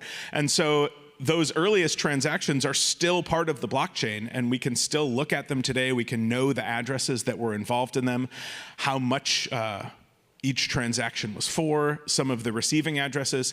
And so you might send a Bitcoin transaction today that 5 years from now, the address to which you send it becomes known and associated with someone else. And 5 years from now, someone will discover who you sent a Bitcoin transaction to. There's no way around this problem. You can do everything perfectly now to be private, to transact privately, and then many years down the road, you or someone else can end up ruining that privacy for you. So it turns out that Bitcoin isn't that private. There are also now companies that are dedicated to trying to figure out these transaction details about Bitcoin transactions that do on-chain analysis and also do off-chain analysis. And if companies can do it, governments can do it. And if one government can do it, all governments can do it. So the fact that this can be done and that it can be done by pretty much anyone is a blow to Bitcoin privacy. Here then is our question. What can we do about this? Are there ways, are there tools to enhance Bitcoin's privacy features? Can we make it more like cash? Now, the happy answer here is yes. And I'll talk to you about just two of them. Consider a banknote that when you tried to use it, reported to whoever was in charge, the ruling party, how you were going to use it. That doesn't sound like a banknote I would want to use, and yet Bitcoin without privacy tools is something like that. But we can fight back. The first is called a coin join. This is a collaborative transaction where inputs are brought together and joined, and then there are various outputs to the transaction. And the key thing about a coin join transaction is that there are no links deterministically that can be discovered between a particular input and some particular output. So let's say when A, B, and C have coin joined together, and then we have these outputs, D, E, F, you can't tell just looking at the blockchain which input transactor owns or possesses which output. So they're kind of smeared together. This is privacy through obscurity, hiding in a crowd. Two important things to note about CoinJoin. First, this is not mixing. Mixing involves a central custodian controlling the units of money at some time and then dispersing it. This is more like cash, rather, because each transactor maintains possession of their own quantity of Bitcoin throughout, despite collaborating with others. The second thing to note is that because it's hiding in a crowd, the larger the crowd is, the better the hiding. So when more people do this kind of thing in multiple rounds of coin joining, privacy is enhanced. A second technique that can be used to achieve better privacy for Bitcoin right now is by routing payments through what's called the Lightning Network. This is a routing network where value is sent from one node to another, to another, to another. So imagine that you're node A and you're sending value to node E. You can do that through nodes B and D. And when E receives the value, E doesn't know or needn't know the originating node. It could have been D, or it could have been anybody connected to D. It could have been B, it could have been A. Just as with CoinJoin, there need not be a centralized custodian here. So those little intermediate nodes, say B and D, though they pass on the value, they're not actually allowed to take possession of it along the way, if you will. It's just a little package that the only thing they're allowed to do is to send on to the next node. So as with CoinJoin, there is no central custodian, and it is not mixing. And as with coin joining, the more the merrier. Crowds enhance privacy. So we've established that financial transactional privacy is a good thing. I think we all agree with that. If you imagine the offices of Congress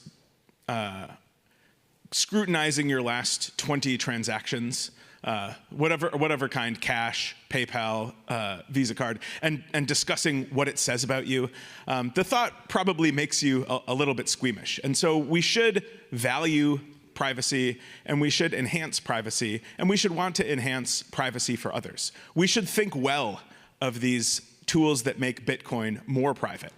And there's a couple more reasons for that too. First of all, the people who you might want to discover using Bitcoin, that you might want outed, they're usually transacting in much larger amounts. And those large amounts are very hard to coin join. There's not a whole list of people who are willing to put in 1,000 Bitcoin for a coin join. Most people just don't send that much. There aren't Lightning nodes that can handle channels with large amounts of liquidity. So mostly the people that use these tools are people transacting with very small amounts of Bitcoin. They also tend to be people who are most afraid of their transactions being found out. According to estimates, somewhere between 65 and 75% of the world live under authoritarian regimes. And one of the things that I've learned since starting to research Bitcoin and how people use Bitcoin, especially in these countries, is that one of the first tools of authoritarians is to crack down financially. It's to block bank accounts, to start monitoring payments, and things like that. So people are trying to use Bitcoin to get around this. But even there, the governments can lean on these blockchain analysis companies to give them data about who's using Bitcoin, what they've discovered, and things like that, and can try to use that to identify and then punish protesters. So we can help by encouraging the use of these, and we can also help by using them ourselves. As Andrew said, the more people that are using CoinJoin, the more people that are using Lightning, the more private that makes those technologies for everyone else. So we ought to encourage, not punish, the use of Bitcoin privacy tools. We're out of time, but this is a very small part of one of the chapters of the book that we wrote with Craig Warmke, who spoke earlier in the Hash Handcuffs talk. This book is available outside for free at the book table. So if you're interested in Bitcoin privacy or censorship resistance, energy use, any of the other things that we talk about in the book, I encourage you to pick up a copy, and we'd be happy to talk to you about it. Thanks. Wonderful. Thank you, Andrew. Thank you, Brett. Wonderful. So excited to announce this next section of the programming. It's titled Bitcoin is Freedom Money, and this is sponsored by the Human Rights Foundation. Over the next hour, you're going to witness a series of keynotes and lightning talks from human rights activists and advocates from all over the world. Kicking us off with a lightning talk keynote, Bitcoin is the most powerful human rights technology of the 21st century, is Alex Gladstein, Chief Strategy Officer of the Human Rights Foundation. Thank you. Thanks so much, everyone. It's a real pleasure to be here, and HRF is very proud to be bringing this particular aspect of the programming to you all today. So we got to start when we think about the idea of Bitcoin as a very powerful human rights tool from the base case for most people, which is that they don't think it has really any use case at all. Constantly, we are confronted in the press and by different government officials from different countries and by academics saying that, Bitcoin really has no use case. I think most people, will acknowledge or admit some sort of speculative investment, but that's about it. And they haven't really understood that Bitcoin represents a fundamental shift in the way that money works around the world. And they have a tremendous, something that I basically call financial privilege that prevents them from seeing that the way they use money, at least here in countries like the United States and in places like Europe, is not the way most people on Earth use money. So this leads to very well-read, intelligent people, including The Atlantic about a year ago, saying that 15 years into its existence, Bitcoin has yet to demonstrate any serious use case. And this is just really head-in-the-sand thinking. And through my talk and through some conversations and talks with some remarkable human rights activists who've come here to be with you today to share how Bitcoin is revolutionizing their work, we're going to get to the bottom of this, and we're going to learn about so many different ways that Bitcoin is empowering people around the world. And again, the reason why so many people don't think too deeply about what Bitcoin does is because of this issue of financial privilege. Remember, very, very few people are born into a monetary economic system as most of us here were born into. This is sort of let's see, hold on a second. Let's see. There's something missing there, so I'll just go into the idea. Basically, only about 13% of the world's population has access to both a reserve currency, which is obviously, as you know, a currency strong enough that other governments would want it, and democracy, rule of law, and property rights. Okay, so only about 11–12% of the world has access to that, is born into that, is privileged with that. The other 87% or so of the people on this planet live in a place where they either have a collapsing economy with a terrible fiat currency, or an authoritarian regime where they don't have free speech or rule of law. Like, that's the base case for most people on Earth. The average savings technology that the average person on this planet uses is either like collapsing paper notes, cattle, or sheet metal. Just think about that for a second. They don't have access to global markets. They can't buy Amazon stock. They can't buy NVIDIA stock. They don't have access to a diverse portfolio. They're completely cut off from a lot of the things here that we have that we use to save ourselves from inflation, basically. Like, economists tell us, look, yes, it's true that the dollar is inflating every year, but at least, you don't save in the dollar. You save in the stock market and bonds, and of course you do. That's the way the economy works. But for most people in the world, that's not the way the economy works. Like, they don't have that access. So Bitcoin represents a fundamental new opportunity and a parallel system that's equal for anyone in the world. Like, anyone can join it. And that's just so profound, especially given that it's literally the best performing financial asset of the last 15 years. So not only are we talking about a technology that is delivering people out of whether it be hyperinflation or even just double-digit inflation or overnight currency devaluations, these things are so common all around the world. A few years ago, about 18 months ago, I was in Malawi, and I got there, and it's a country in southeastern Africa, and about a month before I got there, the country had a 44% overnight currency devaluation. This was overnight. No one had not been warned. Nobody voted on this. They weren't like, hey, who wants to lose 44% of their savings next Wednesday? And this never happened. And the country is known as kind of a democracy. But this is the problem, is that monetary matters are almost never open to the public, never able to be voted on. They're always like some sort of backroom deal. And it's not like these people necessarily needed this kind of devaluation in the first place. Their government, in consultation with bodies like the IMF, may have judged that maybe the country needed a more competitive export system, and therefore the currency needed to be devalued globally. But again, the people were not consulted. So this means all of a sudden, overnight, they could buy 44% less dollars, real estate, food, water, whatever. And that's the way our world works for so many people. And I think a lot of us are maybe a little oblivious to that. So we don't quite realize the incredibly powerful use case that Bitcoin has to protect people against that kind of basically theft, or in the case of a countrywide, overnight, unannounced currency devaluation, I would call that a crime against humanity. And no one's ever had protection against that, really, until now, until Bitcoin. We're also at an age of unprecedented financial surveillance. If you think about 20, 30 years ago, micro-surveillance on the financial system of activists and opposition leaders was very hard to do because a lot of money was just analog. Like, a lot of people still used cash. Even checks are kind of hard to monitor.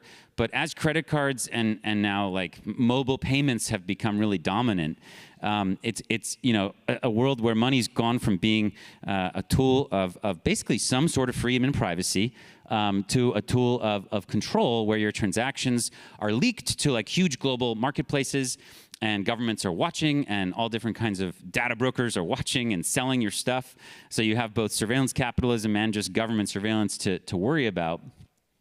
And in that world, it's a lot easier for governments to spy on and know about what their adversaries are doing, right? So all over the world now, when an autocrat basically is sussing up his opponent, maybe a democracy protester or a civil rights group, an environmentalist group, labor leaders. I mean, one of the first things they do is freeze their bank accounts. This is just standard protocol for any dictator now. It wasn't 40 years ago or 30 years ago, because the technology didn't really exist, but now it does. So you can see this everywhere from Hong Kong to Iran to Nicaragua to Russia. This is just like a matter of course. India perhaps is the world leader in this, and the Modi government is doing this to, again, everybody from Amnesty International to anti-slavery activists to literally the Indian National Congress, the party that Gandhi started. They all had their bank accounts frozen, to Greenpeace. So this is on the menu coming up for, again, any kind of autocratic leader, and sadly, even for some democratic leaders as well, have been seen to abuse this kind of power. So in the face of both essentially the idea of stealing from you through inflation and then stealing from you and targeting you specifically through censorship, we have a different way of doing things. So this is a pretty prominent post in the Bitcoin community and in the history of Bitcoin. This is from 2019, and there used to be an account that would make fun of Bitcoin called Buttcoin, and says there's not a single thing that Bitcoin can't do for retail that Apple Pay, doesn't already do. And this is kind of like the mindset of so many people. They're like, why would you go and use this absurd thing when you can just use Venmo or Apple Pay?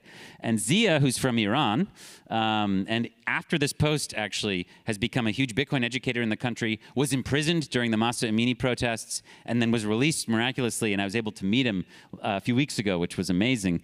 He comes in and just says, I can't use any of that stuff. But I can use Bitcoin. What do you have to say? And of course, the critic fell totally silent.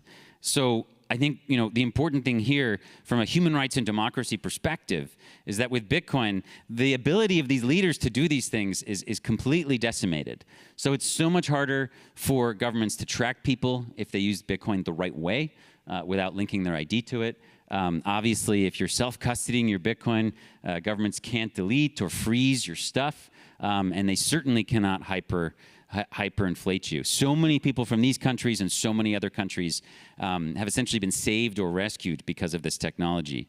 And one of the things I want you to take away from this talk, and from all the things you're about to hear from speakers from basically authoritarian regimes, is that Bitcoin is bad for dictators. So we started to understand this at the Human Rights Foundation maybe 6 or 7 years ago. We initially interacted with this idea 10 years ago, in 2013, when Ukrainian protesters under the Yanukovych regime had their bank accounts frozen, and they wanted to do democracy work, which would later end up becoming Maidan Square. And they asked us to help them. And this was very early on in Bitcoin's life cycle. I mean, Bitcoin was worth like $100 at the time. We were very skeptical that this would work. But you know what? We were open-minded about it, and we tried it, and actually it did work. It got the value to them where traditional money couldn't go. So our eyes were opened, and we started paying attention. And over the last decade, it has just been like a trickle turned into a deluge of human rights activists using this all over the world. I like to think about it as a parallel construct to encrypted messaging. So in 2010, very, very few global activists used encrypted messaging. Tools like Signal just didn't really exist in the form they exist in today. And then, of course, in 2020, 10 years later, everybody was using encrypted messaging, from musicians to politicians, et cetera, et cetera. So you're going to see the same thing happen with Bitcoin from 2020 to 2030. So 2020, not that many activists use Bitcoin. Very few global activists used it. Today, halfway through, a lot use it. By 2030, it will be just the standard currency of human rights activism, I think, without question. And you're starting to see that over the years. I mean, you had activists in Russia use Bitcoin because Putin would freeze their bank accounts. You would have activists in Nigeria use Bitcoin when the authorities froze their traditional fintech fundraising apps.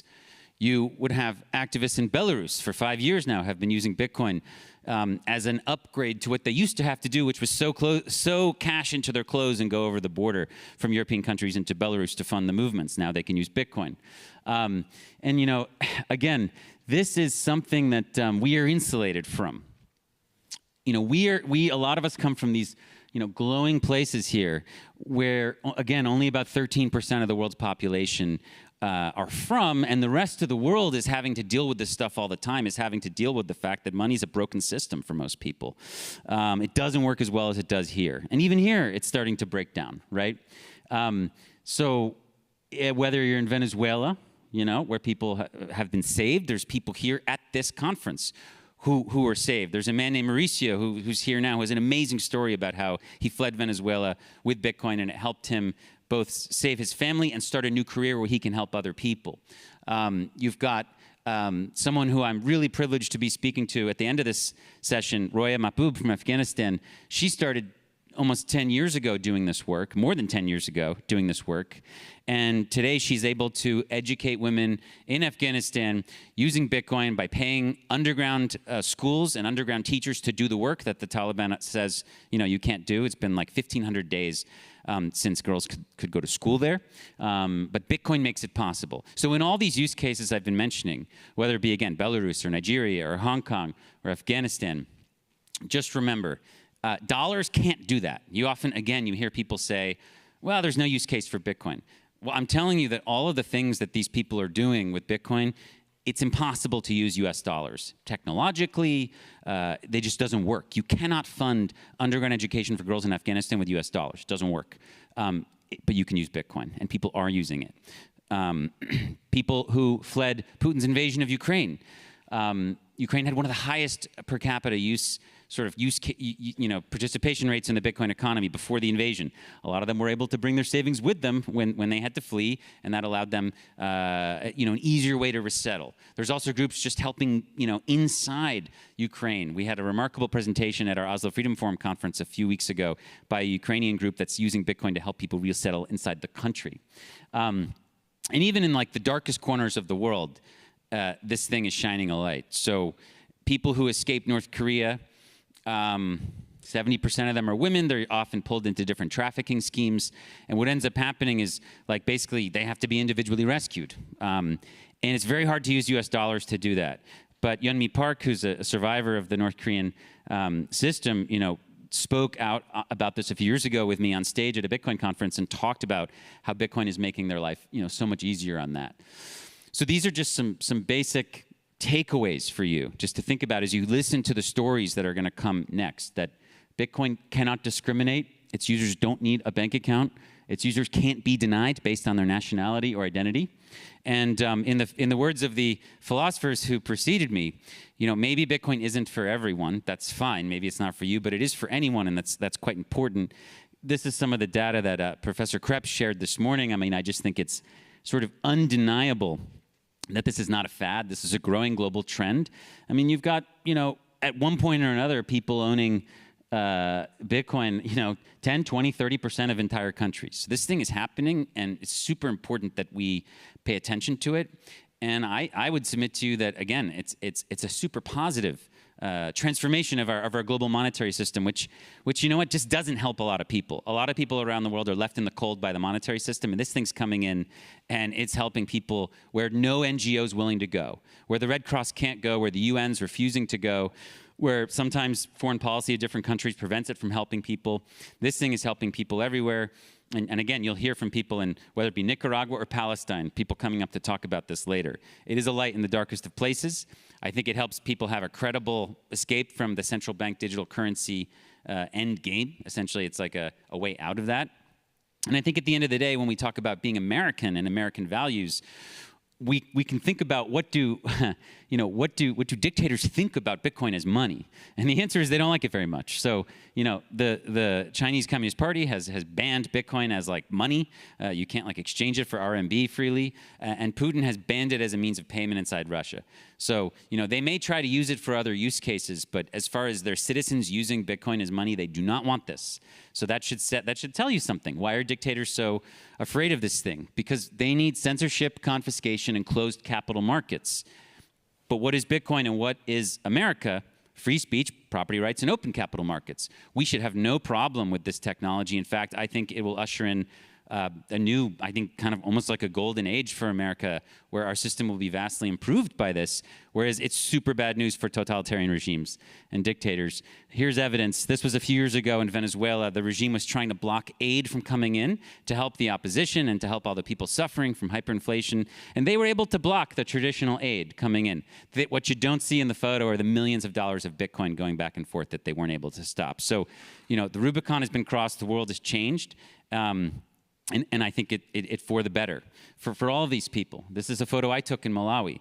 Again, if you're just sitting there and your money can be devalued overnight by 44%, something's wrong with that system, right?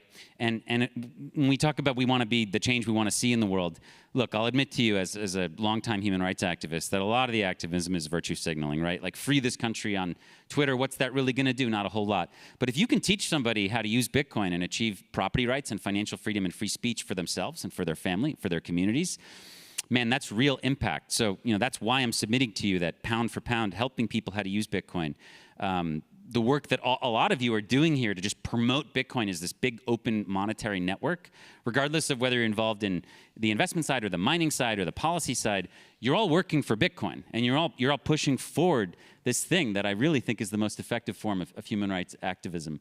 And that's why we do what we do at the Financial Freedom Program at HRF. We do it because it's money that dictators can't stop. And the last thing that David specifically mentioned, I should say, which I'm happy to say, is that Bitcoin is free of money, but crypto is not. This is really important. Crypto, thank you.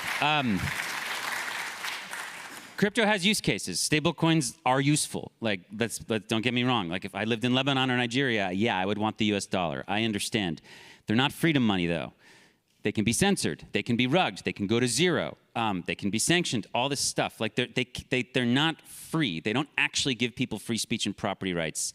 In fact, they're growing the role of the state. So just keep that in mind. And everything else, I mean, you know, the system and the rules of all those other tokens are controlled by a handful of people. It's not something where you can have real sovereignty. So this is super important as you move forward. Just remember this. Like, let's be specific when we talk about these things.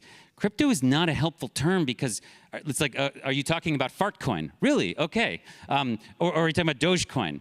Oh, or you're talking about Shiba Inu coin, or you know, whatever it is.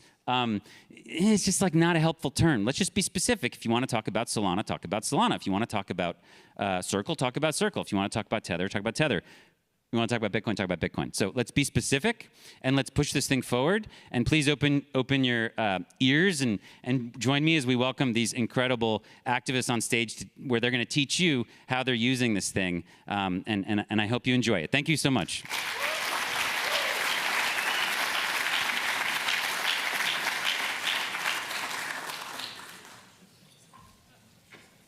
Thank you. Good afternoon to all of you. My name is Leopoldo Lopez. In the year 2000, I was elected mayor of Caracas. I was re-elected in the year 2004. And in the year 2008, when I was running for higher office, I was simply banned to run for office, unable to continue. I decided to start a movement alongside with many other people, most of them young, but also community leaders, union leaders. And we grew to the point that in the year 2014, January of 2014, alongside with different leaders, including Maria Corina Machado, we called the people to the streets because Maduro had stolen his first stolen election in the year 2013. And people came out. People came out by the thousands, and many of us ended up in prison. So I spent the next 7 years of my life in prison. 4 of them in solitary confinement in the military prison of Ramo Verde. Then I was sent to house arrest. Then I called for protests again, and I was sent back to military prison. Then back to house arrest, from where I escaped, and spent 1.5 years at the Spanish embassy. And at the end of the year 2020, I made a decision that I never wanted to make. I had to leave my country. And now I am free, but partly free because I cannot go back to my country like thousands of other people around the world that cannot go back to their country. Why am I here today talking to you? Because I believe in Bitcoin. And I not only believe in Bitcoin and the possibility it has to change lives and movements, but that we have seen it. Year 2020, let me go back to a picture that Alex showed. Alex showed a picture of the year 2019. 2019, we tried to take humanitarian aid into Venezuela through Colombia, through the borders. The regime blocked the border, sent the military, and then set on fire the humanitarian aid that was coming in, with the support from the US government, from Colombia, from Chile, from many other governments that had sent tons of humanitarian aid. It was impossible to bring it. Then came 2020. It was COVID. At the time, we had the interim government in Venezuela. We had the support of the US government, and we had a problem, like everybody else. We had COVID, and we had a challenge, how to support the people at the front lines, nurses and medical doctors. So we came up with the possibility of doing it through stablecoins. And we were able to get the first ever OFAC license to support a transaction in a stablecoin. And we were able to support directly at the front lines almost 70,000 medical doctors and nurses. And we have continued to provide that support to different people, different organizations, activists, and people who are on the ground. So we have seen how this works. And now I know that it's also a challenge that not only Venezuela has, but many other countries. And when I talk about many other countries, it's really most of the countries in the world, because 72% of the world's population live under some sort of autocratic regime. So most of the people are facing the challenges that you have been listening to throughout the day. Financial restriction, censorship, impossibility to move, and to confront autocratic regimes.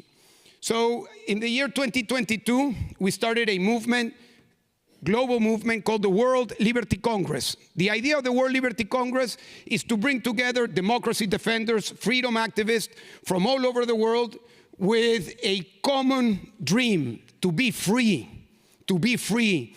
And to be free, the only way to be is to live in a democracy. It is not possible to be free if you don't live in a democracy. So this is a movement of more than 56 countries that are represented: Africa, Middle East, Eastern Europe, Central Asia, Latin America.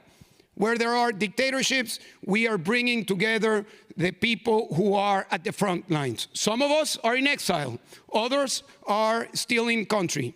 So where do we see this fight going and this technology coming alongside with us? Because it's not just Bitcoin, it's also other possibilities of open source technology. And that's why I want to end up talking to you about this concept of decentralized democratic resistance, which is the convergence of people, which need to be the beginning and the end of everything we do. But people need not just an idea to mobilize, but they need resources.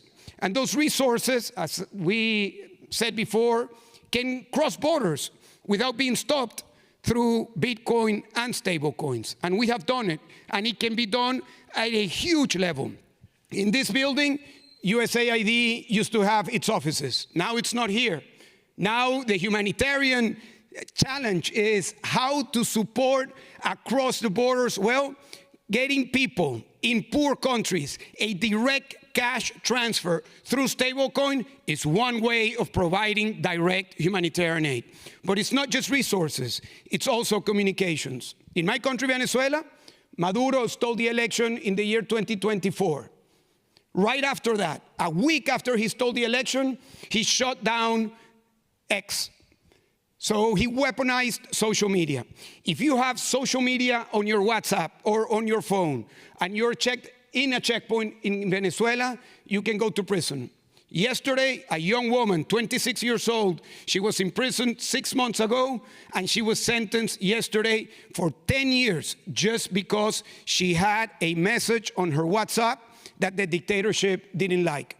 So it's not just funds, it's also communication. And that's where Nostr comes in.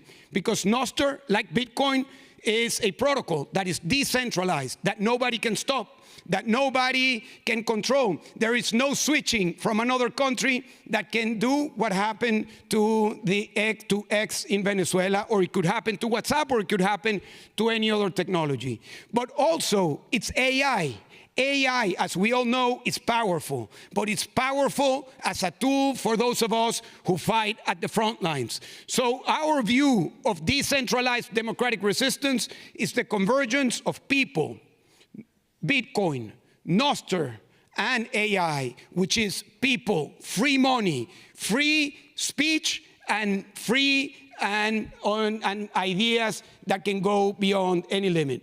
So I invite any of you to think of Bitcoin and these technologies not just as a way to save, and not just as something that is happening within the United States or Europe. It has a tremendous impact in countries like Venezuela and beyond, and it can have a much more impact if everybody engage in these technologies as freedom technologies. Thank you very much.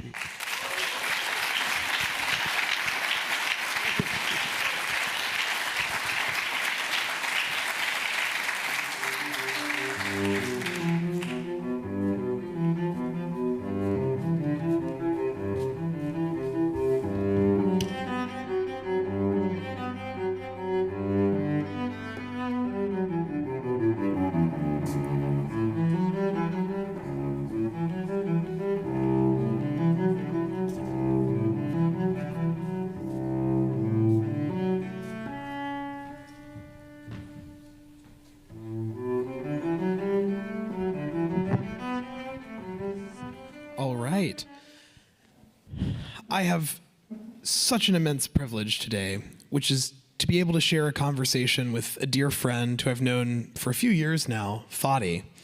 Fadi, you've had an incredible life and a really interesting story. The only question I can think is fitting to start is, who are you and how did you wind up on stage here? Thank you, David. Before I start, can we give David and everybody at BPI a round of applause for everything they have done? Thank you. Thank you. So my name is Fadi Al-Salamin. I'm a fellow here at BPI. And my story with Bitcoin started really with because of my activism on anti-corruption and pro-democracy within Palestine. I started around the Arab Spring, and the idea was for me, I've been lucky to come to the US, study at US institutions, learn how things are done in a way that benefits everybody.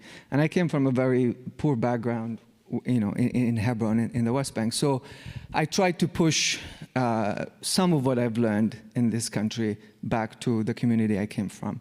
And I realized that corruption was a very serious issue, and I started probably the largest anti-corruption campaign in the history of Palestine, with millions of people following it on social media. And about 10 years later, I realized, okay, I've pissed off a couple of people. One of them is obviously the president. He really was very angry with everything I did try to kill me a couple of times. But before that, he weaponized the banking system against me. Overnight, I found myself accused of a whole array of crimes, all manufactured because of my activism. My bank account was shut down over there, and I had no access to any of my funds. And that's when I met Alex Gladstein from the Human Rights Foundation, who said, okay, yes, you were very stupid to do it that way. Here's a few other interesting ways. Let's talk about Bitcoin. So that was really the first exposure that I got with Bitcoin, and that's why I'm active in this space. It's really because of the journey that I had, which pushed me to want to give back to my community. And now I realize, okay, there's more to this than just a way to tip the balance of power from a dictator or an authoritarian president who wants to weaponize the banking system against you. Let's look a little further. So the other reason why I think Bitcoin is very important for Palestinians is Palestinians do not have a central bank, and what's worse than not having having a government through a central bank control your money is having another government control your money. And so there's no control over monetary policy, inflation, or anything like this. So, and you are forced to use the Israeli currency because of a protocol called the Paris Protocols, which is an agreement that says you are not allowed to have a central bank. You must use the Israeli shekel. So if the United States wanted to send $100 million in aid to the Palestinians, that money has to go to the Israeli central bank. It must be converted in Israeli shekel. 4.5% to 5% of it is deducted as a fee, and then the rest of the money is sent in the form of a local currency that has to be used.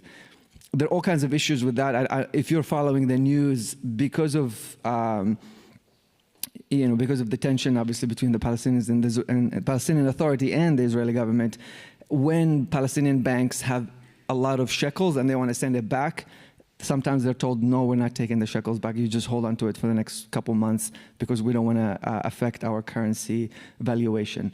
And so that's the second reason. And now,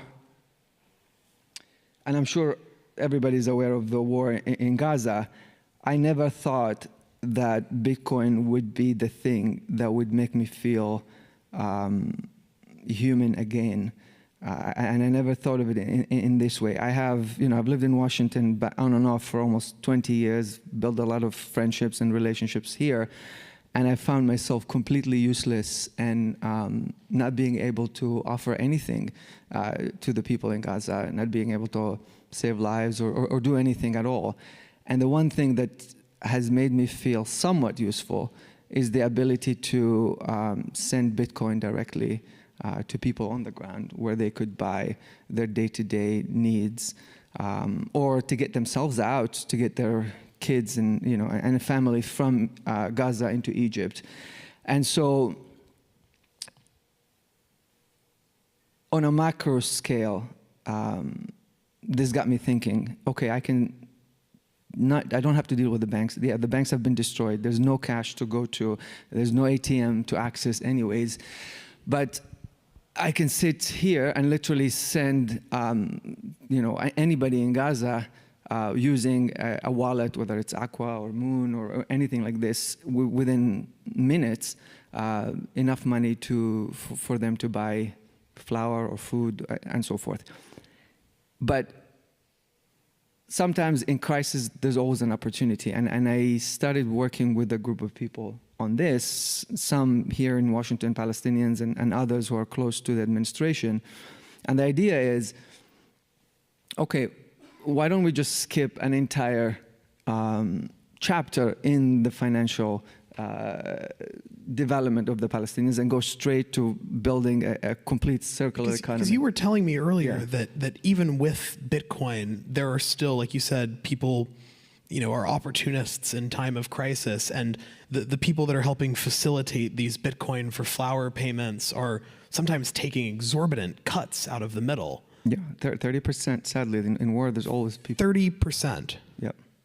If you send $100, 30% will go to the person who changes it from Bitcoin to USDT and then into cash if that's what you need. Or if you pay somebody else who will take the Bitcoin or USDT, 30% of the value just disappears. But you think there's a way around this? Yes, the way around it is to say, okay, we've raised, we have right now, through the groups that I'm working with, about $150 million to send as aid to food, health, hospitals, and so forth. And this is coordinated with governments that are on the ground, meaning coordinated in the sense that they're willing to approve it and let it go through.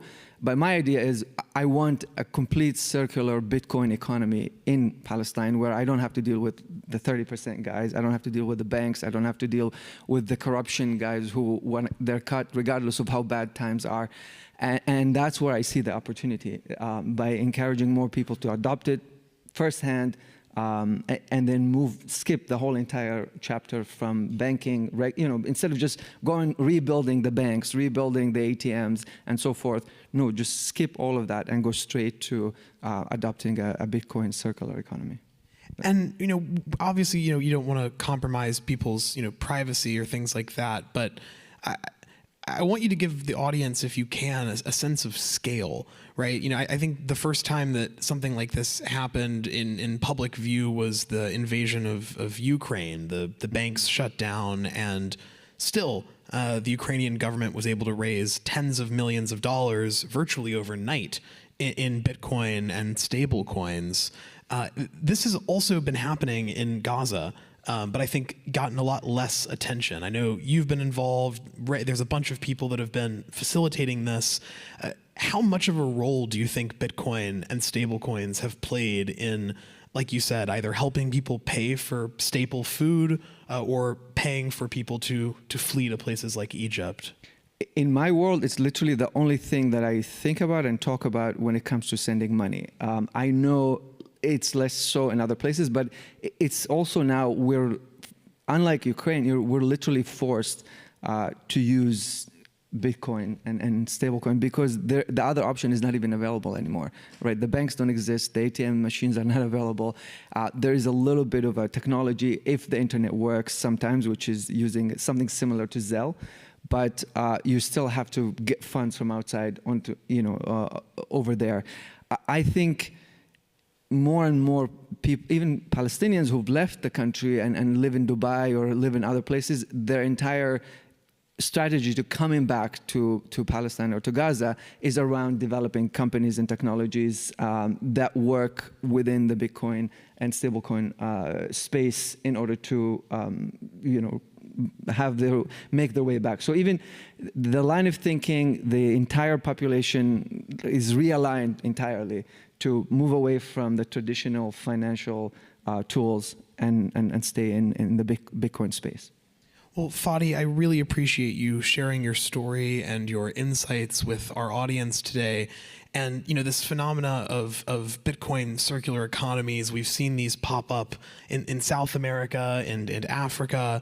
And I have a feeling this is going to be, when you take on a project, you execute at a massive scale. And I'm really looking forward to seeing the development of a Bitcoin circular economy in the West Bank. So thank you. Thank you, David. Thank you, guys.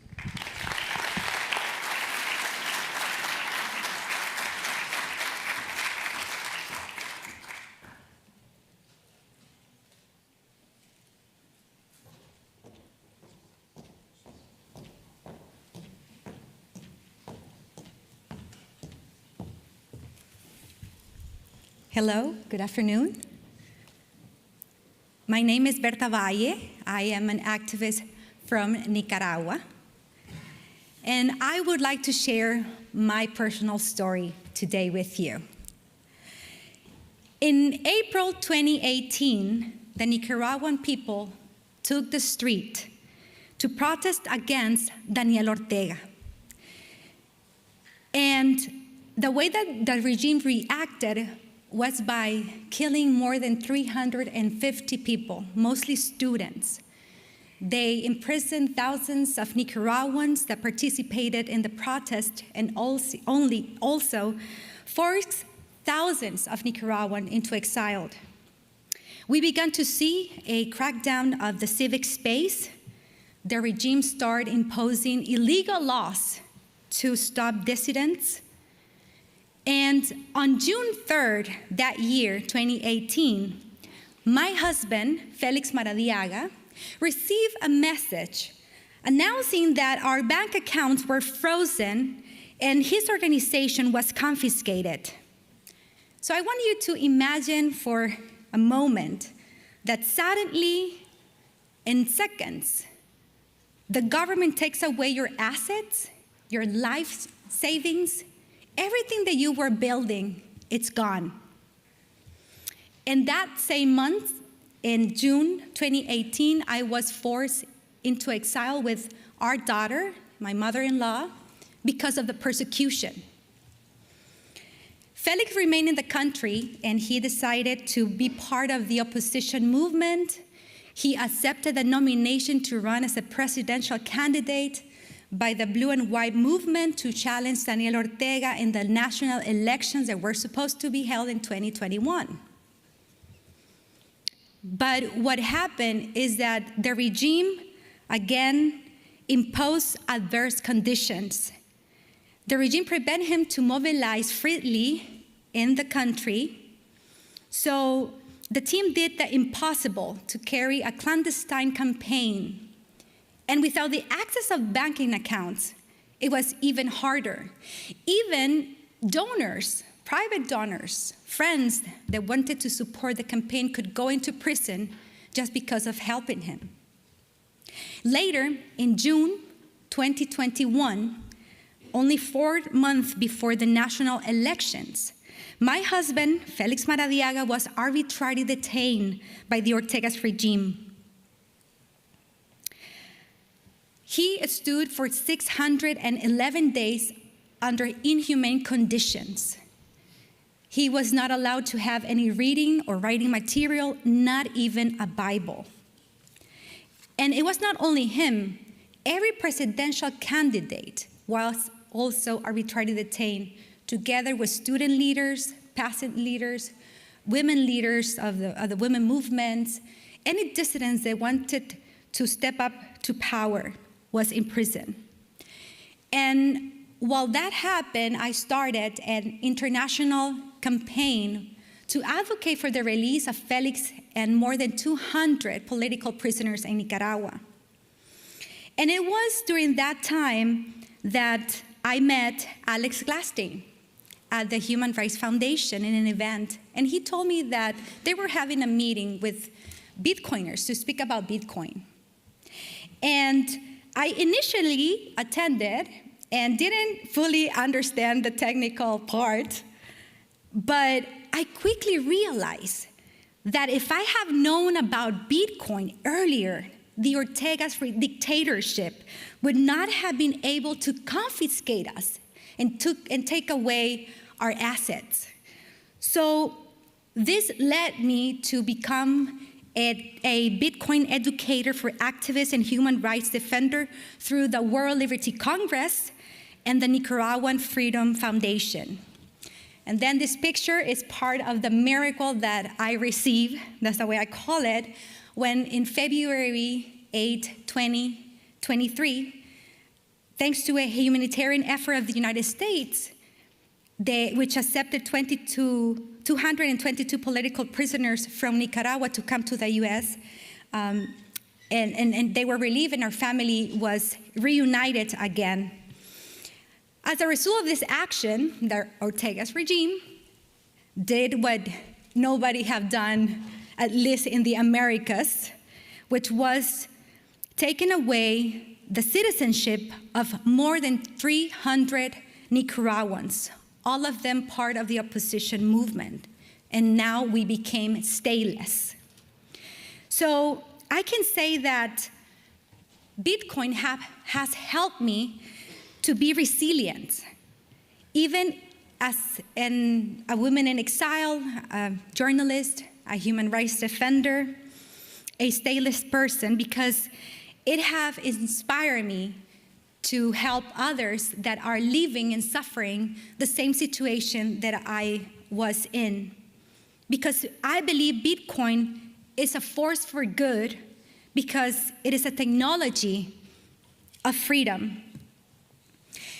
Recently, last year, in September 2024, Ortega deported 35 political prisoners. And they were being held in Guatemala, that was the country that received them, and were initially supported by human rights organizations.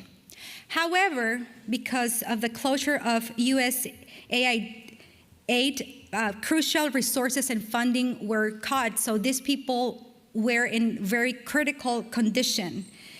So our group stepped in, we educate them about Bitcoin, and with the support of the Reynolds Foundation, FEDI app, and the Human Rights Foundation, we were able to purchase supermarket cards with Bitcoin, and we sent it to them, and they could buy food that was something urgent to attend with minimal fees and within seconds.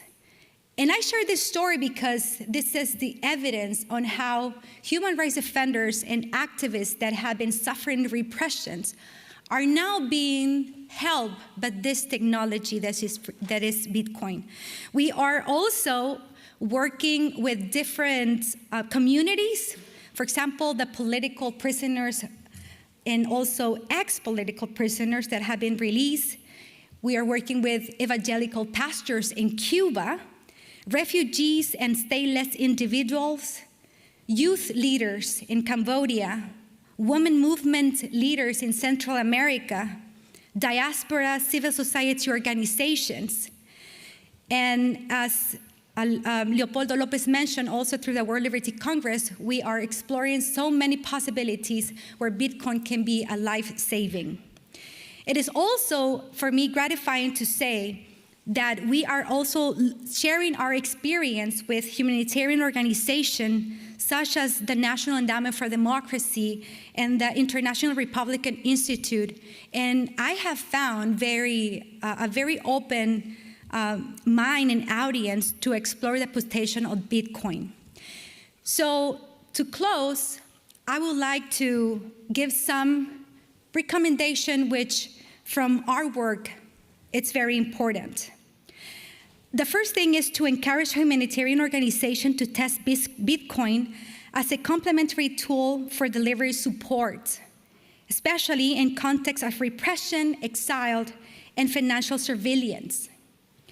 Second, invest in grassroots education and prioritize training programs tailored for vulnerable communities, especially those excluded from the traditional system, bank system, such as stateless people, exile, and civil society leaders. And finally, support digital tools that allow individuals to receive and manage resources securely, privately, and through a simple and user-friendly interface. Thank you very much.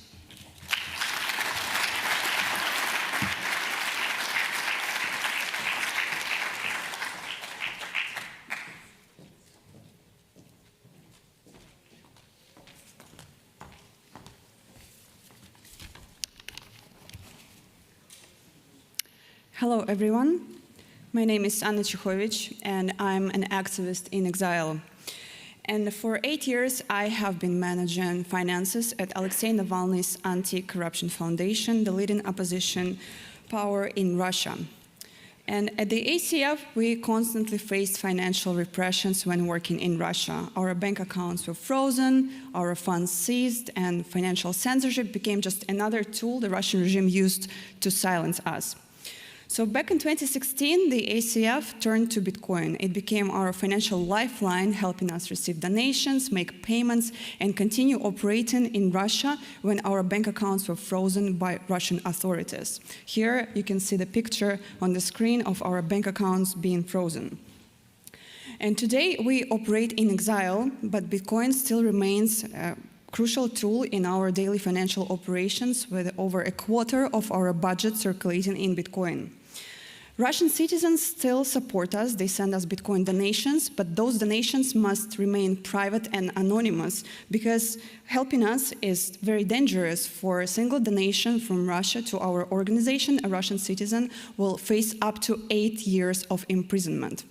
That is why, when receiving donations from our Russian supporters, we use technologies that provide privacy layers for those donations. We use technologies like CoinJoin to protect our donors, to protect their identities from being exposed to the Russian government. We also use Bitcoin to send financial aid to Russia to support political prisoners and their families, to support political activists who keep fighting against the regime inside the country. And it's not possible to do it with the banking system, because Russia is now under global financial sanctions and the entire country is being cut off from the international banking system. It's physically not possible to send money to Russia anymore. That is why we use Bitcoin for that. And I personally paid with Bitcoin when we had to pay for Alexei Navalny's funeral service in Moscow. And this is not just our story. Today, over 70% of global population live under some form of authoritarian rule. And all dictators use the same playbook. When they cannot shut down your organization, when they cannot silence your voice, they freeze your bank accounts. And after everything I'd experienced, I realized that I could help other activists who face the same struggles. This is why I decided to start assisting the Human Rights Foundation educational program for activists. We launched our first Bitcoin webinar just a year ago, and today we host up to 130 students at a time from more than 50 countries. After I experienced financial repressions in Russia, I designed the program for activists and nonprofits specifically to address their unique challenges and risks they're facing in their work. And it's not just activists who need this education, it's also the organizations and the people trying to help them. Because when the charity abroad tries to send financial aid to activists who work and fight against their oppressive regimes on the ground, these bank wire transfers just get blocked by oppressive governments. Funds seized, and even worse, the activists get labeled as foreign agents and they face criminal charges. That is why I'm proud to mention that organizations like the National Endowment for Democracy and Amnesty International came to us to learn about Bitcoin and its potential. In addition to the webinars, I also provide offline education. I provide offline workshops for human rights defenders globally. And I see a significant shift. It's no longer a surprise to see my Bitcoin workshop at the Human Rights Conference. Because everyone is starting to understand now that financial freedom is essential to all other freedoms. For example, just a month ago at the Oslo Freedom Forum, my Bitcoin workshop was attended by 60 activists. And now even universities are paying attention. I taught students at MIT and the University of Virginia where Bitcoin as a freedom tool becoming a significant subject of academic research. But this is what I actually worry about right now. When we talk about Bitcoin regulations, especially here in America, it is important to remember that the policy that is enacted here sets the standard globally. Developers now are afraid to build privacy-focused tools, those tools that are very important for people like me, for activists, because those developers are afraid of persecution. If we regulate Bitcoin as a speculative asset only, Bitcoin, we're killing its humanitarian potential. And for people like me, it's not about making profit, it's about survival. And so the regulators and the policymakers in this room, I would like to urge you to understand that the human impact that you make with your decisions makes direct impact to people like me.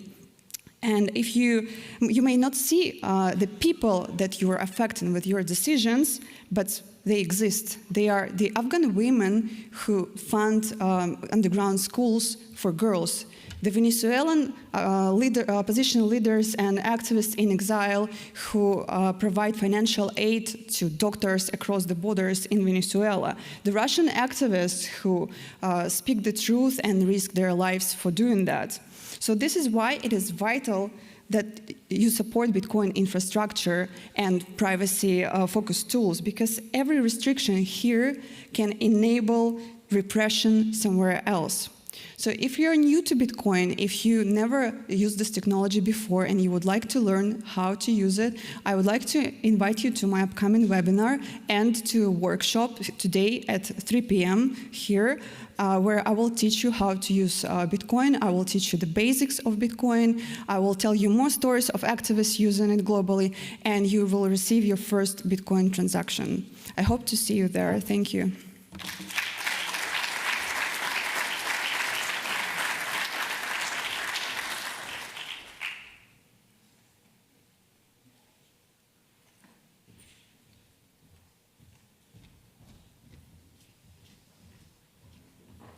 Right. Thank you all so much. We're going to wrap up the Freedom Hour here with my dear friend Roya. Some of my friends earlier were very kind in thanking me, so now it's my turn to thank you as the person who really helped me see the freedom value in Bitcoin. So thank you for being here, Roya. Let's give a big, huge round of applause for Roya. Thank you. So when I first met you, I didn't know you were like a Bitcoin user. I knew you had been helping women become entrepreneurs and earn money for their time and labor in Afghanistan and learn about technology, and that you were liberating them in their minds with new ideas and dreams for the future through all the work that you did, which some people here may know of, and we'll get to that later. But what I'm really curious about is when you first started using Bitcoin, how much was one Bitcoin? It was around $100. $100, okay. So she was operationally using Bitcoin to pay her staff of her company that employed women in Afghanistan back in 2013. At a time when few people believed in the technology, right? It was worth about $100. That's what the world valued one Bitcoin at. Obviously, you know, it's done pretty well since then. It's $100,000 now. So what about it back then made you believe that it could work? Or what about it sort of forced you to use it? You know, why couldn't the other options work at that time for you? Sure. Thank you very much, Alex, and thank you very much from Bitcoin Pulse Summit for having me here. It's back in a time when we had a company and we had hundreds of the women who started working for my company, and companies grow, and we built a platform called Women X with my partner, business partner in New York. And the idea is that we hiring the women as a bloggers and programmers, and we can pay them. And I wanted that the women get their financial independence, and especially in technology, like hiring them. But there was an issue. Many of these women didn't have a bank account. And it wasn't only about Afghanistans. I mean, at that time, 85% of the Afghan population didn't trust the bank, and they didn't have bank account, and they're using Hawala system.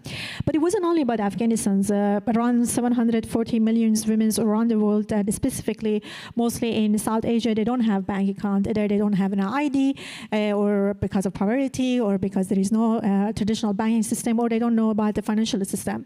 But specifically for Afghanistan at the time, it was about social barriers. And many of the men likes to control the women's lives, and especially through the finance.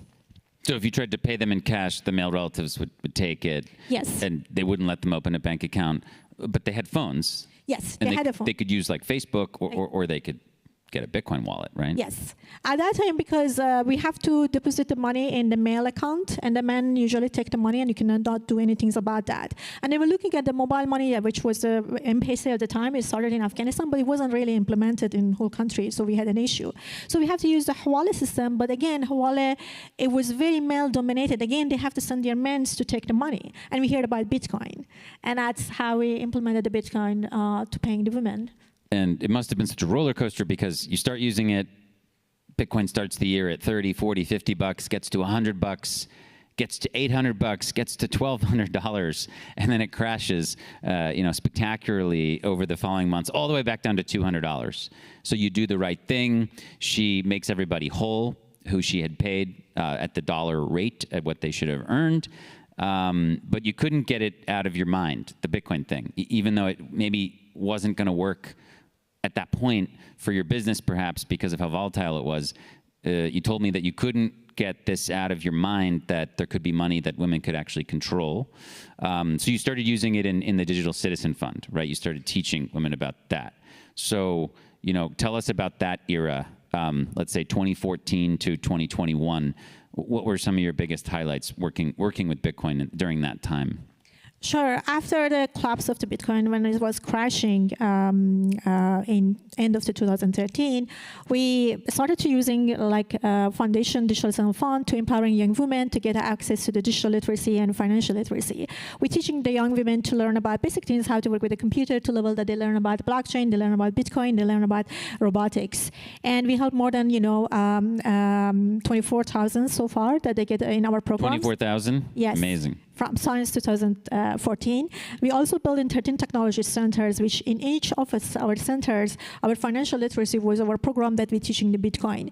And the idea is that obviously at that time, it was, you get a lot of critique for using the Bitcoin. People call you, they do fraud and all of these things. But I think that the problem was about education. Many people don't know how to use the Bitcoin, and we decided to provide this education. That's why we put it in our programs, financial literacy, and Bitcoin was part of that. We provide this training for these young women to learn about cryptocurrency, but specifically about Bitcoin. And two of the stories you told me, which I thought were most amazing from that era, where one was a woman who worked for you, who had to flee Afghanistan because of political violence and fear with her family. They ended up going through Iran, through Turkey, made it to Europe, and she was able to take her seed phrase with her and start a new life in Germany. And over that period of time, Bitcoin increased in value pretty dramatically, and it's just amazing. It's like a seed that grew into a tree. Same thing with one of your siblings, your sister, Elaha. What Roya told me, which was pretty amazing, was that at the time Elaha was basically, at the time when you were paying the women in Bitcoin, that it's not like the merchants all accepted Bitcoin, right? Very early. So Elaha would buy the Bitcoin from them, and then they would have cash, right? And then she saved the Bitcoin and ended up financing her education at Cornell with it, which was amazing. So I thought those were two cool stories from that time. Yes, I mean, she accepted at university. She got a little bit of scholarship, but she has to pay the rest of that. And she sold the Bitcoin, and she sold it in like 2018 or so. Yes. Yes, so she had saved it. It had gone up very dramatically. And this is what you told me, that it allows, this is a technology that allows people to bypass the barriers that are holding folks back. And I guess you said you couldn't get it out of your mind for that reason, right? Yes, it's representative of the freedom, agency, and identity, especially for the women who were for a long time excluded from the financial economy. Then one thing you told me when I was interviewing you for a story that I wrote that became part of my book, Check Your Financial Privilege. She's one of the characters in it. You told me that in early 2021, you were kind of getting some weird vibes about, let's say, the American, let's say, occupation of Afghanistan. Even though it had been really great for women in many ways, you weren't sure how long it was going to last, and you basically were trying to convince your parents to buy some Bitcoin so that if they had to leave, they could take some of their money with them. But that didn't work out, right? No, my mom didn't trust it. So sadly, August 2021, the U.S. system collapses. The Taliban take over Kabul, and the entire economy essentially just collapses and gets closed down, except for people like you who were able to still move money back and forth because you understood Bitcoin, and anyone who did understand it was free, even though everything was collapsing all around them. It worked. And that to me is just amazing. Like even in the times of the craziest conflict and war, this thing still works. So that was shocking, right?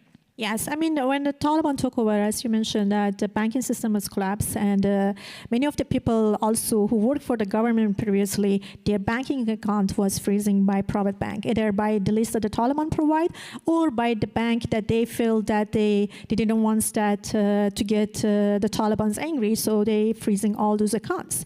So the people basically did, it wasn't only the politician or military, but also the civil society, the women activists, that they lost their access to their own money just because they work for the freedom, democracy, and then getting their financial access. So their money was.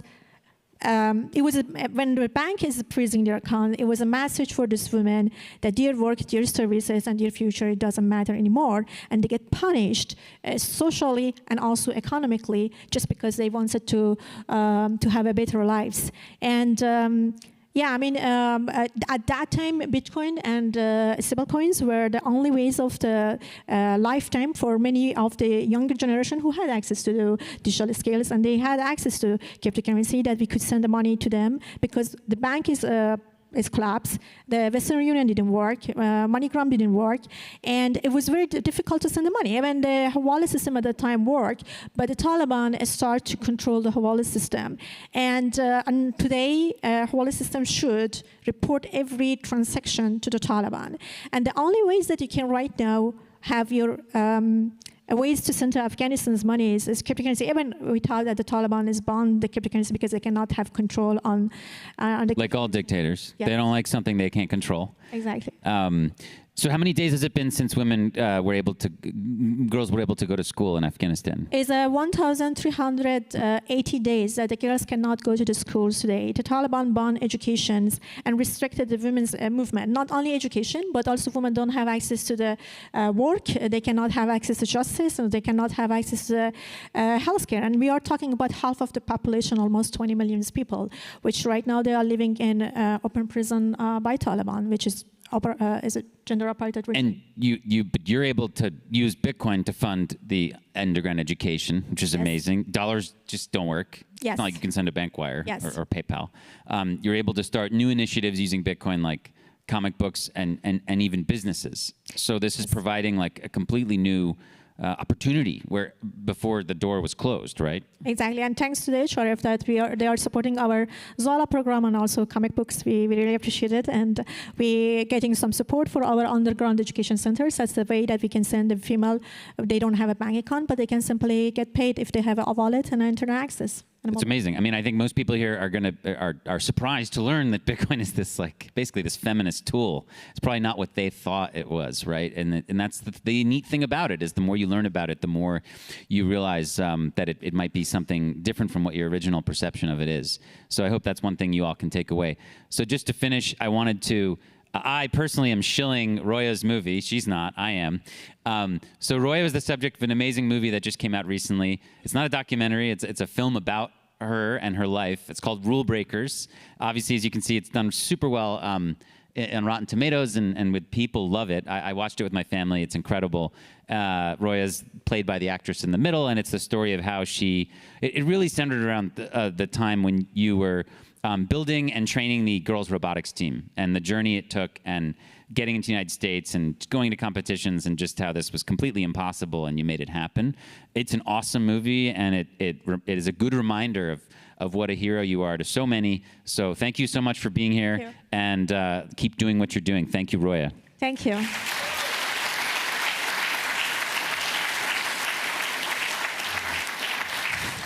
Wonderful. If you didn't know it before, now you do. Bitcoin is freedom money. Thank you again to the Human Rights Foundation, Alex, and everyone over there. They're wonderful partners. And let's hear another round of applause for Human Rights Foundation.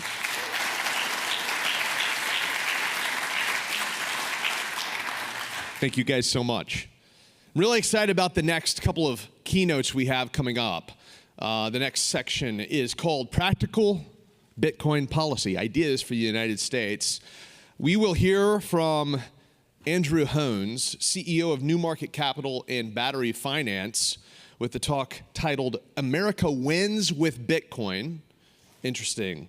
We'll also hear from Yael Ozowski. Yael is a fellow at the Bitcoin Policy Institute. He's also the deputy director of the Consumer Choice Center, and he has some breaking news for us this morning. This afternoon. Let's welcome Yael to the stage.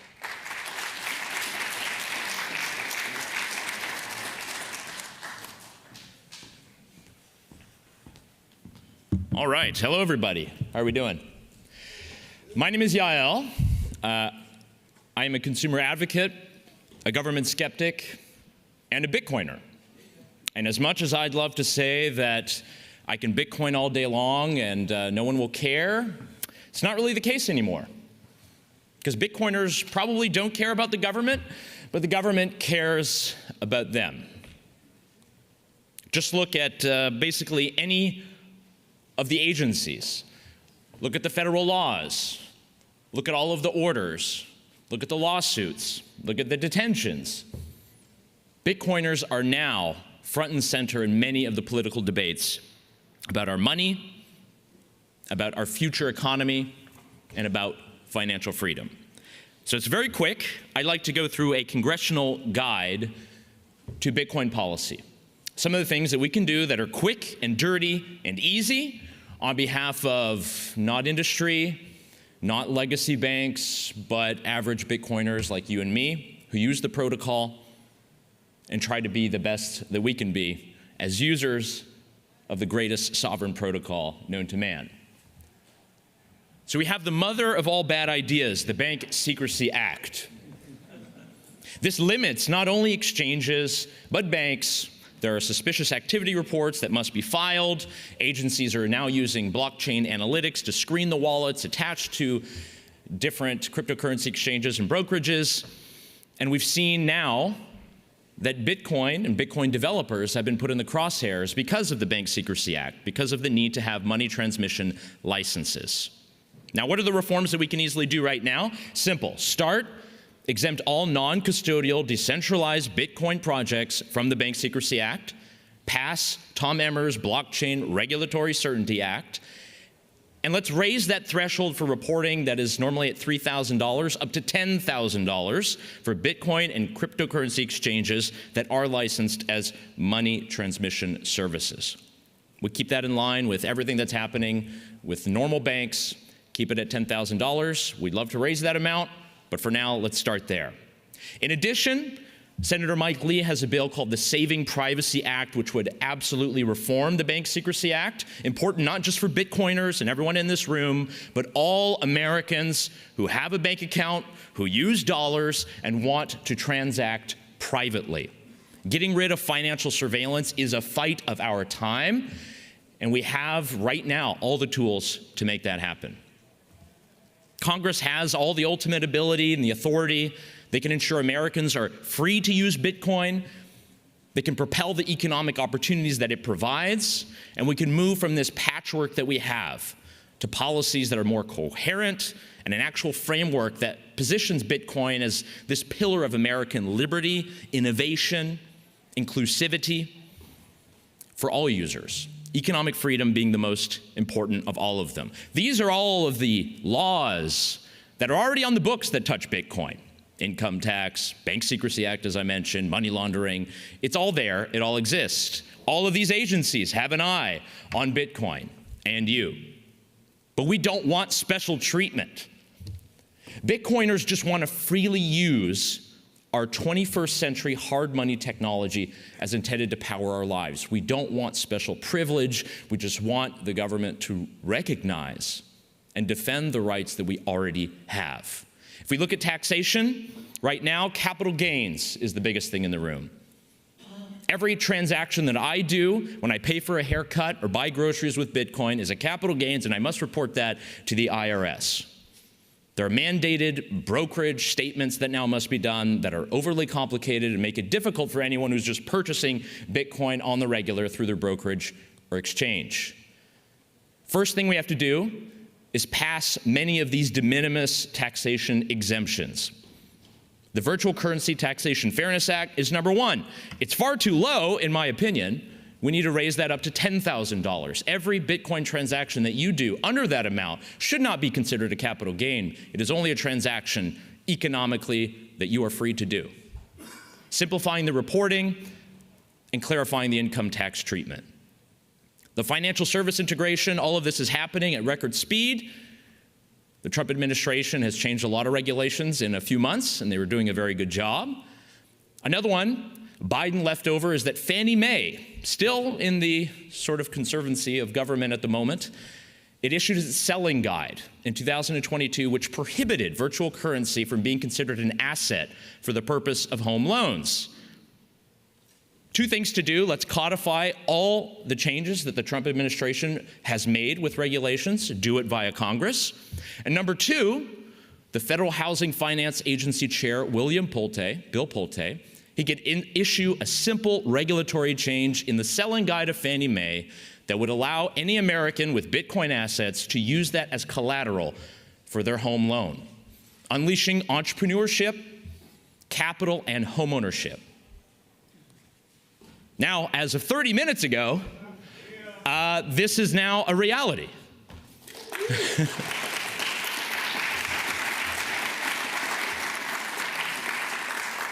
The Bitcoin Policy Institute in April proposed this. We've been researching it, pushing it, and I guess you can do some policy via Twitter, because that's exactly what we have.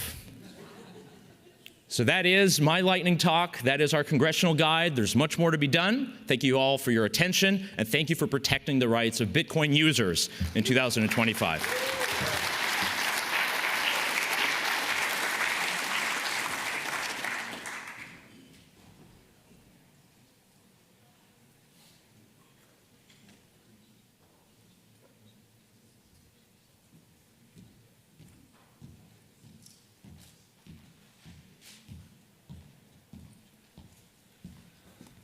Well, good afternoon to everyone here today, and congratulations to Matt and David and Grant on putting together just a terrific conference. I hope you all have been enjoying the day.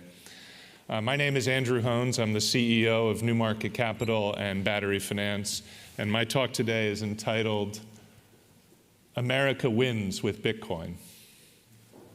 Oh, hold on. There we go. I used Sora to make these images, so I'm going to give credit where credit is due. I started off using Grok, but my son said Sora is much better. So, for whatever it's worth. America Wins with Bitcoin, a Bitcoin policy framework for the United States. As the well-known Bitcoiner Benjamin Franklin said, diligence is the mother of good luck. And so I think it's important to ground this presentation in Bitcoin's performance.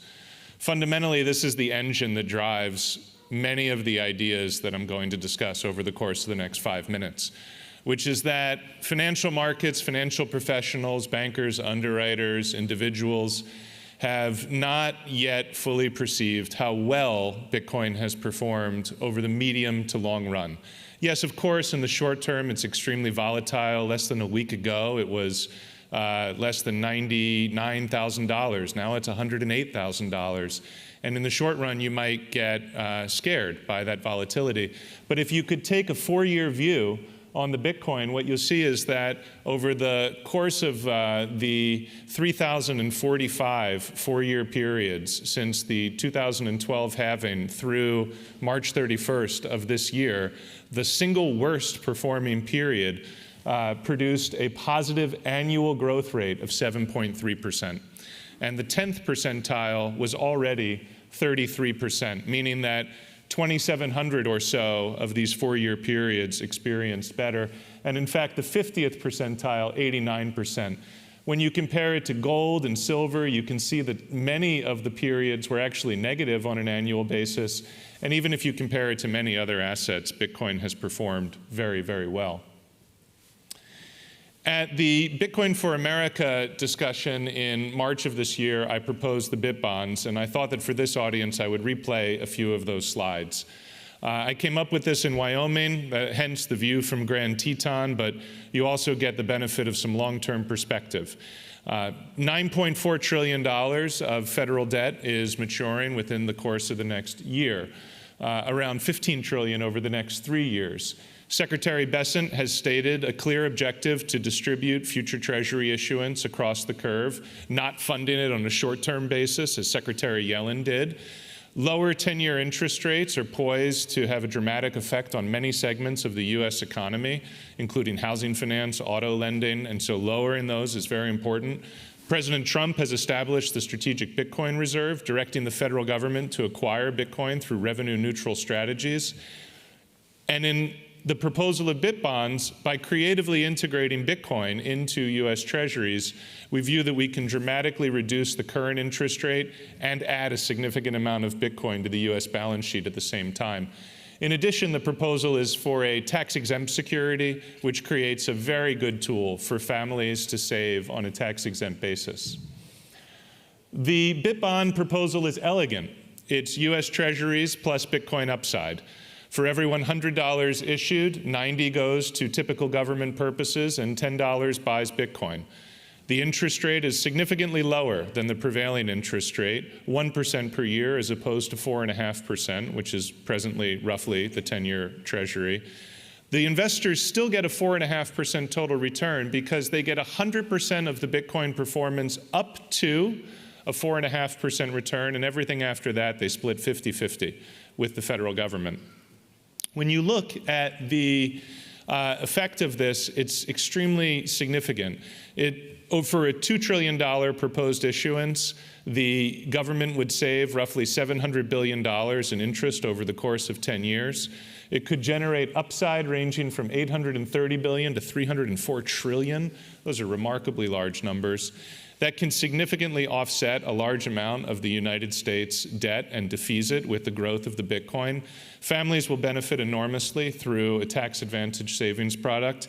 In essence, it's a win-win-win. Benjamin Franklin, as I mentioned, a committed Bitcoiner, is renowned to have said, "A penny saved is a Satoshi earned."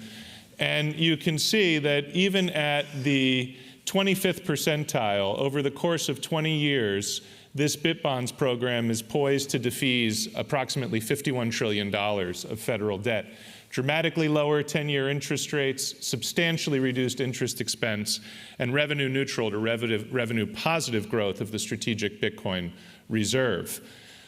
If you're interested in this proposal, there's a lot more information. I co-authored a white paper about it with Matthew Pines.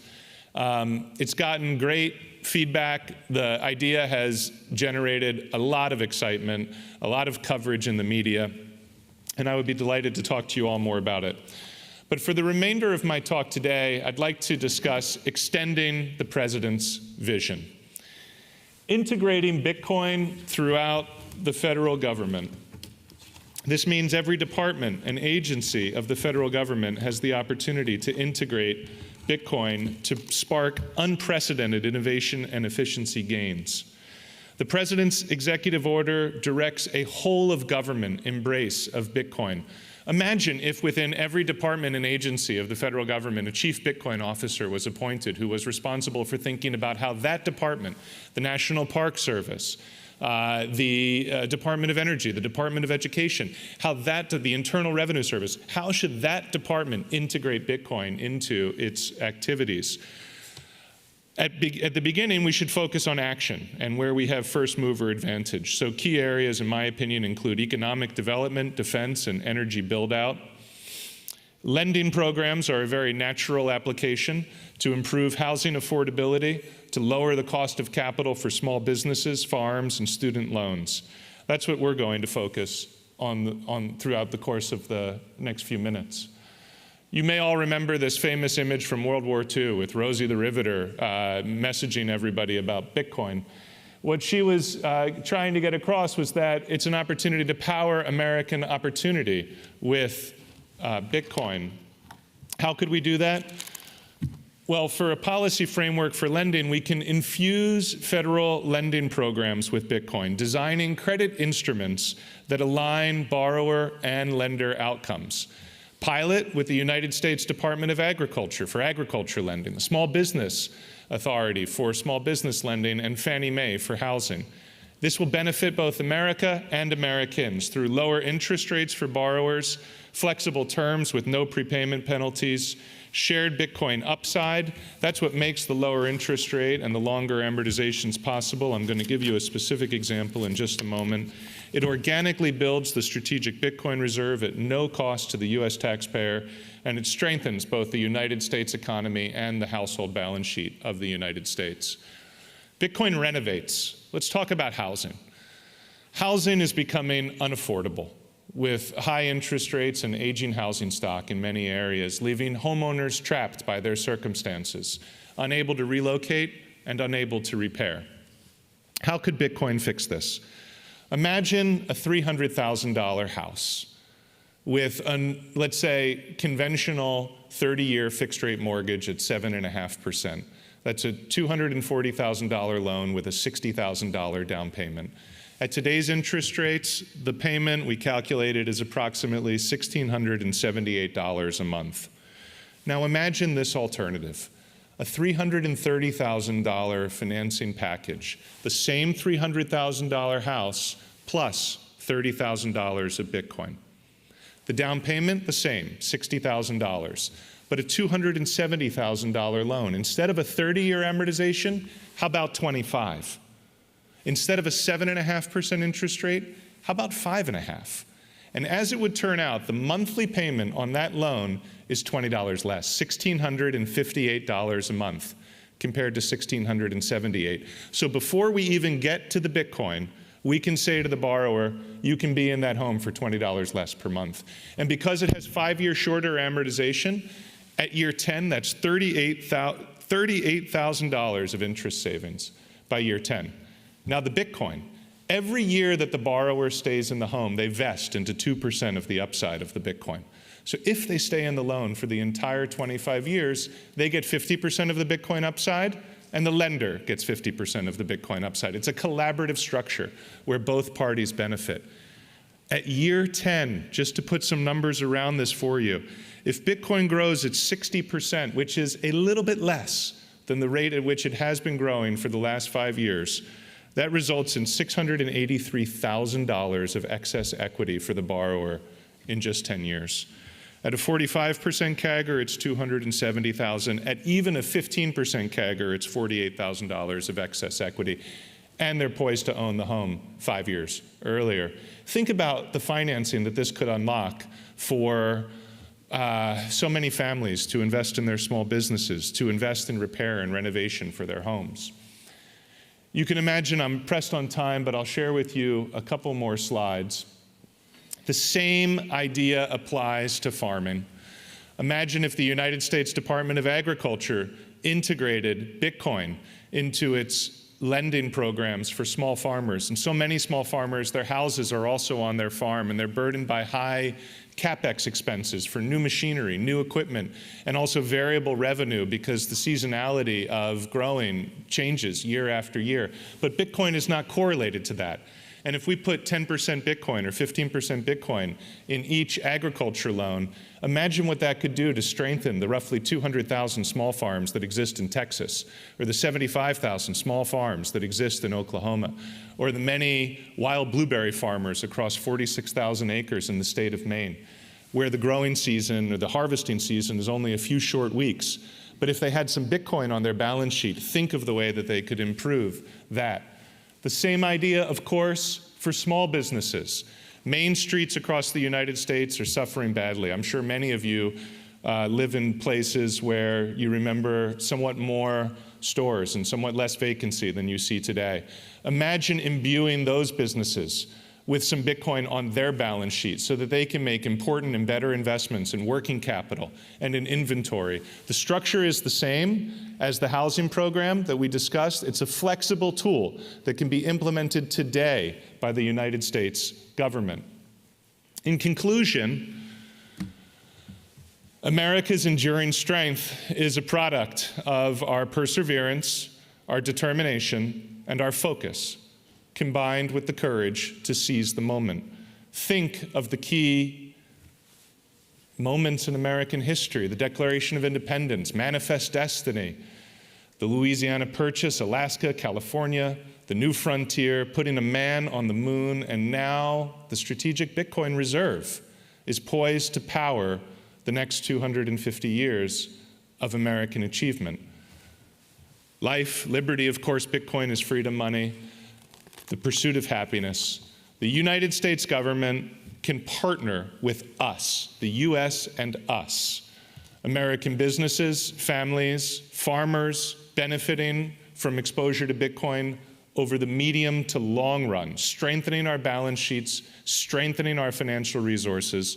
It's a program that we can start immediately, thanks to the leadership of the Trump administration and this Congress, Senator Lummis, and other great leaders that we've had here on the stage today. I thank you very much for your time, and I look forward to working with many of you over the course of the coming months and years. Thank you.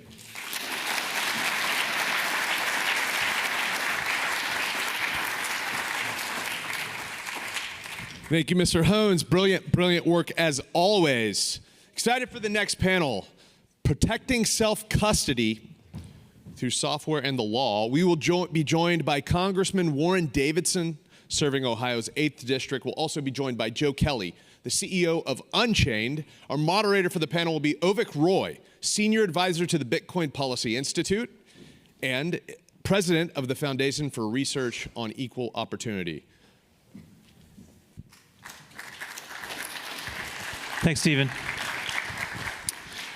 It's great to be here with Congressman Davidson and Joe Kelly, two great friends of Bitcoin and longtime advocates of financial freedom. There's a lot to talk about. We could be talking about a lot of different things with the two of you, but our topic today is self-custody. And as many of you know, and we've touched on a little bit today, there's been some legislative action in the world of self-custody. And I want to start, Mr. Davidson, with you talking about, you a few years ago, you introduced a 3-page bill, a pretty simple bill, called the Keep Your Coins Act.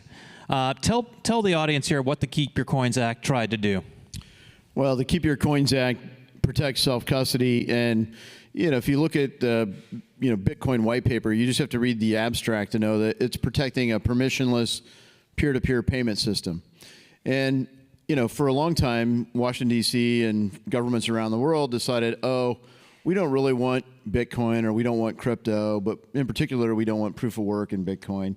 And, they finally realized, well, we're not going to be able to ban it. So their check down position was, well, let's keep it account-based. And account-based crypto basically says, well, we might not be able to control the whole sector, but we can at least make sure that you only have access to it through a company that we can control through regulatory policy. So it really limits kind of one of the main features of Bitcoin is freedom.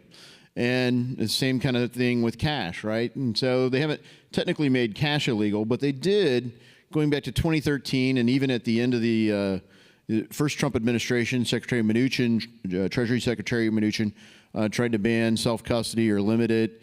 And then, in the Biden administration, CFPB was working on a ban. So we're like, we need to actually overtly protect this. And in a sense of, if you think about this, whether you pro-gun or not pro-gun, it's, the Second Amendment's pretty clear, shall not infringe, right? And you could think if the Second Amendment said, shall not prohibit, well, we'd have a different level of access to the right to keep and bear arms. But we're fighting to even get that language in. And when they do want to accept the language in some of the bills and policies, they want to settle on shall not infringe. And we want something like shall not impair. And it's a limitation on government. Kind of where we are in the state of play today is, can you live with a positive right that we're going to protect your right to self-custody? But that's the state of play. But that's why we introduced it. People say, well, of course you're already allowed. It's private property. You're already allowed to own it. And that's true. I mean, and the right to transact predates any government. But you've seen governments already try to infringe it. So that's why you have to protect it. And in the European Union, they're very clearly targeting it. So a bill that's hot in Congress right now, active in Congress right now, is this so-called market structure bill. And the version of it that's come out of committee in the House, your committee, the House Financial Services Committee, if I'm not mistaken, is called the Clarity Act. And in Section 105 of the Clarity Act, they have a version of the self-custody provisions, but they're a little bit different than the version that you had in your Keep Your Coins Act. It says, a United States individual shall retain the right to maintain a hardware wallet or software wallet for the purpose of facilitating the individual's own lawful custody of digital assets and engage in direct peer-to-peer transactions, et cetera, if those individuals are not financial institutions, if they involve no transactions that the government is forbidding through sanctions, and this section around self-custody and peer-to-peer transmission does not apply to limit, it doesn't limit the authority of the Secretary of the Treasury, the Securities and Exchange Commission, the Commodity Futures Trading Commission, or the primary federal payment stablecoin regulators to carry out any enforcement action or special measure authorized under applicable law, including the Bank Secrecy Act, et cetera, et cetera, et cetera. So my question is, you know, there's a lot of positive energy towards the market structure bill in this community, in Congress, but that seems like, is that really legalizing peer-to-peer transactions, or is that basically saying we're okay with peer-to-peer transactions so long as the government is okay with it, right? You see what I'm saying? Yeah, it's very weak, and I got to say, you know, we're still working to improve it. And you know, as recently as today, you know, I'm talking with people in the administration, senators, and House Financial Services colleagues about self-custody. So I don't love the place that the market structure bill is, but if you look at the stablecoin bill, we couldn't get a reference to self-custody in either stablecoin bill. Really, the Genius Act in the Senate or the Stable Act in the House, and in particular, you really would want it in a payment instrument product versus a market structure product. But you also don't have a path to pass it as a standalone bill, right? So that's the reality we're in. And so you're trying to get as much protection for self-custody as you can get, but when you look at all the clauses and, well, but if, it really isn't a very robust protection. And that's where, like, you think, in a way, all this stuff has given me such an appreciation for the Founding Fathers that really drafted the Bill of Rights and our Constitution, and the thought that they put into some of these clauses. And you look like negative rights, not positive rights, the government not the giver of your rights. And if you think about transactions, you know, pre-government, we inherently had a right to transact. Then some government or some nosy neighbor decided, hey, what you guys doing over there? Like, well, none of your business. You know, now we got a government that wants to know everything in the world about you, and because of the tax return, you know, they should have to get a warrant or a subpoena to know that much about you. But the reality is, to do just about anything, you have to do that. And the Bank Secrecy Act was a massive infringement on it. So in the realm of self-custody, if we don't protect this more overtly, you go back to like right before, you know, it was like one of the first public appearances with Sam Bankman-Fried in Congress. He came and testified and maybe bought shoes earlier that day or something. And so he's there, and all the CEOs of the big crypto world were there, and they were all tripping over themselves to talk about how well they could spy on their customers on behalf of the government. And I was like, oh, this is demoralizing. But that's kind of been the tension between putting this deal together. You look at the nature of token taxonomy, which we drafted in 2018. It was a very simple bill that basically built a bright line test for what is and is not a security. four-part test, just like Howie, that applied it to digital assets. But to regulate market structure now, we've got some hundreds of pages out there creating whole new regulatory bodies and all kinds of agencies to do everything. I mean, it's not a very effective system in terms of a purist, what I would love to see. But I mean, I thought that we would be able to do that like in less than a year. And here we are 7 years later, and we're still bickering over it. And we can't protect really basic things. So the challenge of doing this is just, it's amazing what they could do when they put the Constitution and the Bill of Rights together. This is a good segue to bring you in, Joe. You run one of the most important collaborative custody companies in the world, and a real anchor of the Austin Bitcoin ecosystem where I live, and I'm your neighbor. So thank you for that. Tell us about how your business interacts with the government. What do you have to deal with? Where are you insulated from a lot of this activity? Where are you dealing with regulators or with Washington right now? I'd first frame it in terms of Unchained and our clients. So we serve as a gateway for a lot of our clients to self-custody. They might be nervous to try it out on their own. And today, Unchained helps secure around $10 billion of Bitcoin for roughly 10,000 clients.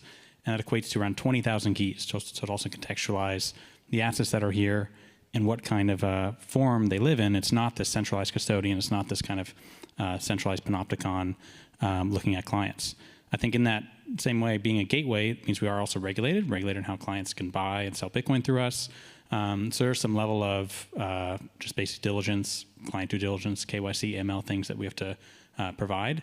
So I think it's a very good bridge. I think I really like a lot of the comments. I could listen to you talk about this for a lot of time, Representative Davidson, but I think that the question of self-custody does really go back to a lot of these founding father type elements and the inalienable rights to property, and just kind of, it's this chance to kind of reset a lot of financial transactions, a lot of the financials ecosystem in something different that's not so hobbled by the kinds of things you live with every day trying to push bills through. I really commend the Keep Your Coins bill. It's like the shortest, simplest bill I think I've ever seen or read. It was like a half page of just, this is it. This is the right to self-custody.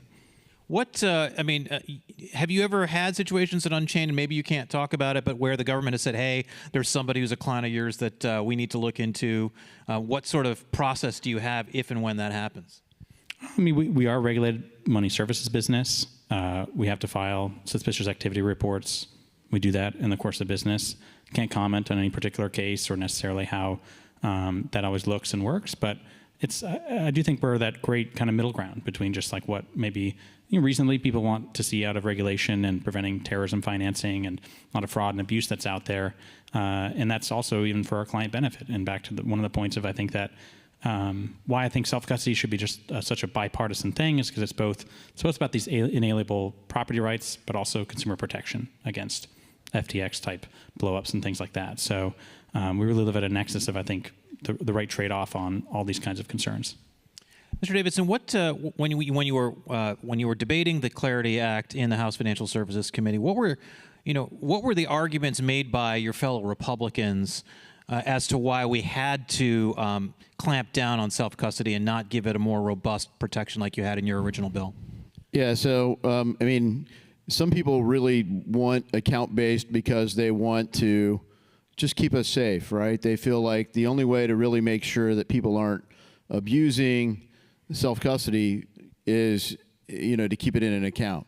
Why? Well, because people that would, they could leave the country with more than $10,000. I mean, if you have self-custody, you could hold 1,000 Bitcoin on, your own, personal wallet. And I'm like, well, like if you can memorize a seed phrase, you could do the same thing. You don't need a device. So people don't really understand that it's not like a USB thumb drive in the sense that the money's right here on the drive. I just have to plug it in and I can have the money. So I think there's a lot of lack of true understanding, but they do get the idea that if you really have self-custody, well, like it's yours. and like, you're like, yeah, that's a feature, not a bug. Like, it's my stuff, so like, why wouldn't I be allowed to have it? Oh, well, it is your stuff, but we'll trust someone else to take care of it for you. And honestly, that's the debate. And it's really just so that they can have a look into where the money's flowing. Some people want to do that to keep us safe, and some people want to do that to control and coerce people. But to me, it's like, look, you shouldn't be able to do that without a warrant or subpoena. And if you look fundamentally, the property rights in our country, it really is just a very basic fundamental right. Is like, it's my stuff and you can't have it. And I'm trying to do a transaction with a friend here, so unless you can show that we're doing something illegal, which isn't on our burden to prove to you that we're not doing something illegal, the burden of proof is the other way, well then, no. But the way we prove it is we monitor your financial transactions. You're like, well, since when? Well, since the Bank Secrecy Act. And that highlights really, I mean, we're nowhere near the votes to get rid of the Bank Secrecy Act or change it. But, someday. Yeah, so that's part of why, Tim Hite, who some of you guys have not gotten to know, worked with me. And that's why we landed on Keep Your Coins, because it mimics the know your customer, which is you can run a money service business as long as you spy on your customer pretty well for us. I mean, that's not unique. That's every country around the world. That's the way that you get to work in financial services. The governments at some level keep everybody safe that way. And look, I'm the chairman for National Security and Illicit Finance.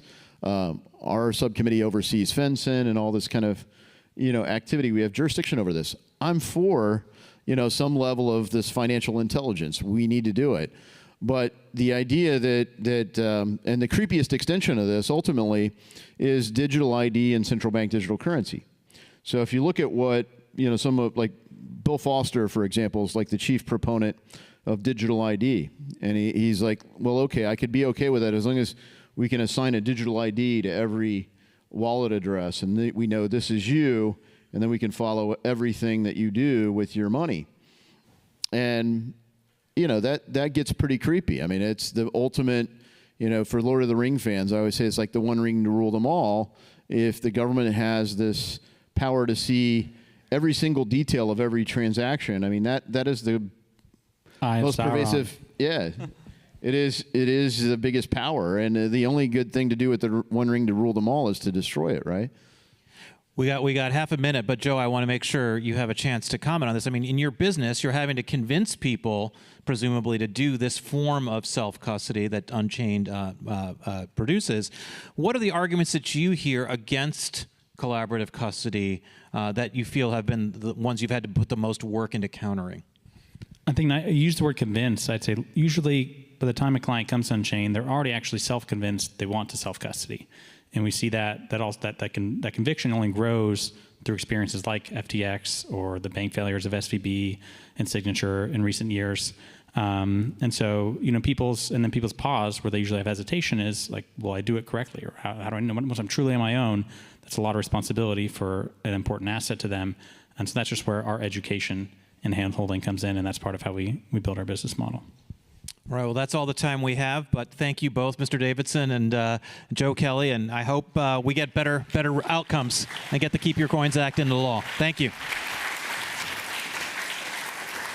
Wonderful. Thank you, Ovik, Joe, and of course, Congressman, thank you for joining us. For our next lightning talk and legislative update, please join me in welcoming Faryar Shirzad, Chief Policy Officer at Coinbase. Thank you, Stephen. So I'm Faryar Shirzad, the Chief Policy Officer at Coinbase. And at Coinbase, we like to say that the Coinbase policy team is your policy team. And as you can imagine, it's been an extraordinary year. And thanks to the Bitcoin Policy Institute and the community behind Bitcoin, we have an extraordinary agenda that we're all trying to work our way through, particularly with the Trump administration having come in and made some foundational decisions regarding Bitcoin and crypto being the future of the financial system and really a critical pillar of the future of our country. I think there's a number of things that people are aware of, and I just want to double click on something, particularly given the comments Congressman Davidson made just a minute ago, that I think a lot of the concerns that he had are well understood by the Trump administration. And I think that's part of the reason why the president was so clear over the course of the campaign. And then in the course of putting out his executive order and subsequent statements to make some certain foundational issues absolutely clear, one of which is the critical role of self-custody in the future of any Bitcoin or crypto policy in the country. And now it's one of those things that most journalists or others don't really understand the consequence of, but I think from a lot of us, that was probably the most important thing that he said, among a lot of important things that he said, that I think has been the foundation of legislation. So what has happened just in the few months since the president's been in and we have a new increasingly pro-crypto Congress? One is the establishment of the Bitcoin Reserve. Obviously, the president did that by executive order. The administration's working very hard. We had a chance to meet with a number of leaders in the administration, Secretary Lutnick, David Sachs, others. They're very focused on not only building out the Bitcoin Reserve, but ensuring that it remains well past the Trump administration. Part of that is through administrative decisions that they're making regarding the structure of the reserve, and then otherwise through trying to get legislation through. Senator Lummis, who spoke to the group, is leading that effort in the Senate. Congressman Begich from Alaska is carrying the torch on the House side. So very, very important work being done on that. The other two big issues that are working through the legislative process are the establishment of market rules around the trading of crypto and Bitcoin. Now, as the congressman said a moment ago, it raises some tensions regarding the reality that ultimately the value of crypto is that it disintermediates intermediaries and changes the regulatory paradigm. And so that issue is the hard issue that we're working through with legislators. So I think when you think about market structure legislation, it's really it's parameters and delimiting the role of the regulatory agencies so that we don't have a repeat of what we saw over the course of the last 4 years under the Biden administration, where you have agencies, particularly the SEC, engaging in really extra legal overreach and trying to regulate activities that should have been outside the reach of individual regulators. And so the process of getting a final market structure legislation will involve a number of important and difficult compromises, because that's the nature of trying to get anything through a body like the United States Congress and ultimately to the president's desk. But that's the work that's been done. And so the market structure legislation has had a lot of progress on the House side. It's the work of two committees, the House Financial Services Committee and the House Agriculture Committee. And those two committees have taken bipartisan action to advance a bill known as the Clarity Act through each of those committees, again, with significant bipartisan support. And there's a lot of work being undertaken now to consider how to take it to the House floor and under what parameters.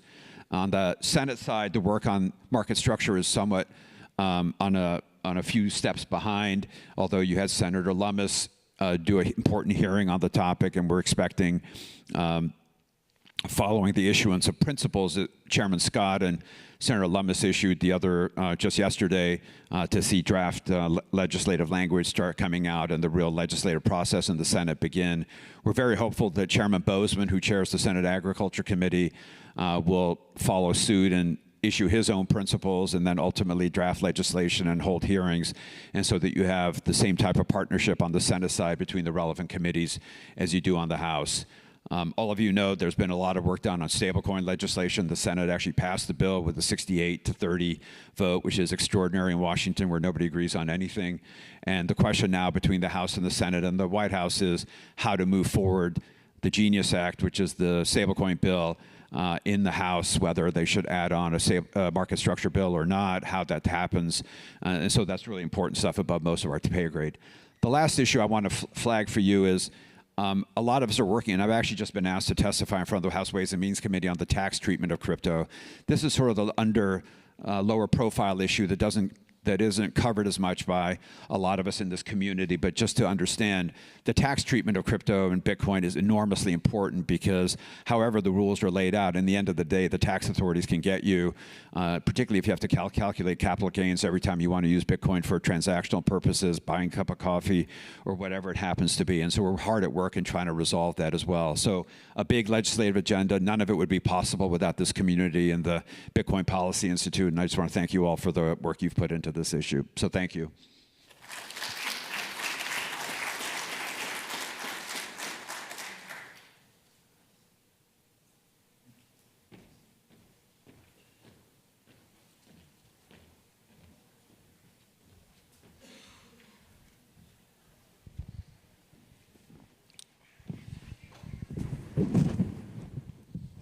All right, hope everyone's having a nice afternoon.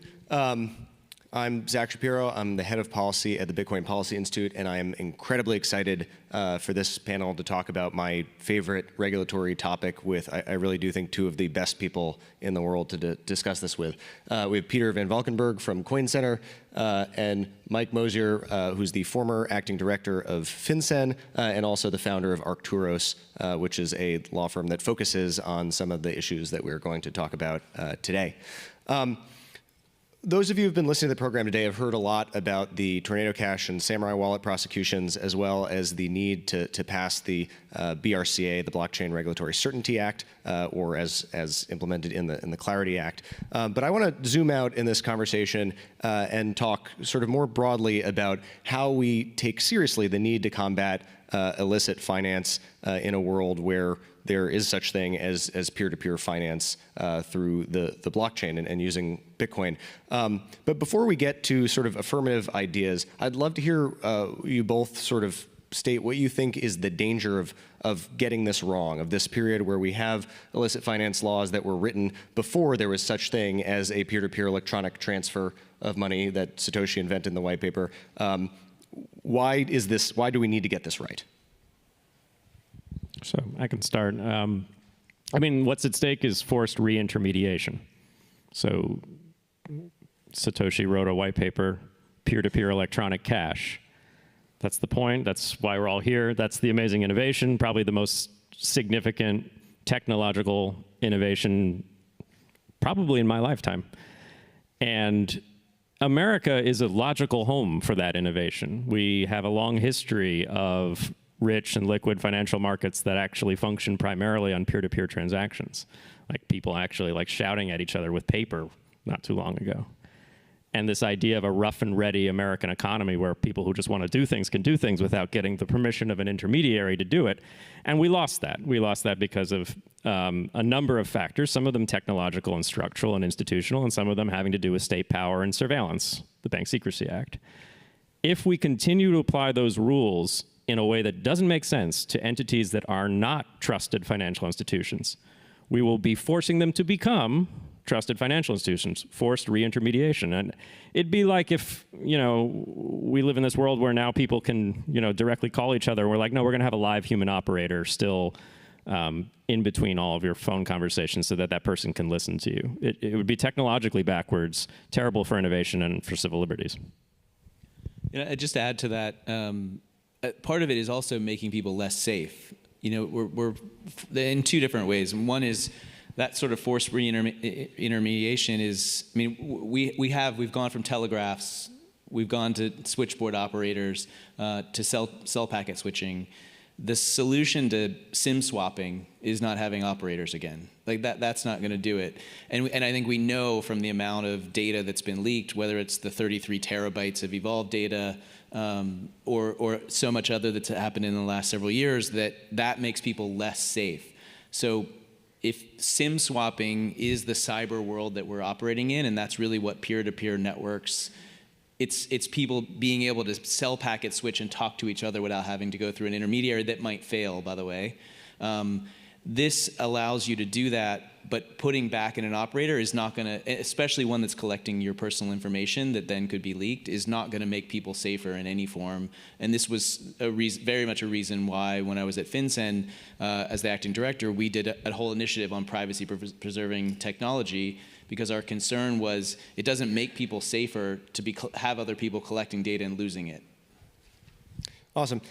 Mike, you wrote a paper on decentralized finance as critical infrastructure, and you set forth one possible solution to how we take seriously the need to combat terrorist financing and fight criminals and do all this stuff without falling into the pitfalls we just talked about, is to treat what you call genuine DeFi as critical infrastructure and separate that out from other sort of controlled applications. Can you explain a little bit what you mean by infrastructure, why that works as a solution, and what genuine DeFi means here in the sort of non-custodial sense?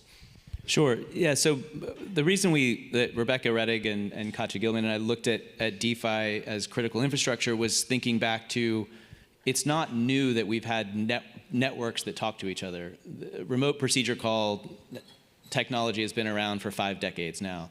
And so part of this, when I was at Treasury as the counselor to the Deputy Secretary in charge of cybersecurity and emerging tech, one of the projects that we worked on was with the Office of Cybersecurity and Critical Infrastructure Protection, and much of that was around not treating all this infrastructure that allows us to talk to different networks and allows you to really transmit data across the whole Rube Goldberg machine that underlies the traditional finance network. We didn't treat every piece of that as an intermediary, even though, yes, there's a marble that rolls down a thing that is domino and it sends a data blob. We treat it as sensitive infrastructure that needs to be protected, and much of that was from a cybersecurity perspective. And in fact, not only did we not ask Cisco router operators and developers to collect personal information, there was a very non-coercive, collaborative environment of information sharing with this backbones that said, you're seeing cyber threats, we're seeing cyber threats. We actually didn't need to call them in and have an enforcement action. You would say, hey guys, actually, it looks like Lazarus Group is going after the Goldman Sachs backbone. We'd love to tell you about it, and you tell us what you're seeing, and people showed up right away without a threat of subpoena. And so we took that into the DeFi space where, likewise, a lot of this is not taking any independent control any more than for the last 5 decades an RPC node was transmitting between data, and it doesn't take your value. But there's still a lot of information that can be shared in a collaborative sense that really is that cell packet switching and preventing SIM swaps that doesn't require us to take other data from people. And just to sort of draw a fine line for the audience here to the extent possible, what constitutes genuine DeFi? What is the line about where we want to regulate people as opposed to consider something infrastructure? Is it all about control? Is that what you think sort of the linchpin is? Yeah, we based it on control. And again, like part of what we were trying to do was just reset the conversation and not necessarily come up with some grand new plan. Like we based it on the 2019 FinCEN guidance, which really drew a line.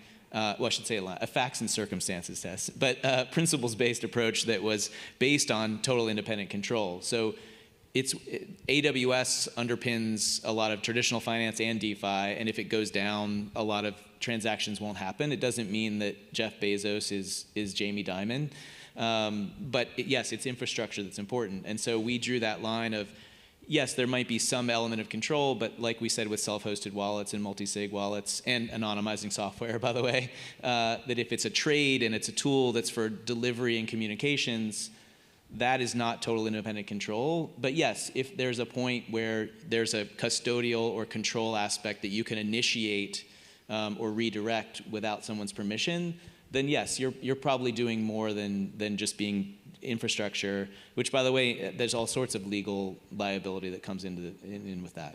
So put differently, it's the difference between something that is just sitting there as infrastructure and an actual service that someone's providing. Peter, there's another sort of part of this question. There are things both in the Bitcoin space. I'm thinking about federated eCashments and side chains and ARCs and stuff like that. And then more broadly in the crypto space, things like roll-up sequencers, where control is part of the question, but the other part of the question is who we conceive as the entity that could be regulated. So if you think about a side chain, collectively, the federated side chain maybe does have custody or control of funds that are being locked up, right, if you move Bitcoin onto Liquid. But at some level of scale, maybe we don't cognize the individual participants there as money. How do you think about, other than control, the decentralization question? Yeah, I think we focus too much on decentralization, actually.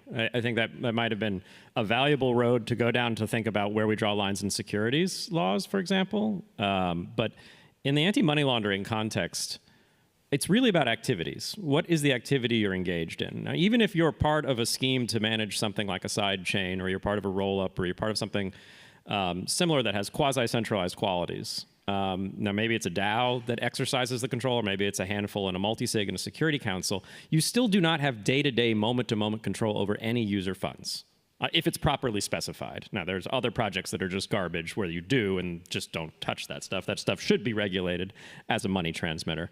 But if you have only sort of emergency blocking ability or other sort of critical infrastructure-like powers, That doesn't make you a financial institution. The thing I always point to say that this is not crypto asking for special pleading, because I actually don't believe crypto should get special treatment in the US. We just want to be treated like other infrastructure in the financial system.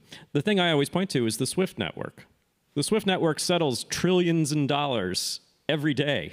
Well, not every day, but like over a year. Takes them like 3 days to do it. But Yeah. But like most money in between banks is moving through the SWIFT network or similar systems, and we don't treat them as BSA obligated. We don't treat them as financial institutions, and the reason for that is because we know if we subjected them to that kind of granular transaction by transaction control, then the global financial system would grind to a halt. Now, is SWIFT decentralized? No. There's a group in Brussels that decides who the member banks are and can kick banks off. They could even actually probably granularly adjust every transaction if they really wanted to try. They'll probably say they can't. But so this isn't about being decentralized. This is about what you do in the world. Are you an infrastructure provider connecting financial institutions and customers? Or are you actually a financial institution that's trusted, is acting as an agent for the customers? We only do the kind of surveillance and control under the BSA that we do for those who are acting as agents of customers.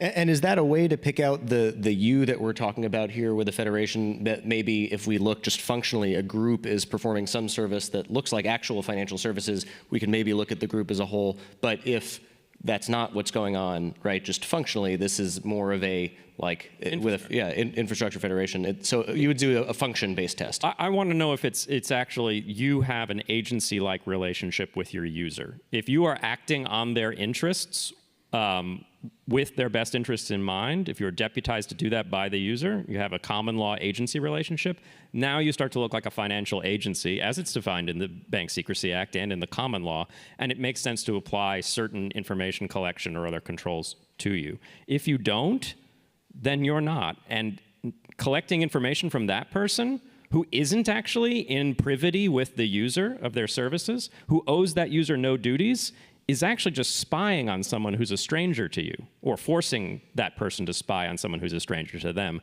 because they have otherwise no obligation to protect that person's interests. So that's just fundamentally anti-American, and I think would violate the user's Fourth Amendment rights in that context. They didn't voluntarily hand their information over to that infrastructure provider just as a condition of using that infrastructure, and to make the infrastructure provider then surveil them is anti-American. Cool. We just got a couple minutes left, but I want to turn to, if we're moving beyond the Bank Secrecy Act and we're thinking creatively about what technological solutions there might be out there that allow us to make sure that we combat illicit finance, but at the same time maximally preserve privacy and avoid situations like we saw with the Coinbase data hack recently. What are the most promising technologies out there, and what kind of ideas for projects should we look for? I mean, I think there's incredible, and there's folks in the room actually who've been part of building a lot of this. The ability to use zero knowledge proofs, to use threshold proofs, exclusion proofs, and I think really importantly, even though many of these concepts have been around from a cryptographic perspective for years, we now have supercomputers in our pockets that actually can allow you to go to a grocery store, and at this transaction speed, Peter can verify that he's over 21, which is all that they really need to know. They don't need to know the home that he lives in just so he can buy a beer. And so I think that a lot of that technology is very much alive right now and usable. Yeah, the only thing I'd add is, there have been a long history of people saying that, well, the blockchain will fix this problem. The blockchain will fix this problem, and most of it's not true. Like, blockchains are mostly just good for peer-to-peer electronic cash. But they're probably good for at least one other thing, which is if you think of it as a technology to allow people to peer-to-peer share things like a dollar bill, well, what else do you keep in your wallet apart from dollar bills? You keep a driver's license. So digital ID is a sensible thing to be built on a blockchain in the sense that you don't really want Apple or Google or the US government playing the role of organizing and controlling that credential system. But this is also a really scary conversation, because Representative Warren Davidson was just up here saying that digital ID is like the One Ring. You build it wrong, and you've created far too much power. You've created a registry of everything that your citizens in your country are doing, and you hope that it doesn't get misused, as it's, for example, being misused in China. If you start if you stop buying alcohol and cigarettes in the West, you'll be rounded up because they'll suspect that you're becoming a devout Muslim, which doesn't jive well with what they think Chinese people should be there. Like that's actually what they're doing. So if we're going to build digital ID systems, we need to be extraordinarily careful about how we build them. I think open blockchains have a role to play because they're the only system where we don't have to have as much concerns about a single person having power over that network. But even in that context, we need to be very careful to implement the right cryptography, zero-knowledge proofs, and other controls so that we don't create a surveillance state. All right, we're more or less out of time, but do we think there is a path to doing this right, to threading that needle? I think there's a path. I mean, I think this is probably the moment. There's been enough high-profile hacks where people have been victimized, and I think we have an opportunity, including with the members of Congress that have been here today on both sides of the aisle, to look at. I think as you're creating these laws and the regulations around protecting people, that what's factored in there is not just okay. Here's the low probability, high impact event that ISIS may do a thing. It's also, well, here's the 33 trillion people that have been impacted by their data being leaked because every Sears checkout person has their personal identity so they could get a discount and sign up for a credit card. And I think if as we go forward with these rules, if the cost and benefit analysis includes not just we might have an attack somewhere, but also we're certain that hundreds of millions of people have been impacted by their data being sent around everywhere and not protected. I think that gives us a path to do it because the technology is really there in a way that wasn't there before at transaction speed. Awesome. Well, thank you both so much, and thank you all for attending and listening. Thanks, Zach. Thanks.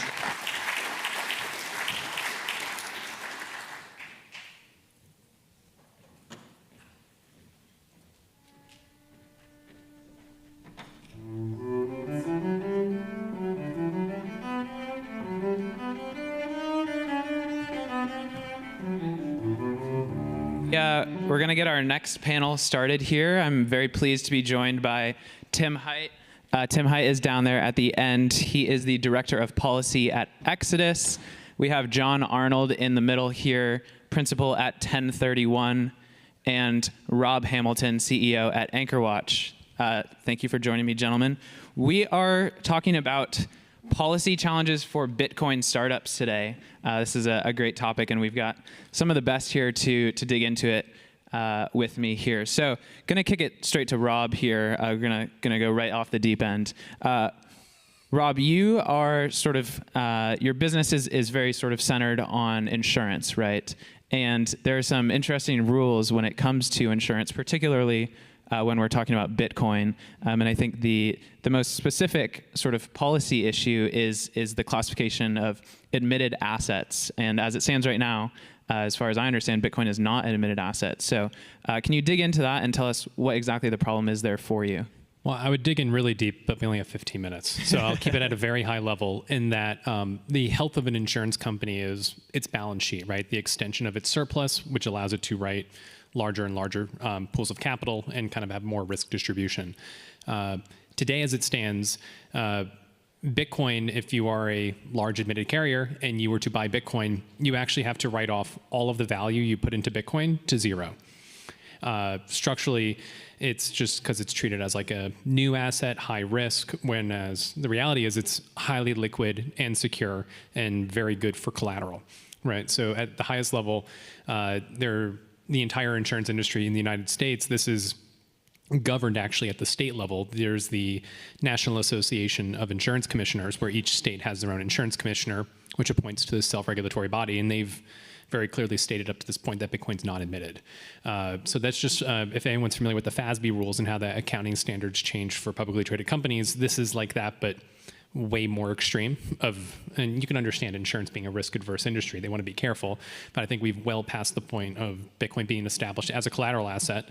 You can mark to market it every day or even by the minute, right? It trades 24/7, 365. In that sense, it's much more liquid and better capital than a lot of other alternatives that insurance companies are using today. Yeah, and going to kick it over to you, John. You all have actually invested in AnchorWatch, as far as I understand. 1031 is one of the leading Bitcoin venture funds. So I want to kick it over to you. I know we talked before this, and you mentioned that money transmitter laws, money services businesses has obviously been a challenge for you. Yeah, just kind of curious, you've worked with a lot of startups. That's kind of what you do on a daily basis. So what's the biggest thing that you're seeing? Yeah, I would say very proud to have led AnchorWatch's last round, and we've invested in over 30 companies at this point. And the money services business issue, the MTL issue, is, I think, an existential one for all of them. At the risk of beating a dead horse from the content that we've heard today on virtually every panel, I think Matt Corallo earlier today, called it just that, an existential issue. If we want to have a Bitcoin industry of any type, essentially, in the United States, sorting out the money transmitter question, what constitutes a money transmitter, and specifically, ideally, getting to a point where there's a very explicit legislation indicating and codifying that non-custodial service providers, infrastructure providers, open source software providers that do not ever control or take custody of user funds do not constitute money services businesses and do not constitute money transmitters. Getting to that point is, I think, just something that is far and away the primary policy priority that any Bitcoin business has to have right now. There's a nuance. There are a lot of nuances in Bitcoin that are, I think, increasingly, because of what BPI has done, maybe less lost on policymakers. But a few years ago, it was very difficult to kind of get across to a lot of policymakers and legislators who hadn't really looked at the space closely that, in principle, the idea of trying to apply a money services business definition to a Bitcoin miner or to a Lightning node or a Lightning service provider, in principle, could not be done, right? Even if those businesses want to comply, because of the way that those processes work, there is simply no practical way for them to even comply with the type of KYC AML regulations that would be incumbent upon them if they were to be deemed as full money services businesses. Up until recently, most businesses in the space that we worked with operated kind of based on existing FinCEN guidance from 2019, suggesting that non-custodial service providers were not money transmitters. That's been called into question by a variety of cases over the last year. And I think at the very least, while we have a more, it seems, friendly administration in place right now relative to what the industry was looking at, over the prior 4 years, that mood and that the backdrop could change very quickly, even by the midterms, right? Like, we don't know what's going to happen a year from now. So getting to a point where legislation firmly and fully codifies those definitions rather than leaving it up to a precedent that might be set by one district court judge or by one attorney writing a certain brief and enshrining an opinion into law effectively is I think a position that we all want to get into. And I think getting to that point where we have that firmly codified in legislation is, again, just an existential issue for any business that wants to build Bitcoin services in the United States. Yeah, and I think to dig into this a little bit further, right, we recently heard that there's a possibility of the Blockchain Regulatory Certainty Act being incorporated into the Clarity Act, which is our market structure bill. So, Tim, I want to go to you on this. One thing that we talked about in the green room as well was sort of the need for regulatory clarity. And so I'm curious, what it means to basically lump the Blockchain Regulatory Certainty Act into a larger bill that is also, sort of intended to provide that kind of clarity. Well, we were fortunate to see a version of the Blockchain Regulatory Certainty Act incorporated into Clarity. It was under Section 110.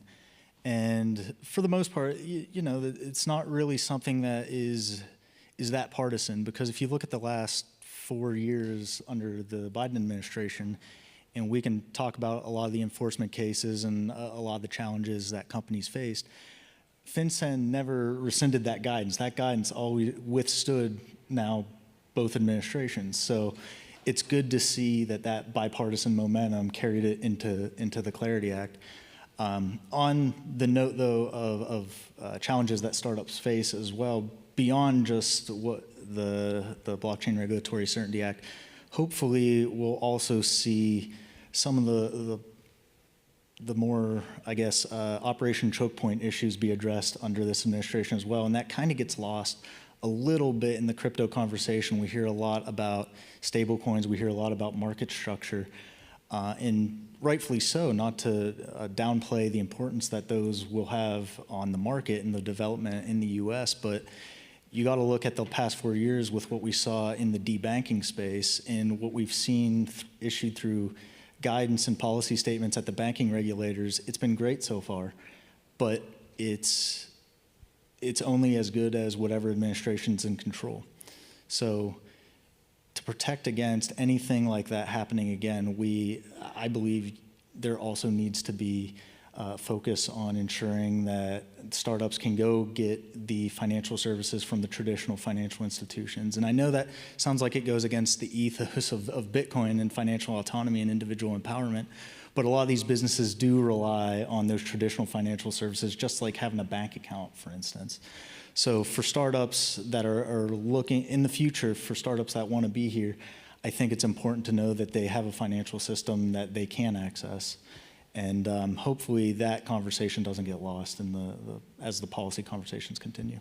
Yeah, I want to go back to you, Tim. I want to shift gears a little bit here and talk about how Bitcoin startups or even more established Bitcoin businesses can interact with policymakers, right? And to sort of enact the change that we've been discussing here on this panel. So you're obviously sort of around it on a daily basis, Rob and John, maybe to a lesser degree. What is involved with actually putting these changes into practice? So I started with Exodus in January. Prior to that, I worked on Capitol Hill. I was on the Financial Service Committee, so I saw how those interactions took place on a daily basis.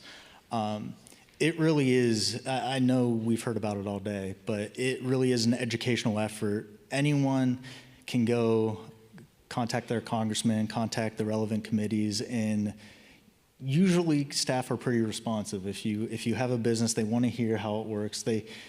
I forget who said it earlier, if you see legislation that's written wrong, a lot of times it's not purposefully done that way. It is that policymakers just perhaps didn't know, or staff did not know the implications of how they wrote a certain bill. So, I would reemphasize the importance of contacting, your congressman and going to DC. And I know it's harder for smaller startups, but you don't need an in-house lobbyist, right?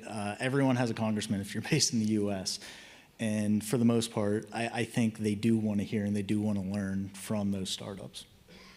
Yeah, John, I want to go to you here. I am curious with the startups that you do work with, how many are tracking these policy issues very closely? I think probably that's a sort of crucial element of their business, right? It could put them out of business.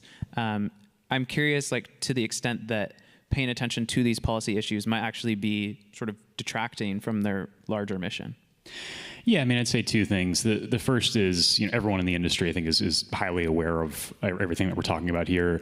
Early last year, I was really proud that the 1031 portfolio kind of came together. The vast majority of our companies signed onto an open letter that we submitted to FinCEN about some of these issues and some of these things that we felt needed clarification. So it's something that every founder in the space that we've talked to is aware of, and I think Rob can certainly speak to that.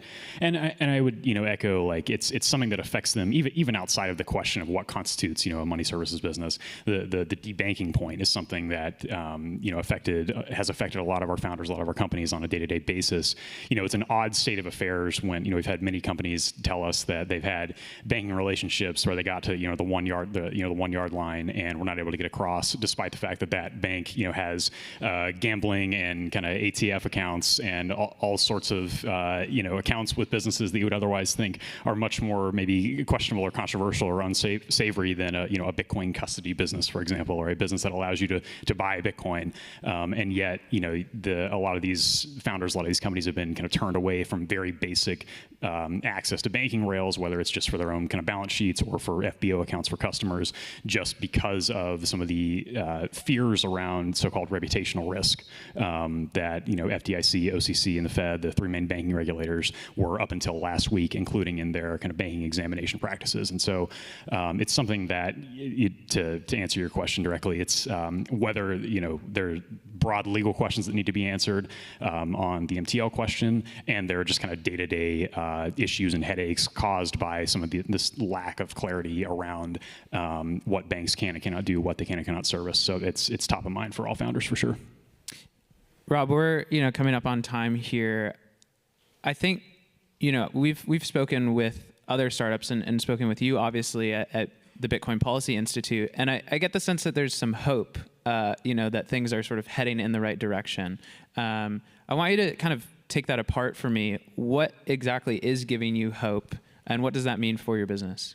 Well, I think the hope that we see from this is that I think increasing the dialogue and seeing kind of the traction and progress, seeing bills in the House and the Senate, and kind of seeing kind of what we've been looking for is just clarity and like understanding market structure, right? Like all of these things, money server business, like for us at AnchorWatch, we are never able to unilaterally move funds, but are we a custodian? Are we not a custodian? Like qualified custody, right? Like all of these things, like we want to follow the path and do the right thing. And we're doing a lot of research finding out that it's, it's vague, right? And it's nothing even malicious. It's just that software always moves faster than legislation just by the process of governance and things moving slowly and kind of being a deliberative process versus writing code. And I think the positive traction is that there's been some sort of a catch-up on the legislative side, and a lot of the work that the Bitcoin Policy Institute does in kind of enabling that education and understanding, like even thinking specifically, not even at the federal level, but also the state level, the state level framework for being able to have just good neutral language for just, these are good guardrails in ways that if you want to, for state strategic reserve, you want to be able to follow the rules. And I think all of this, across local, state, federal, we're starting to just see a better dialogue, a two-way dialogue, right? It's not us making demands, it's us trying to understand that middle ground so that we can all kind of build businesses that add value to, everyone. Wonderful. We are finishing up actually a little bit early here, so we'll give you all back some time. Thank you, gentlemen, for joining me. And have a great afternoon. Thank you.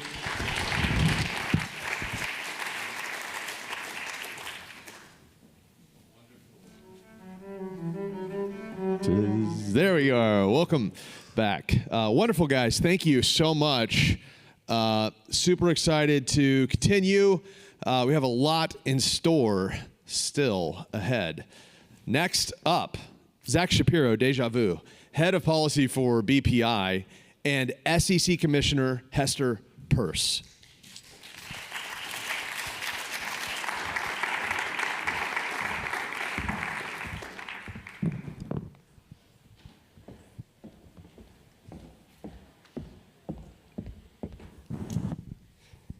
Thank you so much for being here, Commissioner. Bitcoin has come a really long way over, I think, certainly its existence, but over the last 2 years in particular, and I think you can trace a lot of that to the launch of Bitcoin spot ETFs, which you had a front row seat to. I'm curious, as someone who's been an advocate for this space broadly and who's taken Bitcoin and crypto technology seriously, what is it like for you to see this change where Bitcoin has gone from a sort of fringe interest of internet nerds to now a serious subject of Wall Street and DC's attention? First of all, thank you for having me. Thanks to BPI. I appreciate the chance to be here. And I do have to tell you that my views are my own views as a commissioner, not necessarily those of the SEC or my fellow commissioners. So, I mean, obviously, it's better to be in the position that we're in today than the position when I started at the commission in 2018 and watched as the agency, I think, really mishandled Bitcoin exchange-traded products and really how we were thinking about the issues related to Bitcoin. So I'm certainly happy to see that there's a change, that we're seeing a much more reasonable approach from both traditional finance and also from government. But I think we also have to bear in mind that we don't want to lose the soul of what this is all about. I'm not an advocate for any industry, but I am an advocate for, or any asset, but I'm an advocate for freedom. And I think the lessons that or the experience that we had over the past several years with how Bitcoin was treated is really a good reminder that the power of government can be employed in ways that are not good. And so it's something that we have to constantly be vigilant for. Got it. Zooming in a little bit to some policy questions. One confusion I hear a lot from industry participants is around the importance of being a qualified custodian, what it means to be a qualified custodian with regard to Bitcoin, whether that's even a real thing, since Bitcoin is a commodity and a qualified custodian is a securities law concept. Is there any clarity that you can provide about what the SEC considers a qualified custodian in the context of Bitcoin, as opposed to, for example, Bitcoin ETF shares means? Is just a federally chartered institution, a state chartered institution, a statutory trust of some sort? So I think you're right to point out that because Bitcoin is not a security, the way we think about it for custody purposes is influenced by the fact that it's not a security. You do have to look at it sort of in different buckets. You've got what can an investment advisor do with respect to custody, and then there are different rules for broker-dealers, different rules for investment companies, and so you really have to look at it on each of those different channels. And I think the qualified custodian issue really comes up around investment companies, and we are working through the issues there. We welcome people to come in and ask specific questions, but we are working through those issues right now. And in working through those issues, when you think about an asset like Bitcoin, which is a digital bearer instrument, in the industry, I think there's a feeling that the state of the art for custody, if you're just looking at best practices, looks very different than custody of a security might be, or custody of, obviously, of a physical asset like gold, where you might have multi-institutional custody, which is very hard to imagine in the sort of traditional either securities or physical commodities context. It's, if you have a commodity like gold, it's either here or it's there. That's not necessarily the case with Bitcoin. Do you think that, with an investor protection hat on, is there a role that this technology can play in best practices, and should that be reflected in policy? Well, I think what we need to do on the policy front is stay as principles-based as we can, so that we're not dictating what those practices are. Practices change over time, good practices change over time, and the worst thing that we can do as regulators is bake into a regulation or a statute, even worse, a practice that is out of date, because then we can actually make people less safe. So I think principles basis, and then allowing maybe a tie back to best practices in industry is how we can think about it. But I think it is important for us as regulators to try to stay on top of what's happening in technological developments and what best practices really are. And that ultimately might inform policy. Sure. I mean, I think that's one aspect of the technology that we have to think about. Is there are some ways that it makes regulation harder. There are some ways that it might make regulation easier, right? And so we have to think about the unique features and then take that into account without allowing that to then turn into very prescriptive regulation. So Bitcoin ETFs have been a huge success so far. They've grown way faster than I think people imagined, and I think maybe faster than any sort of asset class ETFs in history. But there are some constraints now on what people can do. There's not yet in-kind creation or redemption for ETFs, and I think the industry is clamoring in some sense for more. Do you think that things like in-kind creation redemption are on the horizon? Should they be? Are there other different features in the securities markets that Bitcoin investors should look forward to? Well, I mean, as everyone remembers, when Bitcoin exchange-traded products first made it through the SEC's process, it was not because the SEC was really enthusiastic. It was because the SEC was told by a court, you got to do this, and so we did it. But there were certainly some constraints put on that even at the time, people were saying it really would be helpful if we had in-kind. And so that's something that I've been, I've had in the back of my mind for a long time. We did just put out, the staff of the SEC put out guidance around broker-dealers and in-kind.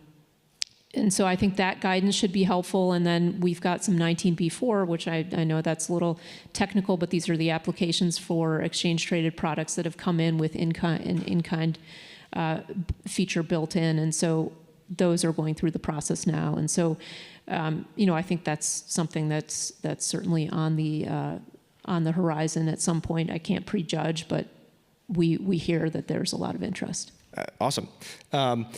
One of the biggest regulatory issues facing Bitcoin today that the audience here will have heard about again and again, it's not actually an SEC directly related issue. It's about the line between a regulated financial institution under the Bank Secrecy Act and peer-to-peer code. However, there is an analogous issue that you deal with at the SEC, which is the line between a securities broker and peer-to-peer code. And recently, I heard you give a wonderfully nuanced speech at the SEC's roundtable on DeFi about the role that the SEC should have or not in regulating genuine DeFi products that are non-custodial, that are peer-to-peer, that are decentralized. How is it you think through that distinction in the securities context that maybe we could draw principles from when thinking about this question more broadly?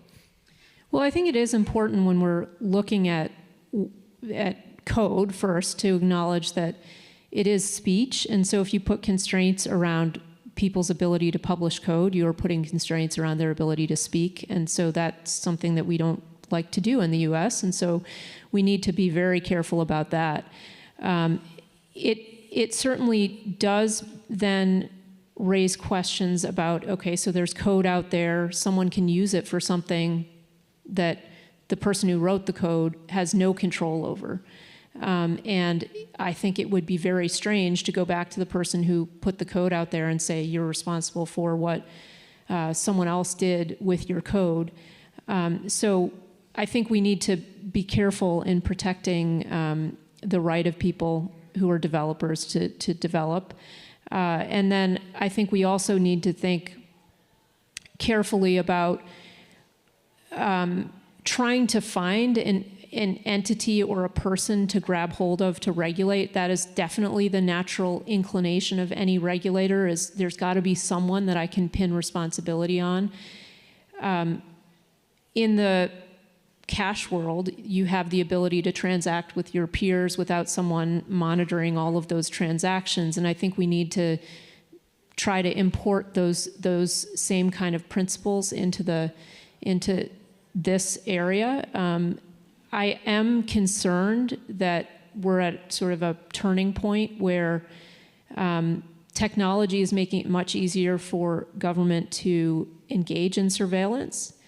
And so this is really the moment where we have to say, let's take a look at this whole regime that we have put in place around financial transaction surveillance. And let's ask ourselves, is it even serving the goals that it was intended to serve? Is it doing that effectively?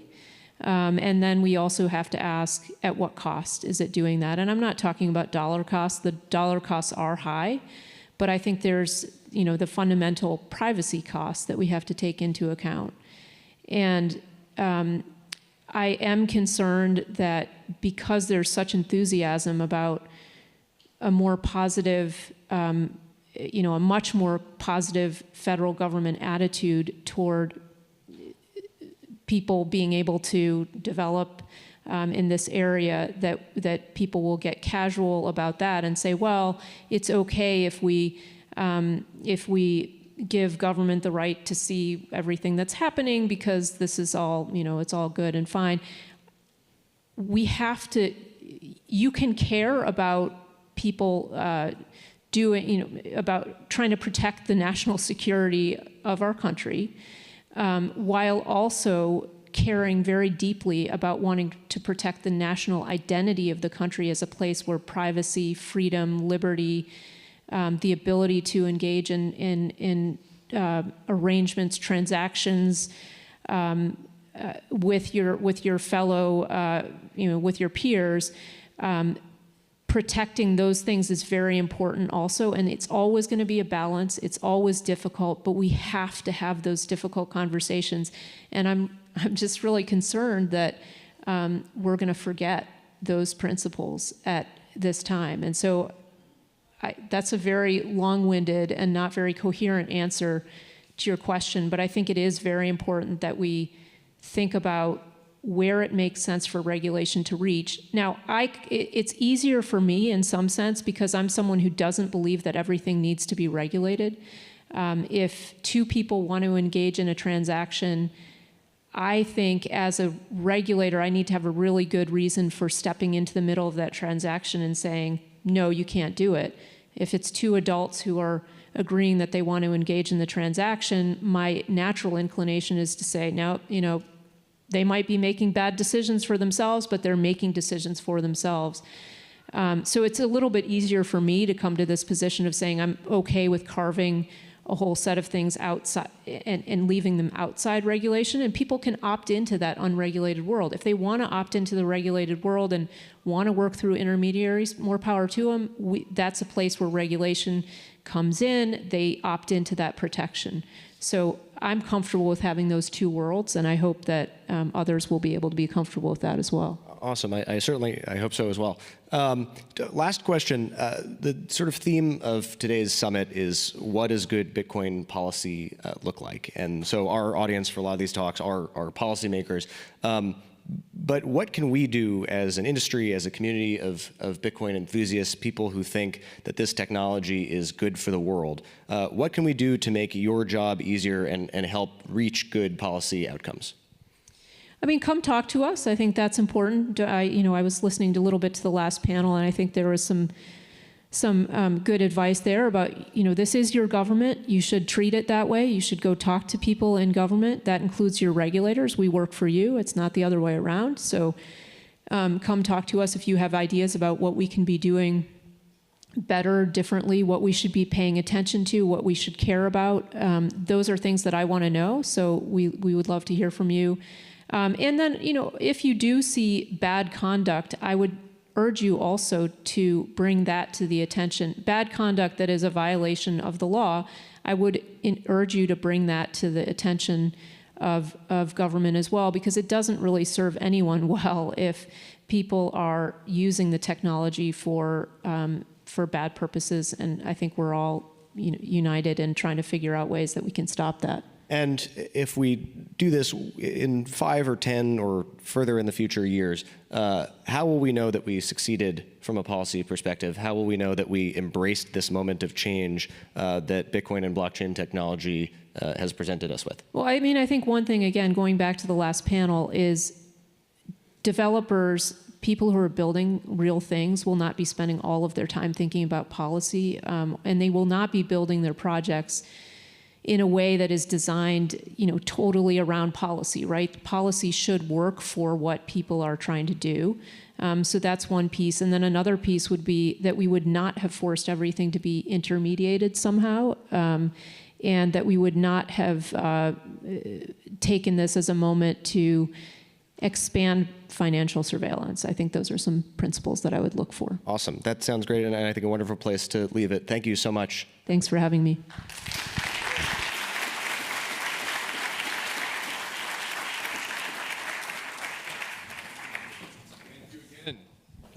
Thank you again for joining us, Commissioner Peirce.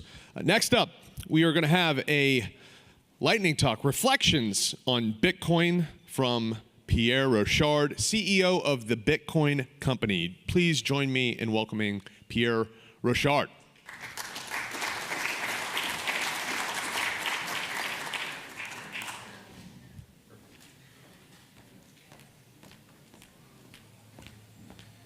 All right. Thank you to the Bitcoin Policy Institute and especially David Zell for putting on an amazing event. It's been very well organized, and I've really appreciated watching the other speakers as well. I've learned about other aspects of Bitcoin. So first, I want to draw a very light analogy, because it falls apart very quickly, of the three branches of Bitcoin. And I apologize for any formatting errors on the slideshow. That is my own fault. I submitted a PowerPoint. They asked for Google Slides, and I take full responsibility for that. But we've got three branches of Bitcoin, I would argue: nodes, wallets, and miners.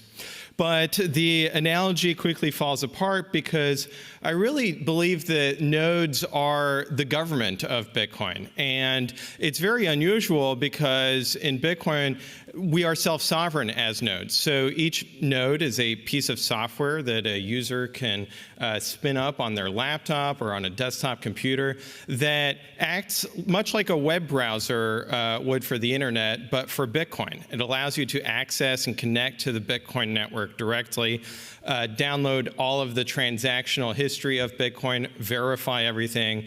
And so you are self-sovereign. You get to choose what rules you're going to have on your node. You can go in and modify the source code and compile it and run it.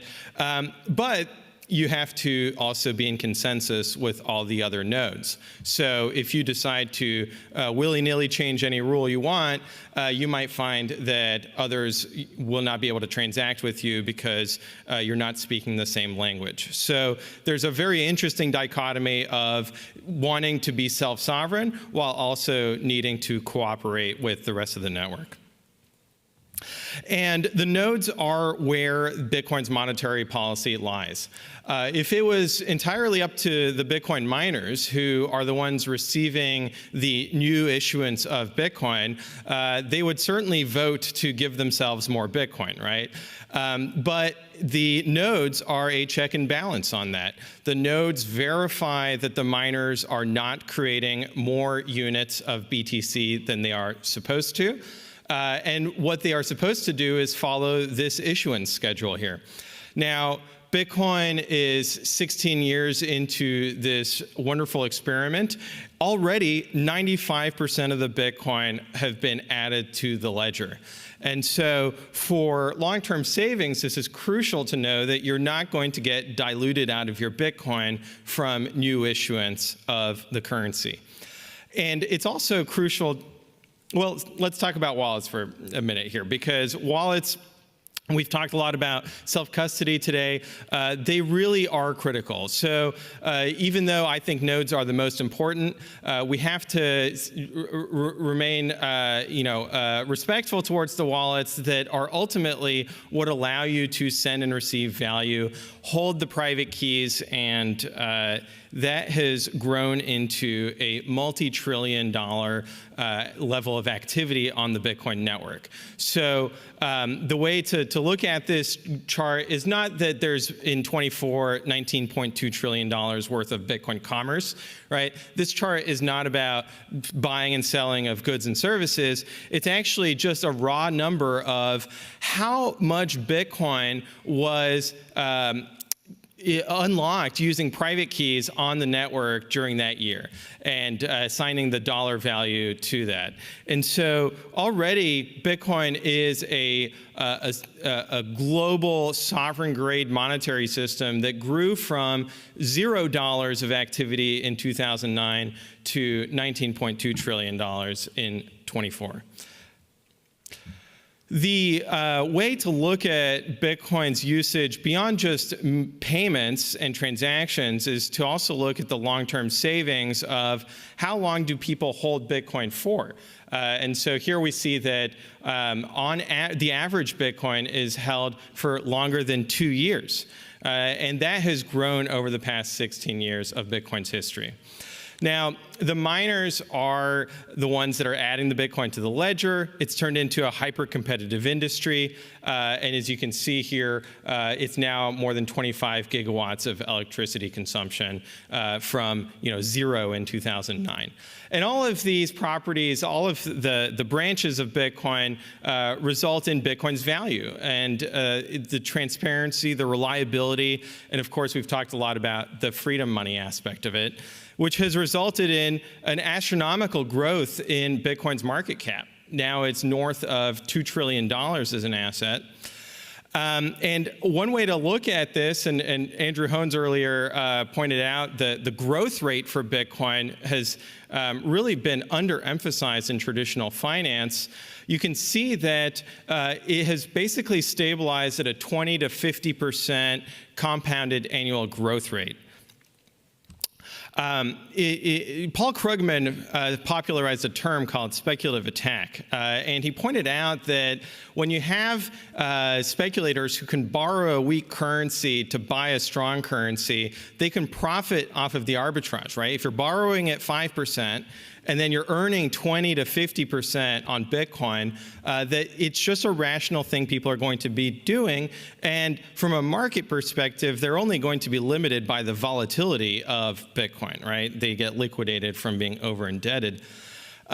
There are policies that governments can pursue to try to defend their currency against a speculative attack. Right? They can tighten fiscal and monetary conditions with interest rates. They can also impose capital controls and essentially limit access to the banking system, much like Operation Choke Point 2.0.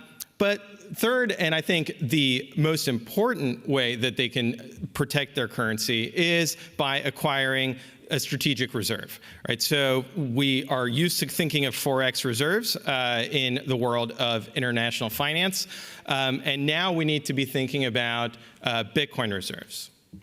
And that's how we're going to see Bitcoin go into every single aspect of the financial system, from equity markets to debt markets to governments. If you'd like to do a deep dive into the mining aspect of Bitcoin, I'm going to be going to the Q&A session immediately after this in the Q&A room. So thank you all for your time today, and I hope you found these concepts to be interesting.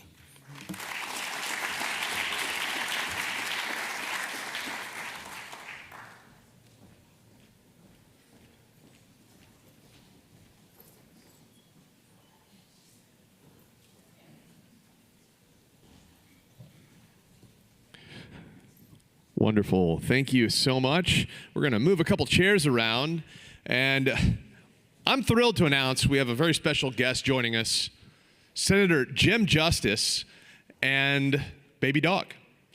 Put your hands together for the senator.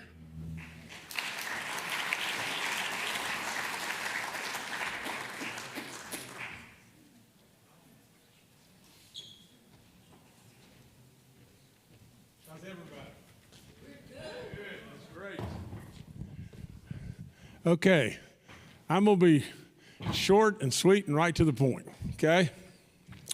First of all, you know, I was scheduled to come with Senator Lummis and Senator Blackburn, and I didn't make it because everything in the world's going on, and y'all all knew that. But with all that being said, I'm tickled to death to come. I'm really, really committed to what you're doing.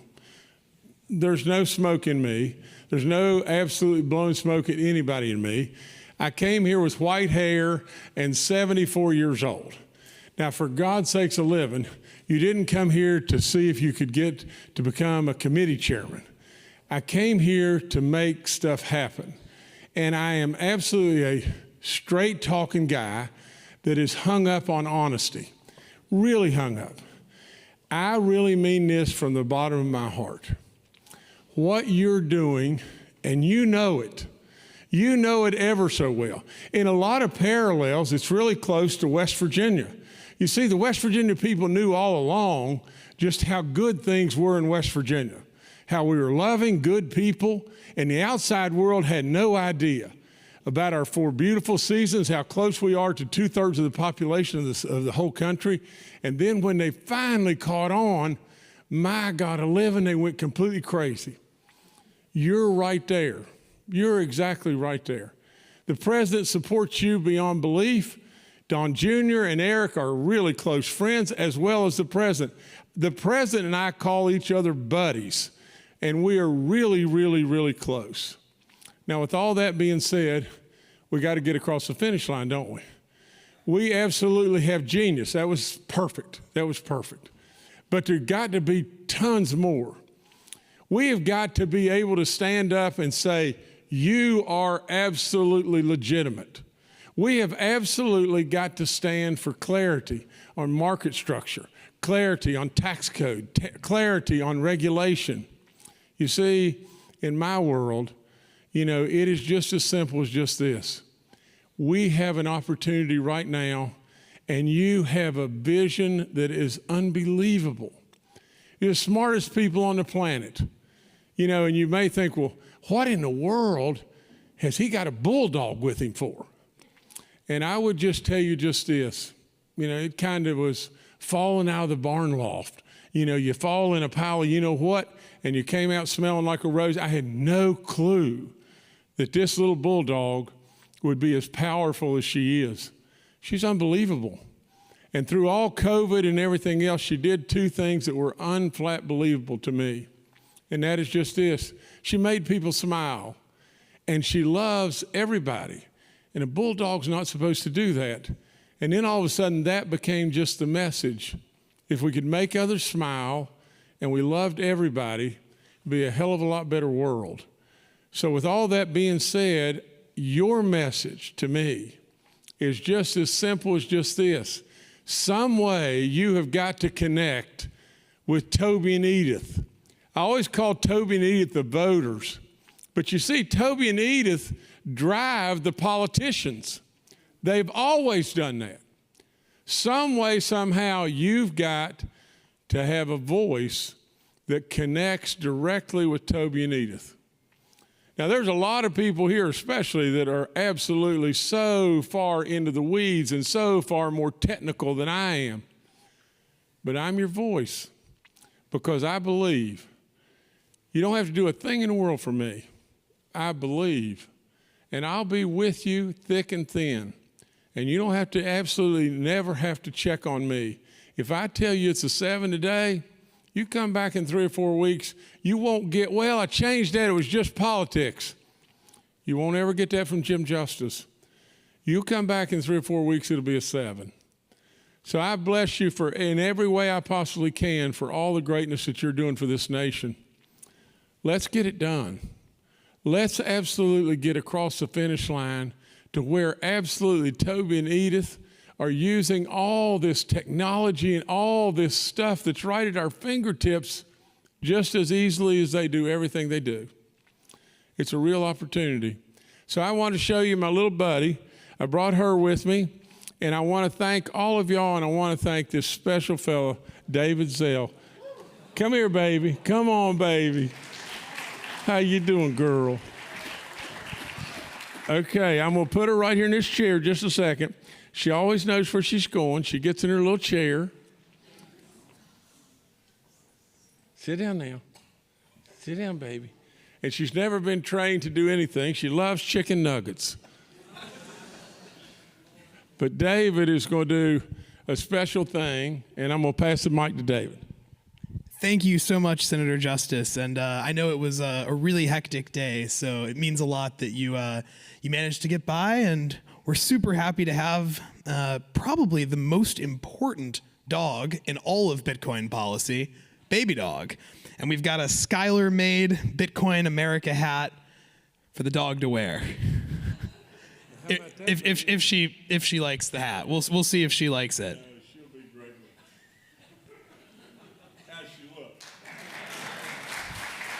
Wow. Wow. Well, thank you, Baby Dog, and thank you, Senator Justice, for your fearless leadership. We really appreciate it. Keep doing great stuff, everybody. Thank you all. Okay, you got hot thing.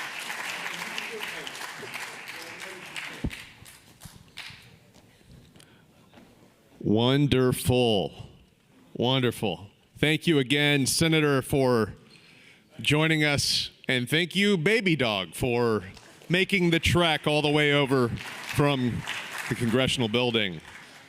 Wonderful. Up next, we have a very special announcement.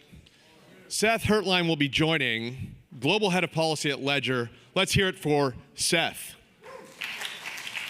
Thank you, Seth.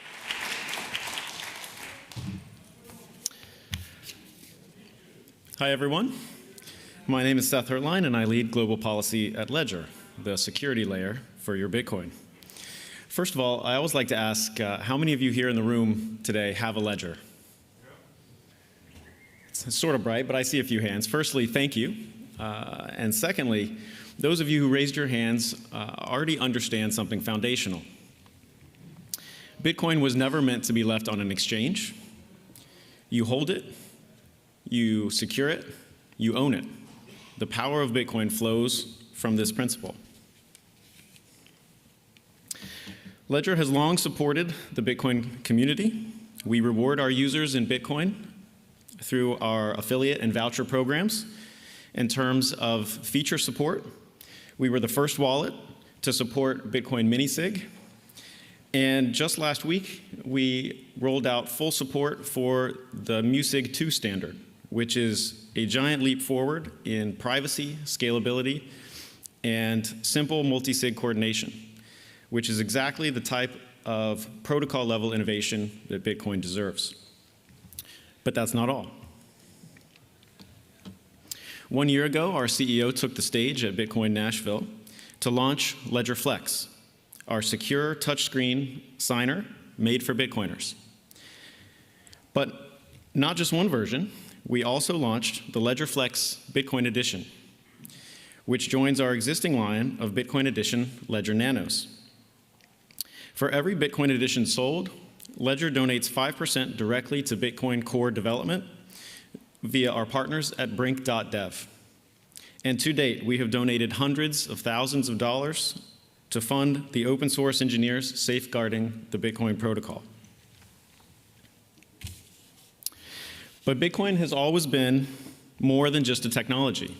It is an economic revolution and a political movement.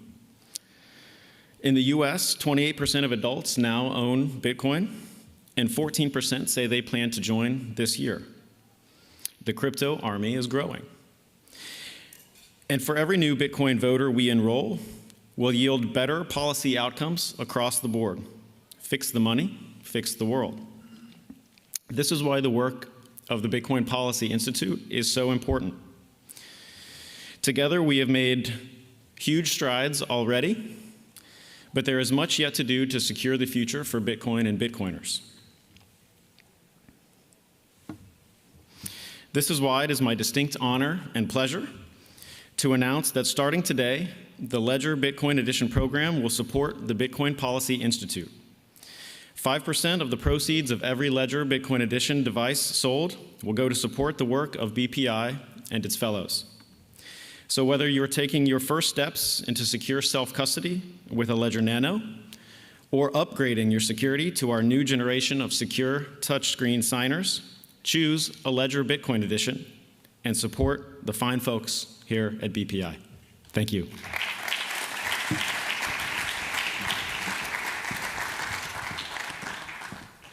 Thank you so much, truly. We wouldn't be here without all of our sponsors and Seth and Ledger, genuinely. Thank you. This means the world. Thank you very much. We're going to close you all out here. Here with Matt Pines, Executive Director of Bitcoin Policy Institute. I'm the co-president, co-founder of the Bitcoin Policy Institute. You see me up here today. I'll make this quick because I know it has been a long day, and I appreciate the hundreds of you who have stuck around. We had over 1,000 people at this event today. This is our third year throwing the Bitcoin Policy Summit. BPI didn't exist 5 years ago.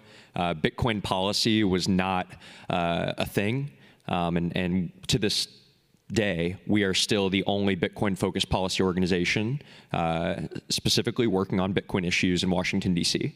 So over 1,000 people showed up to this event today. We had a double-digit number of Congress members speak. We had White House officials on stage. We had agency officials. We had some of the brightest minds in policy talking about Bitcoin specifically. To say we have come a long way is genuinely an understatement. It's a testament to every single one of you who is here. So thank you so much for being here. The tens of thousands of people who watched online, that number is mind-boggling. I don't know why so many people care about this, but you know, it means the world. It really does. So thank you so much. Thank you, everybody. We're about to let you out for a happy hour here, but I know Matt has a few more things to say. Yeah, so just like looking forward, BPI, we're a think tank. So what do think tanks do? We talk, we write white papers, we talk about the white papers. So, and we convene events where we talk about what we've talked about before and talk about more white papers that we're going to write. And somehow that works. That works as a thing. And it's worked really well for the past few years, and we're going to keep doing that. And I think the folks in this room are why that's been successful. We can talk to ourselves, talk to an empty room, talking to a large room of folks that are motivated, bringing their professional expertise from a lot of different fields, in the government, in academia, in think tanks, in industry, just everyday citizens that want to engage productively and contribute to this pretty complicated and emerging technology that's intersecting with our political and geopolitical system. This is kind of a unique moment in time where new questions need to be asked and answered. And so this type of forum is exactly what we hope to build on in the next few months and years. We are a small team, about 9 full-time staff with a deep bench of policy experts. You saw some of their research featured today, our fellows, and we're really proud of their work. We're going to be expanding on all fronts. We're going to be physically located downtown DC, and so we'll be doing a lot more kind of smaller events, much more sort of topic-specific deep dives. So if you're interested, please reach out to us. If you want to contribute, BPI, we just sort of meme this thing into existence, and so smart people come to us with smart ideas. They have professional expertise, and they want to express their views in a serious way. Please reach out. So really encouraged by the participation today, very validating for the work, and it's just a good vibe, and so let's continue the good vibes outside for some drinks. Thanks, everyone. Head to the ballroom. We've got a happy hour. We got a bunch of drinks. We got a bunch of food for you. Thank you so much, and enjoy your evening. Thank you.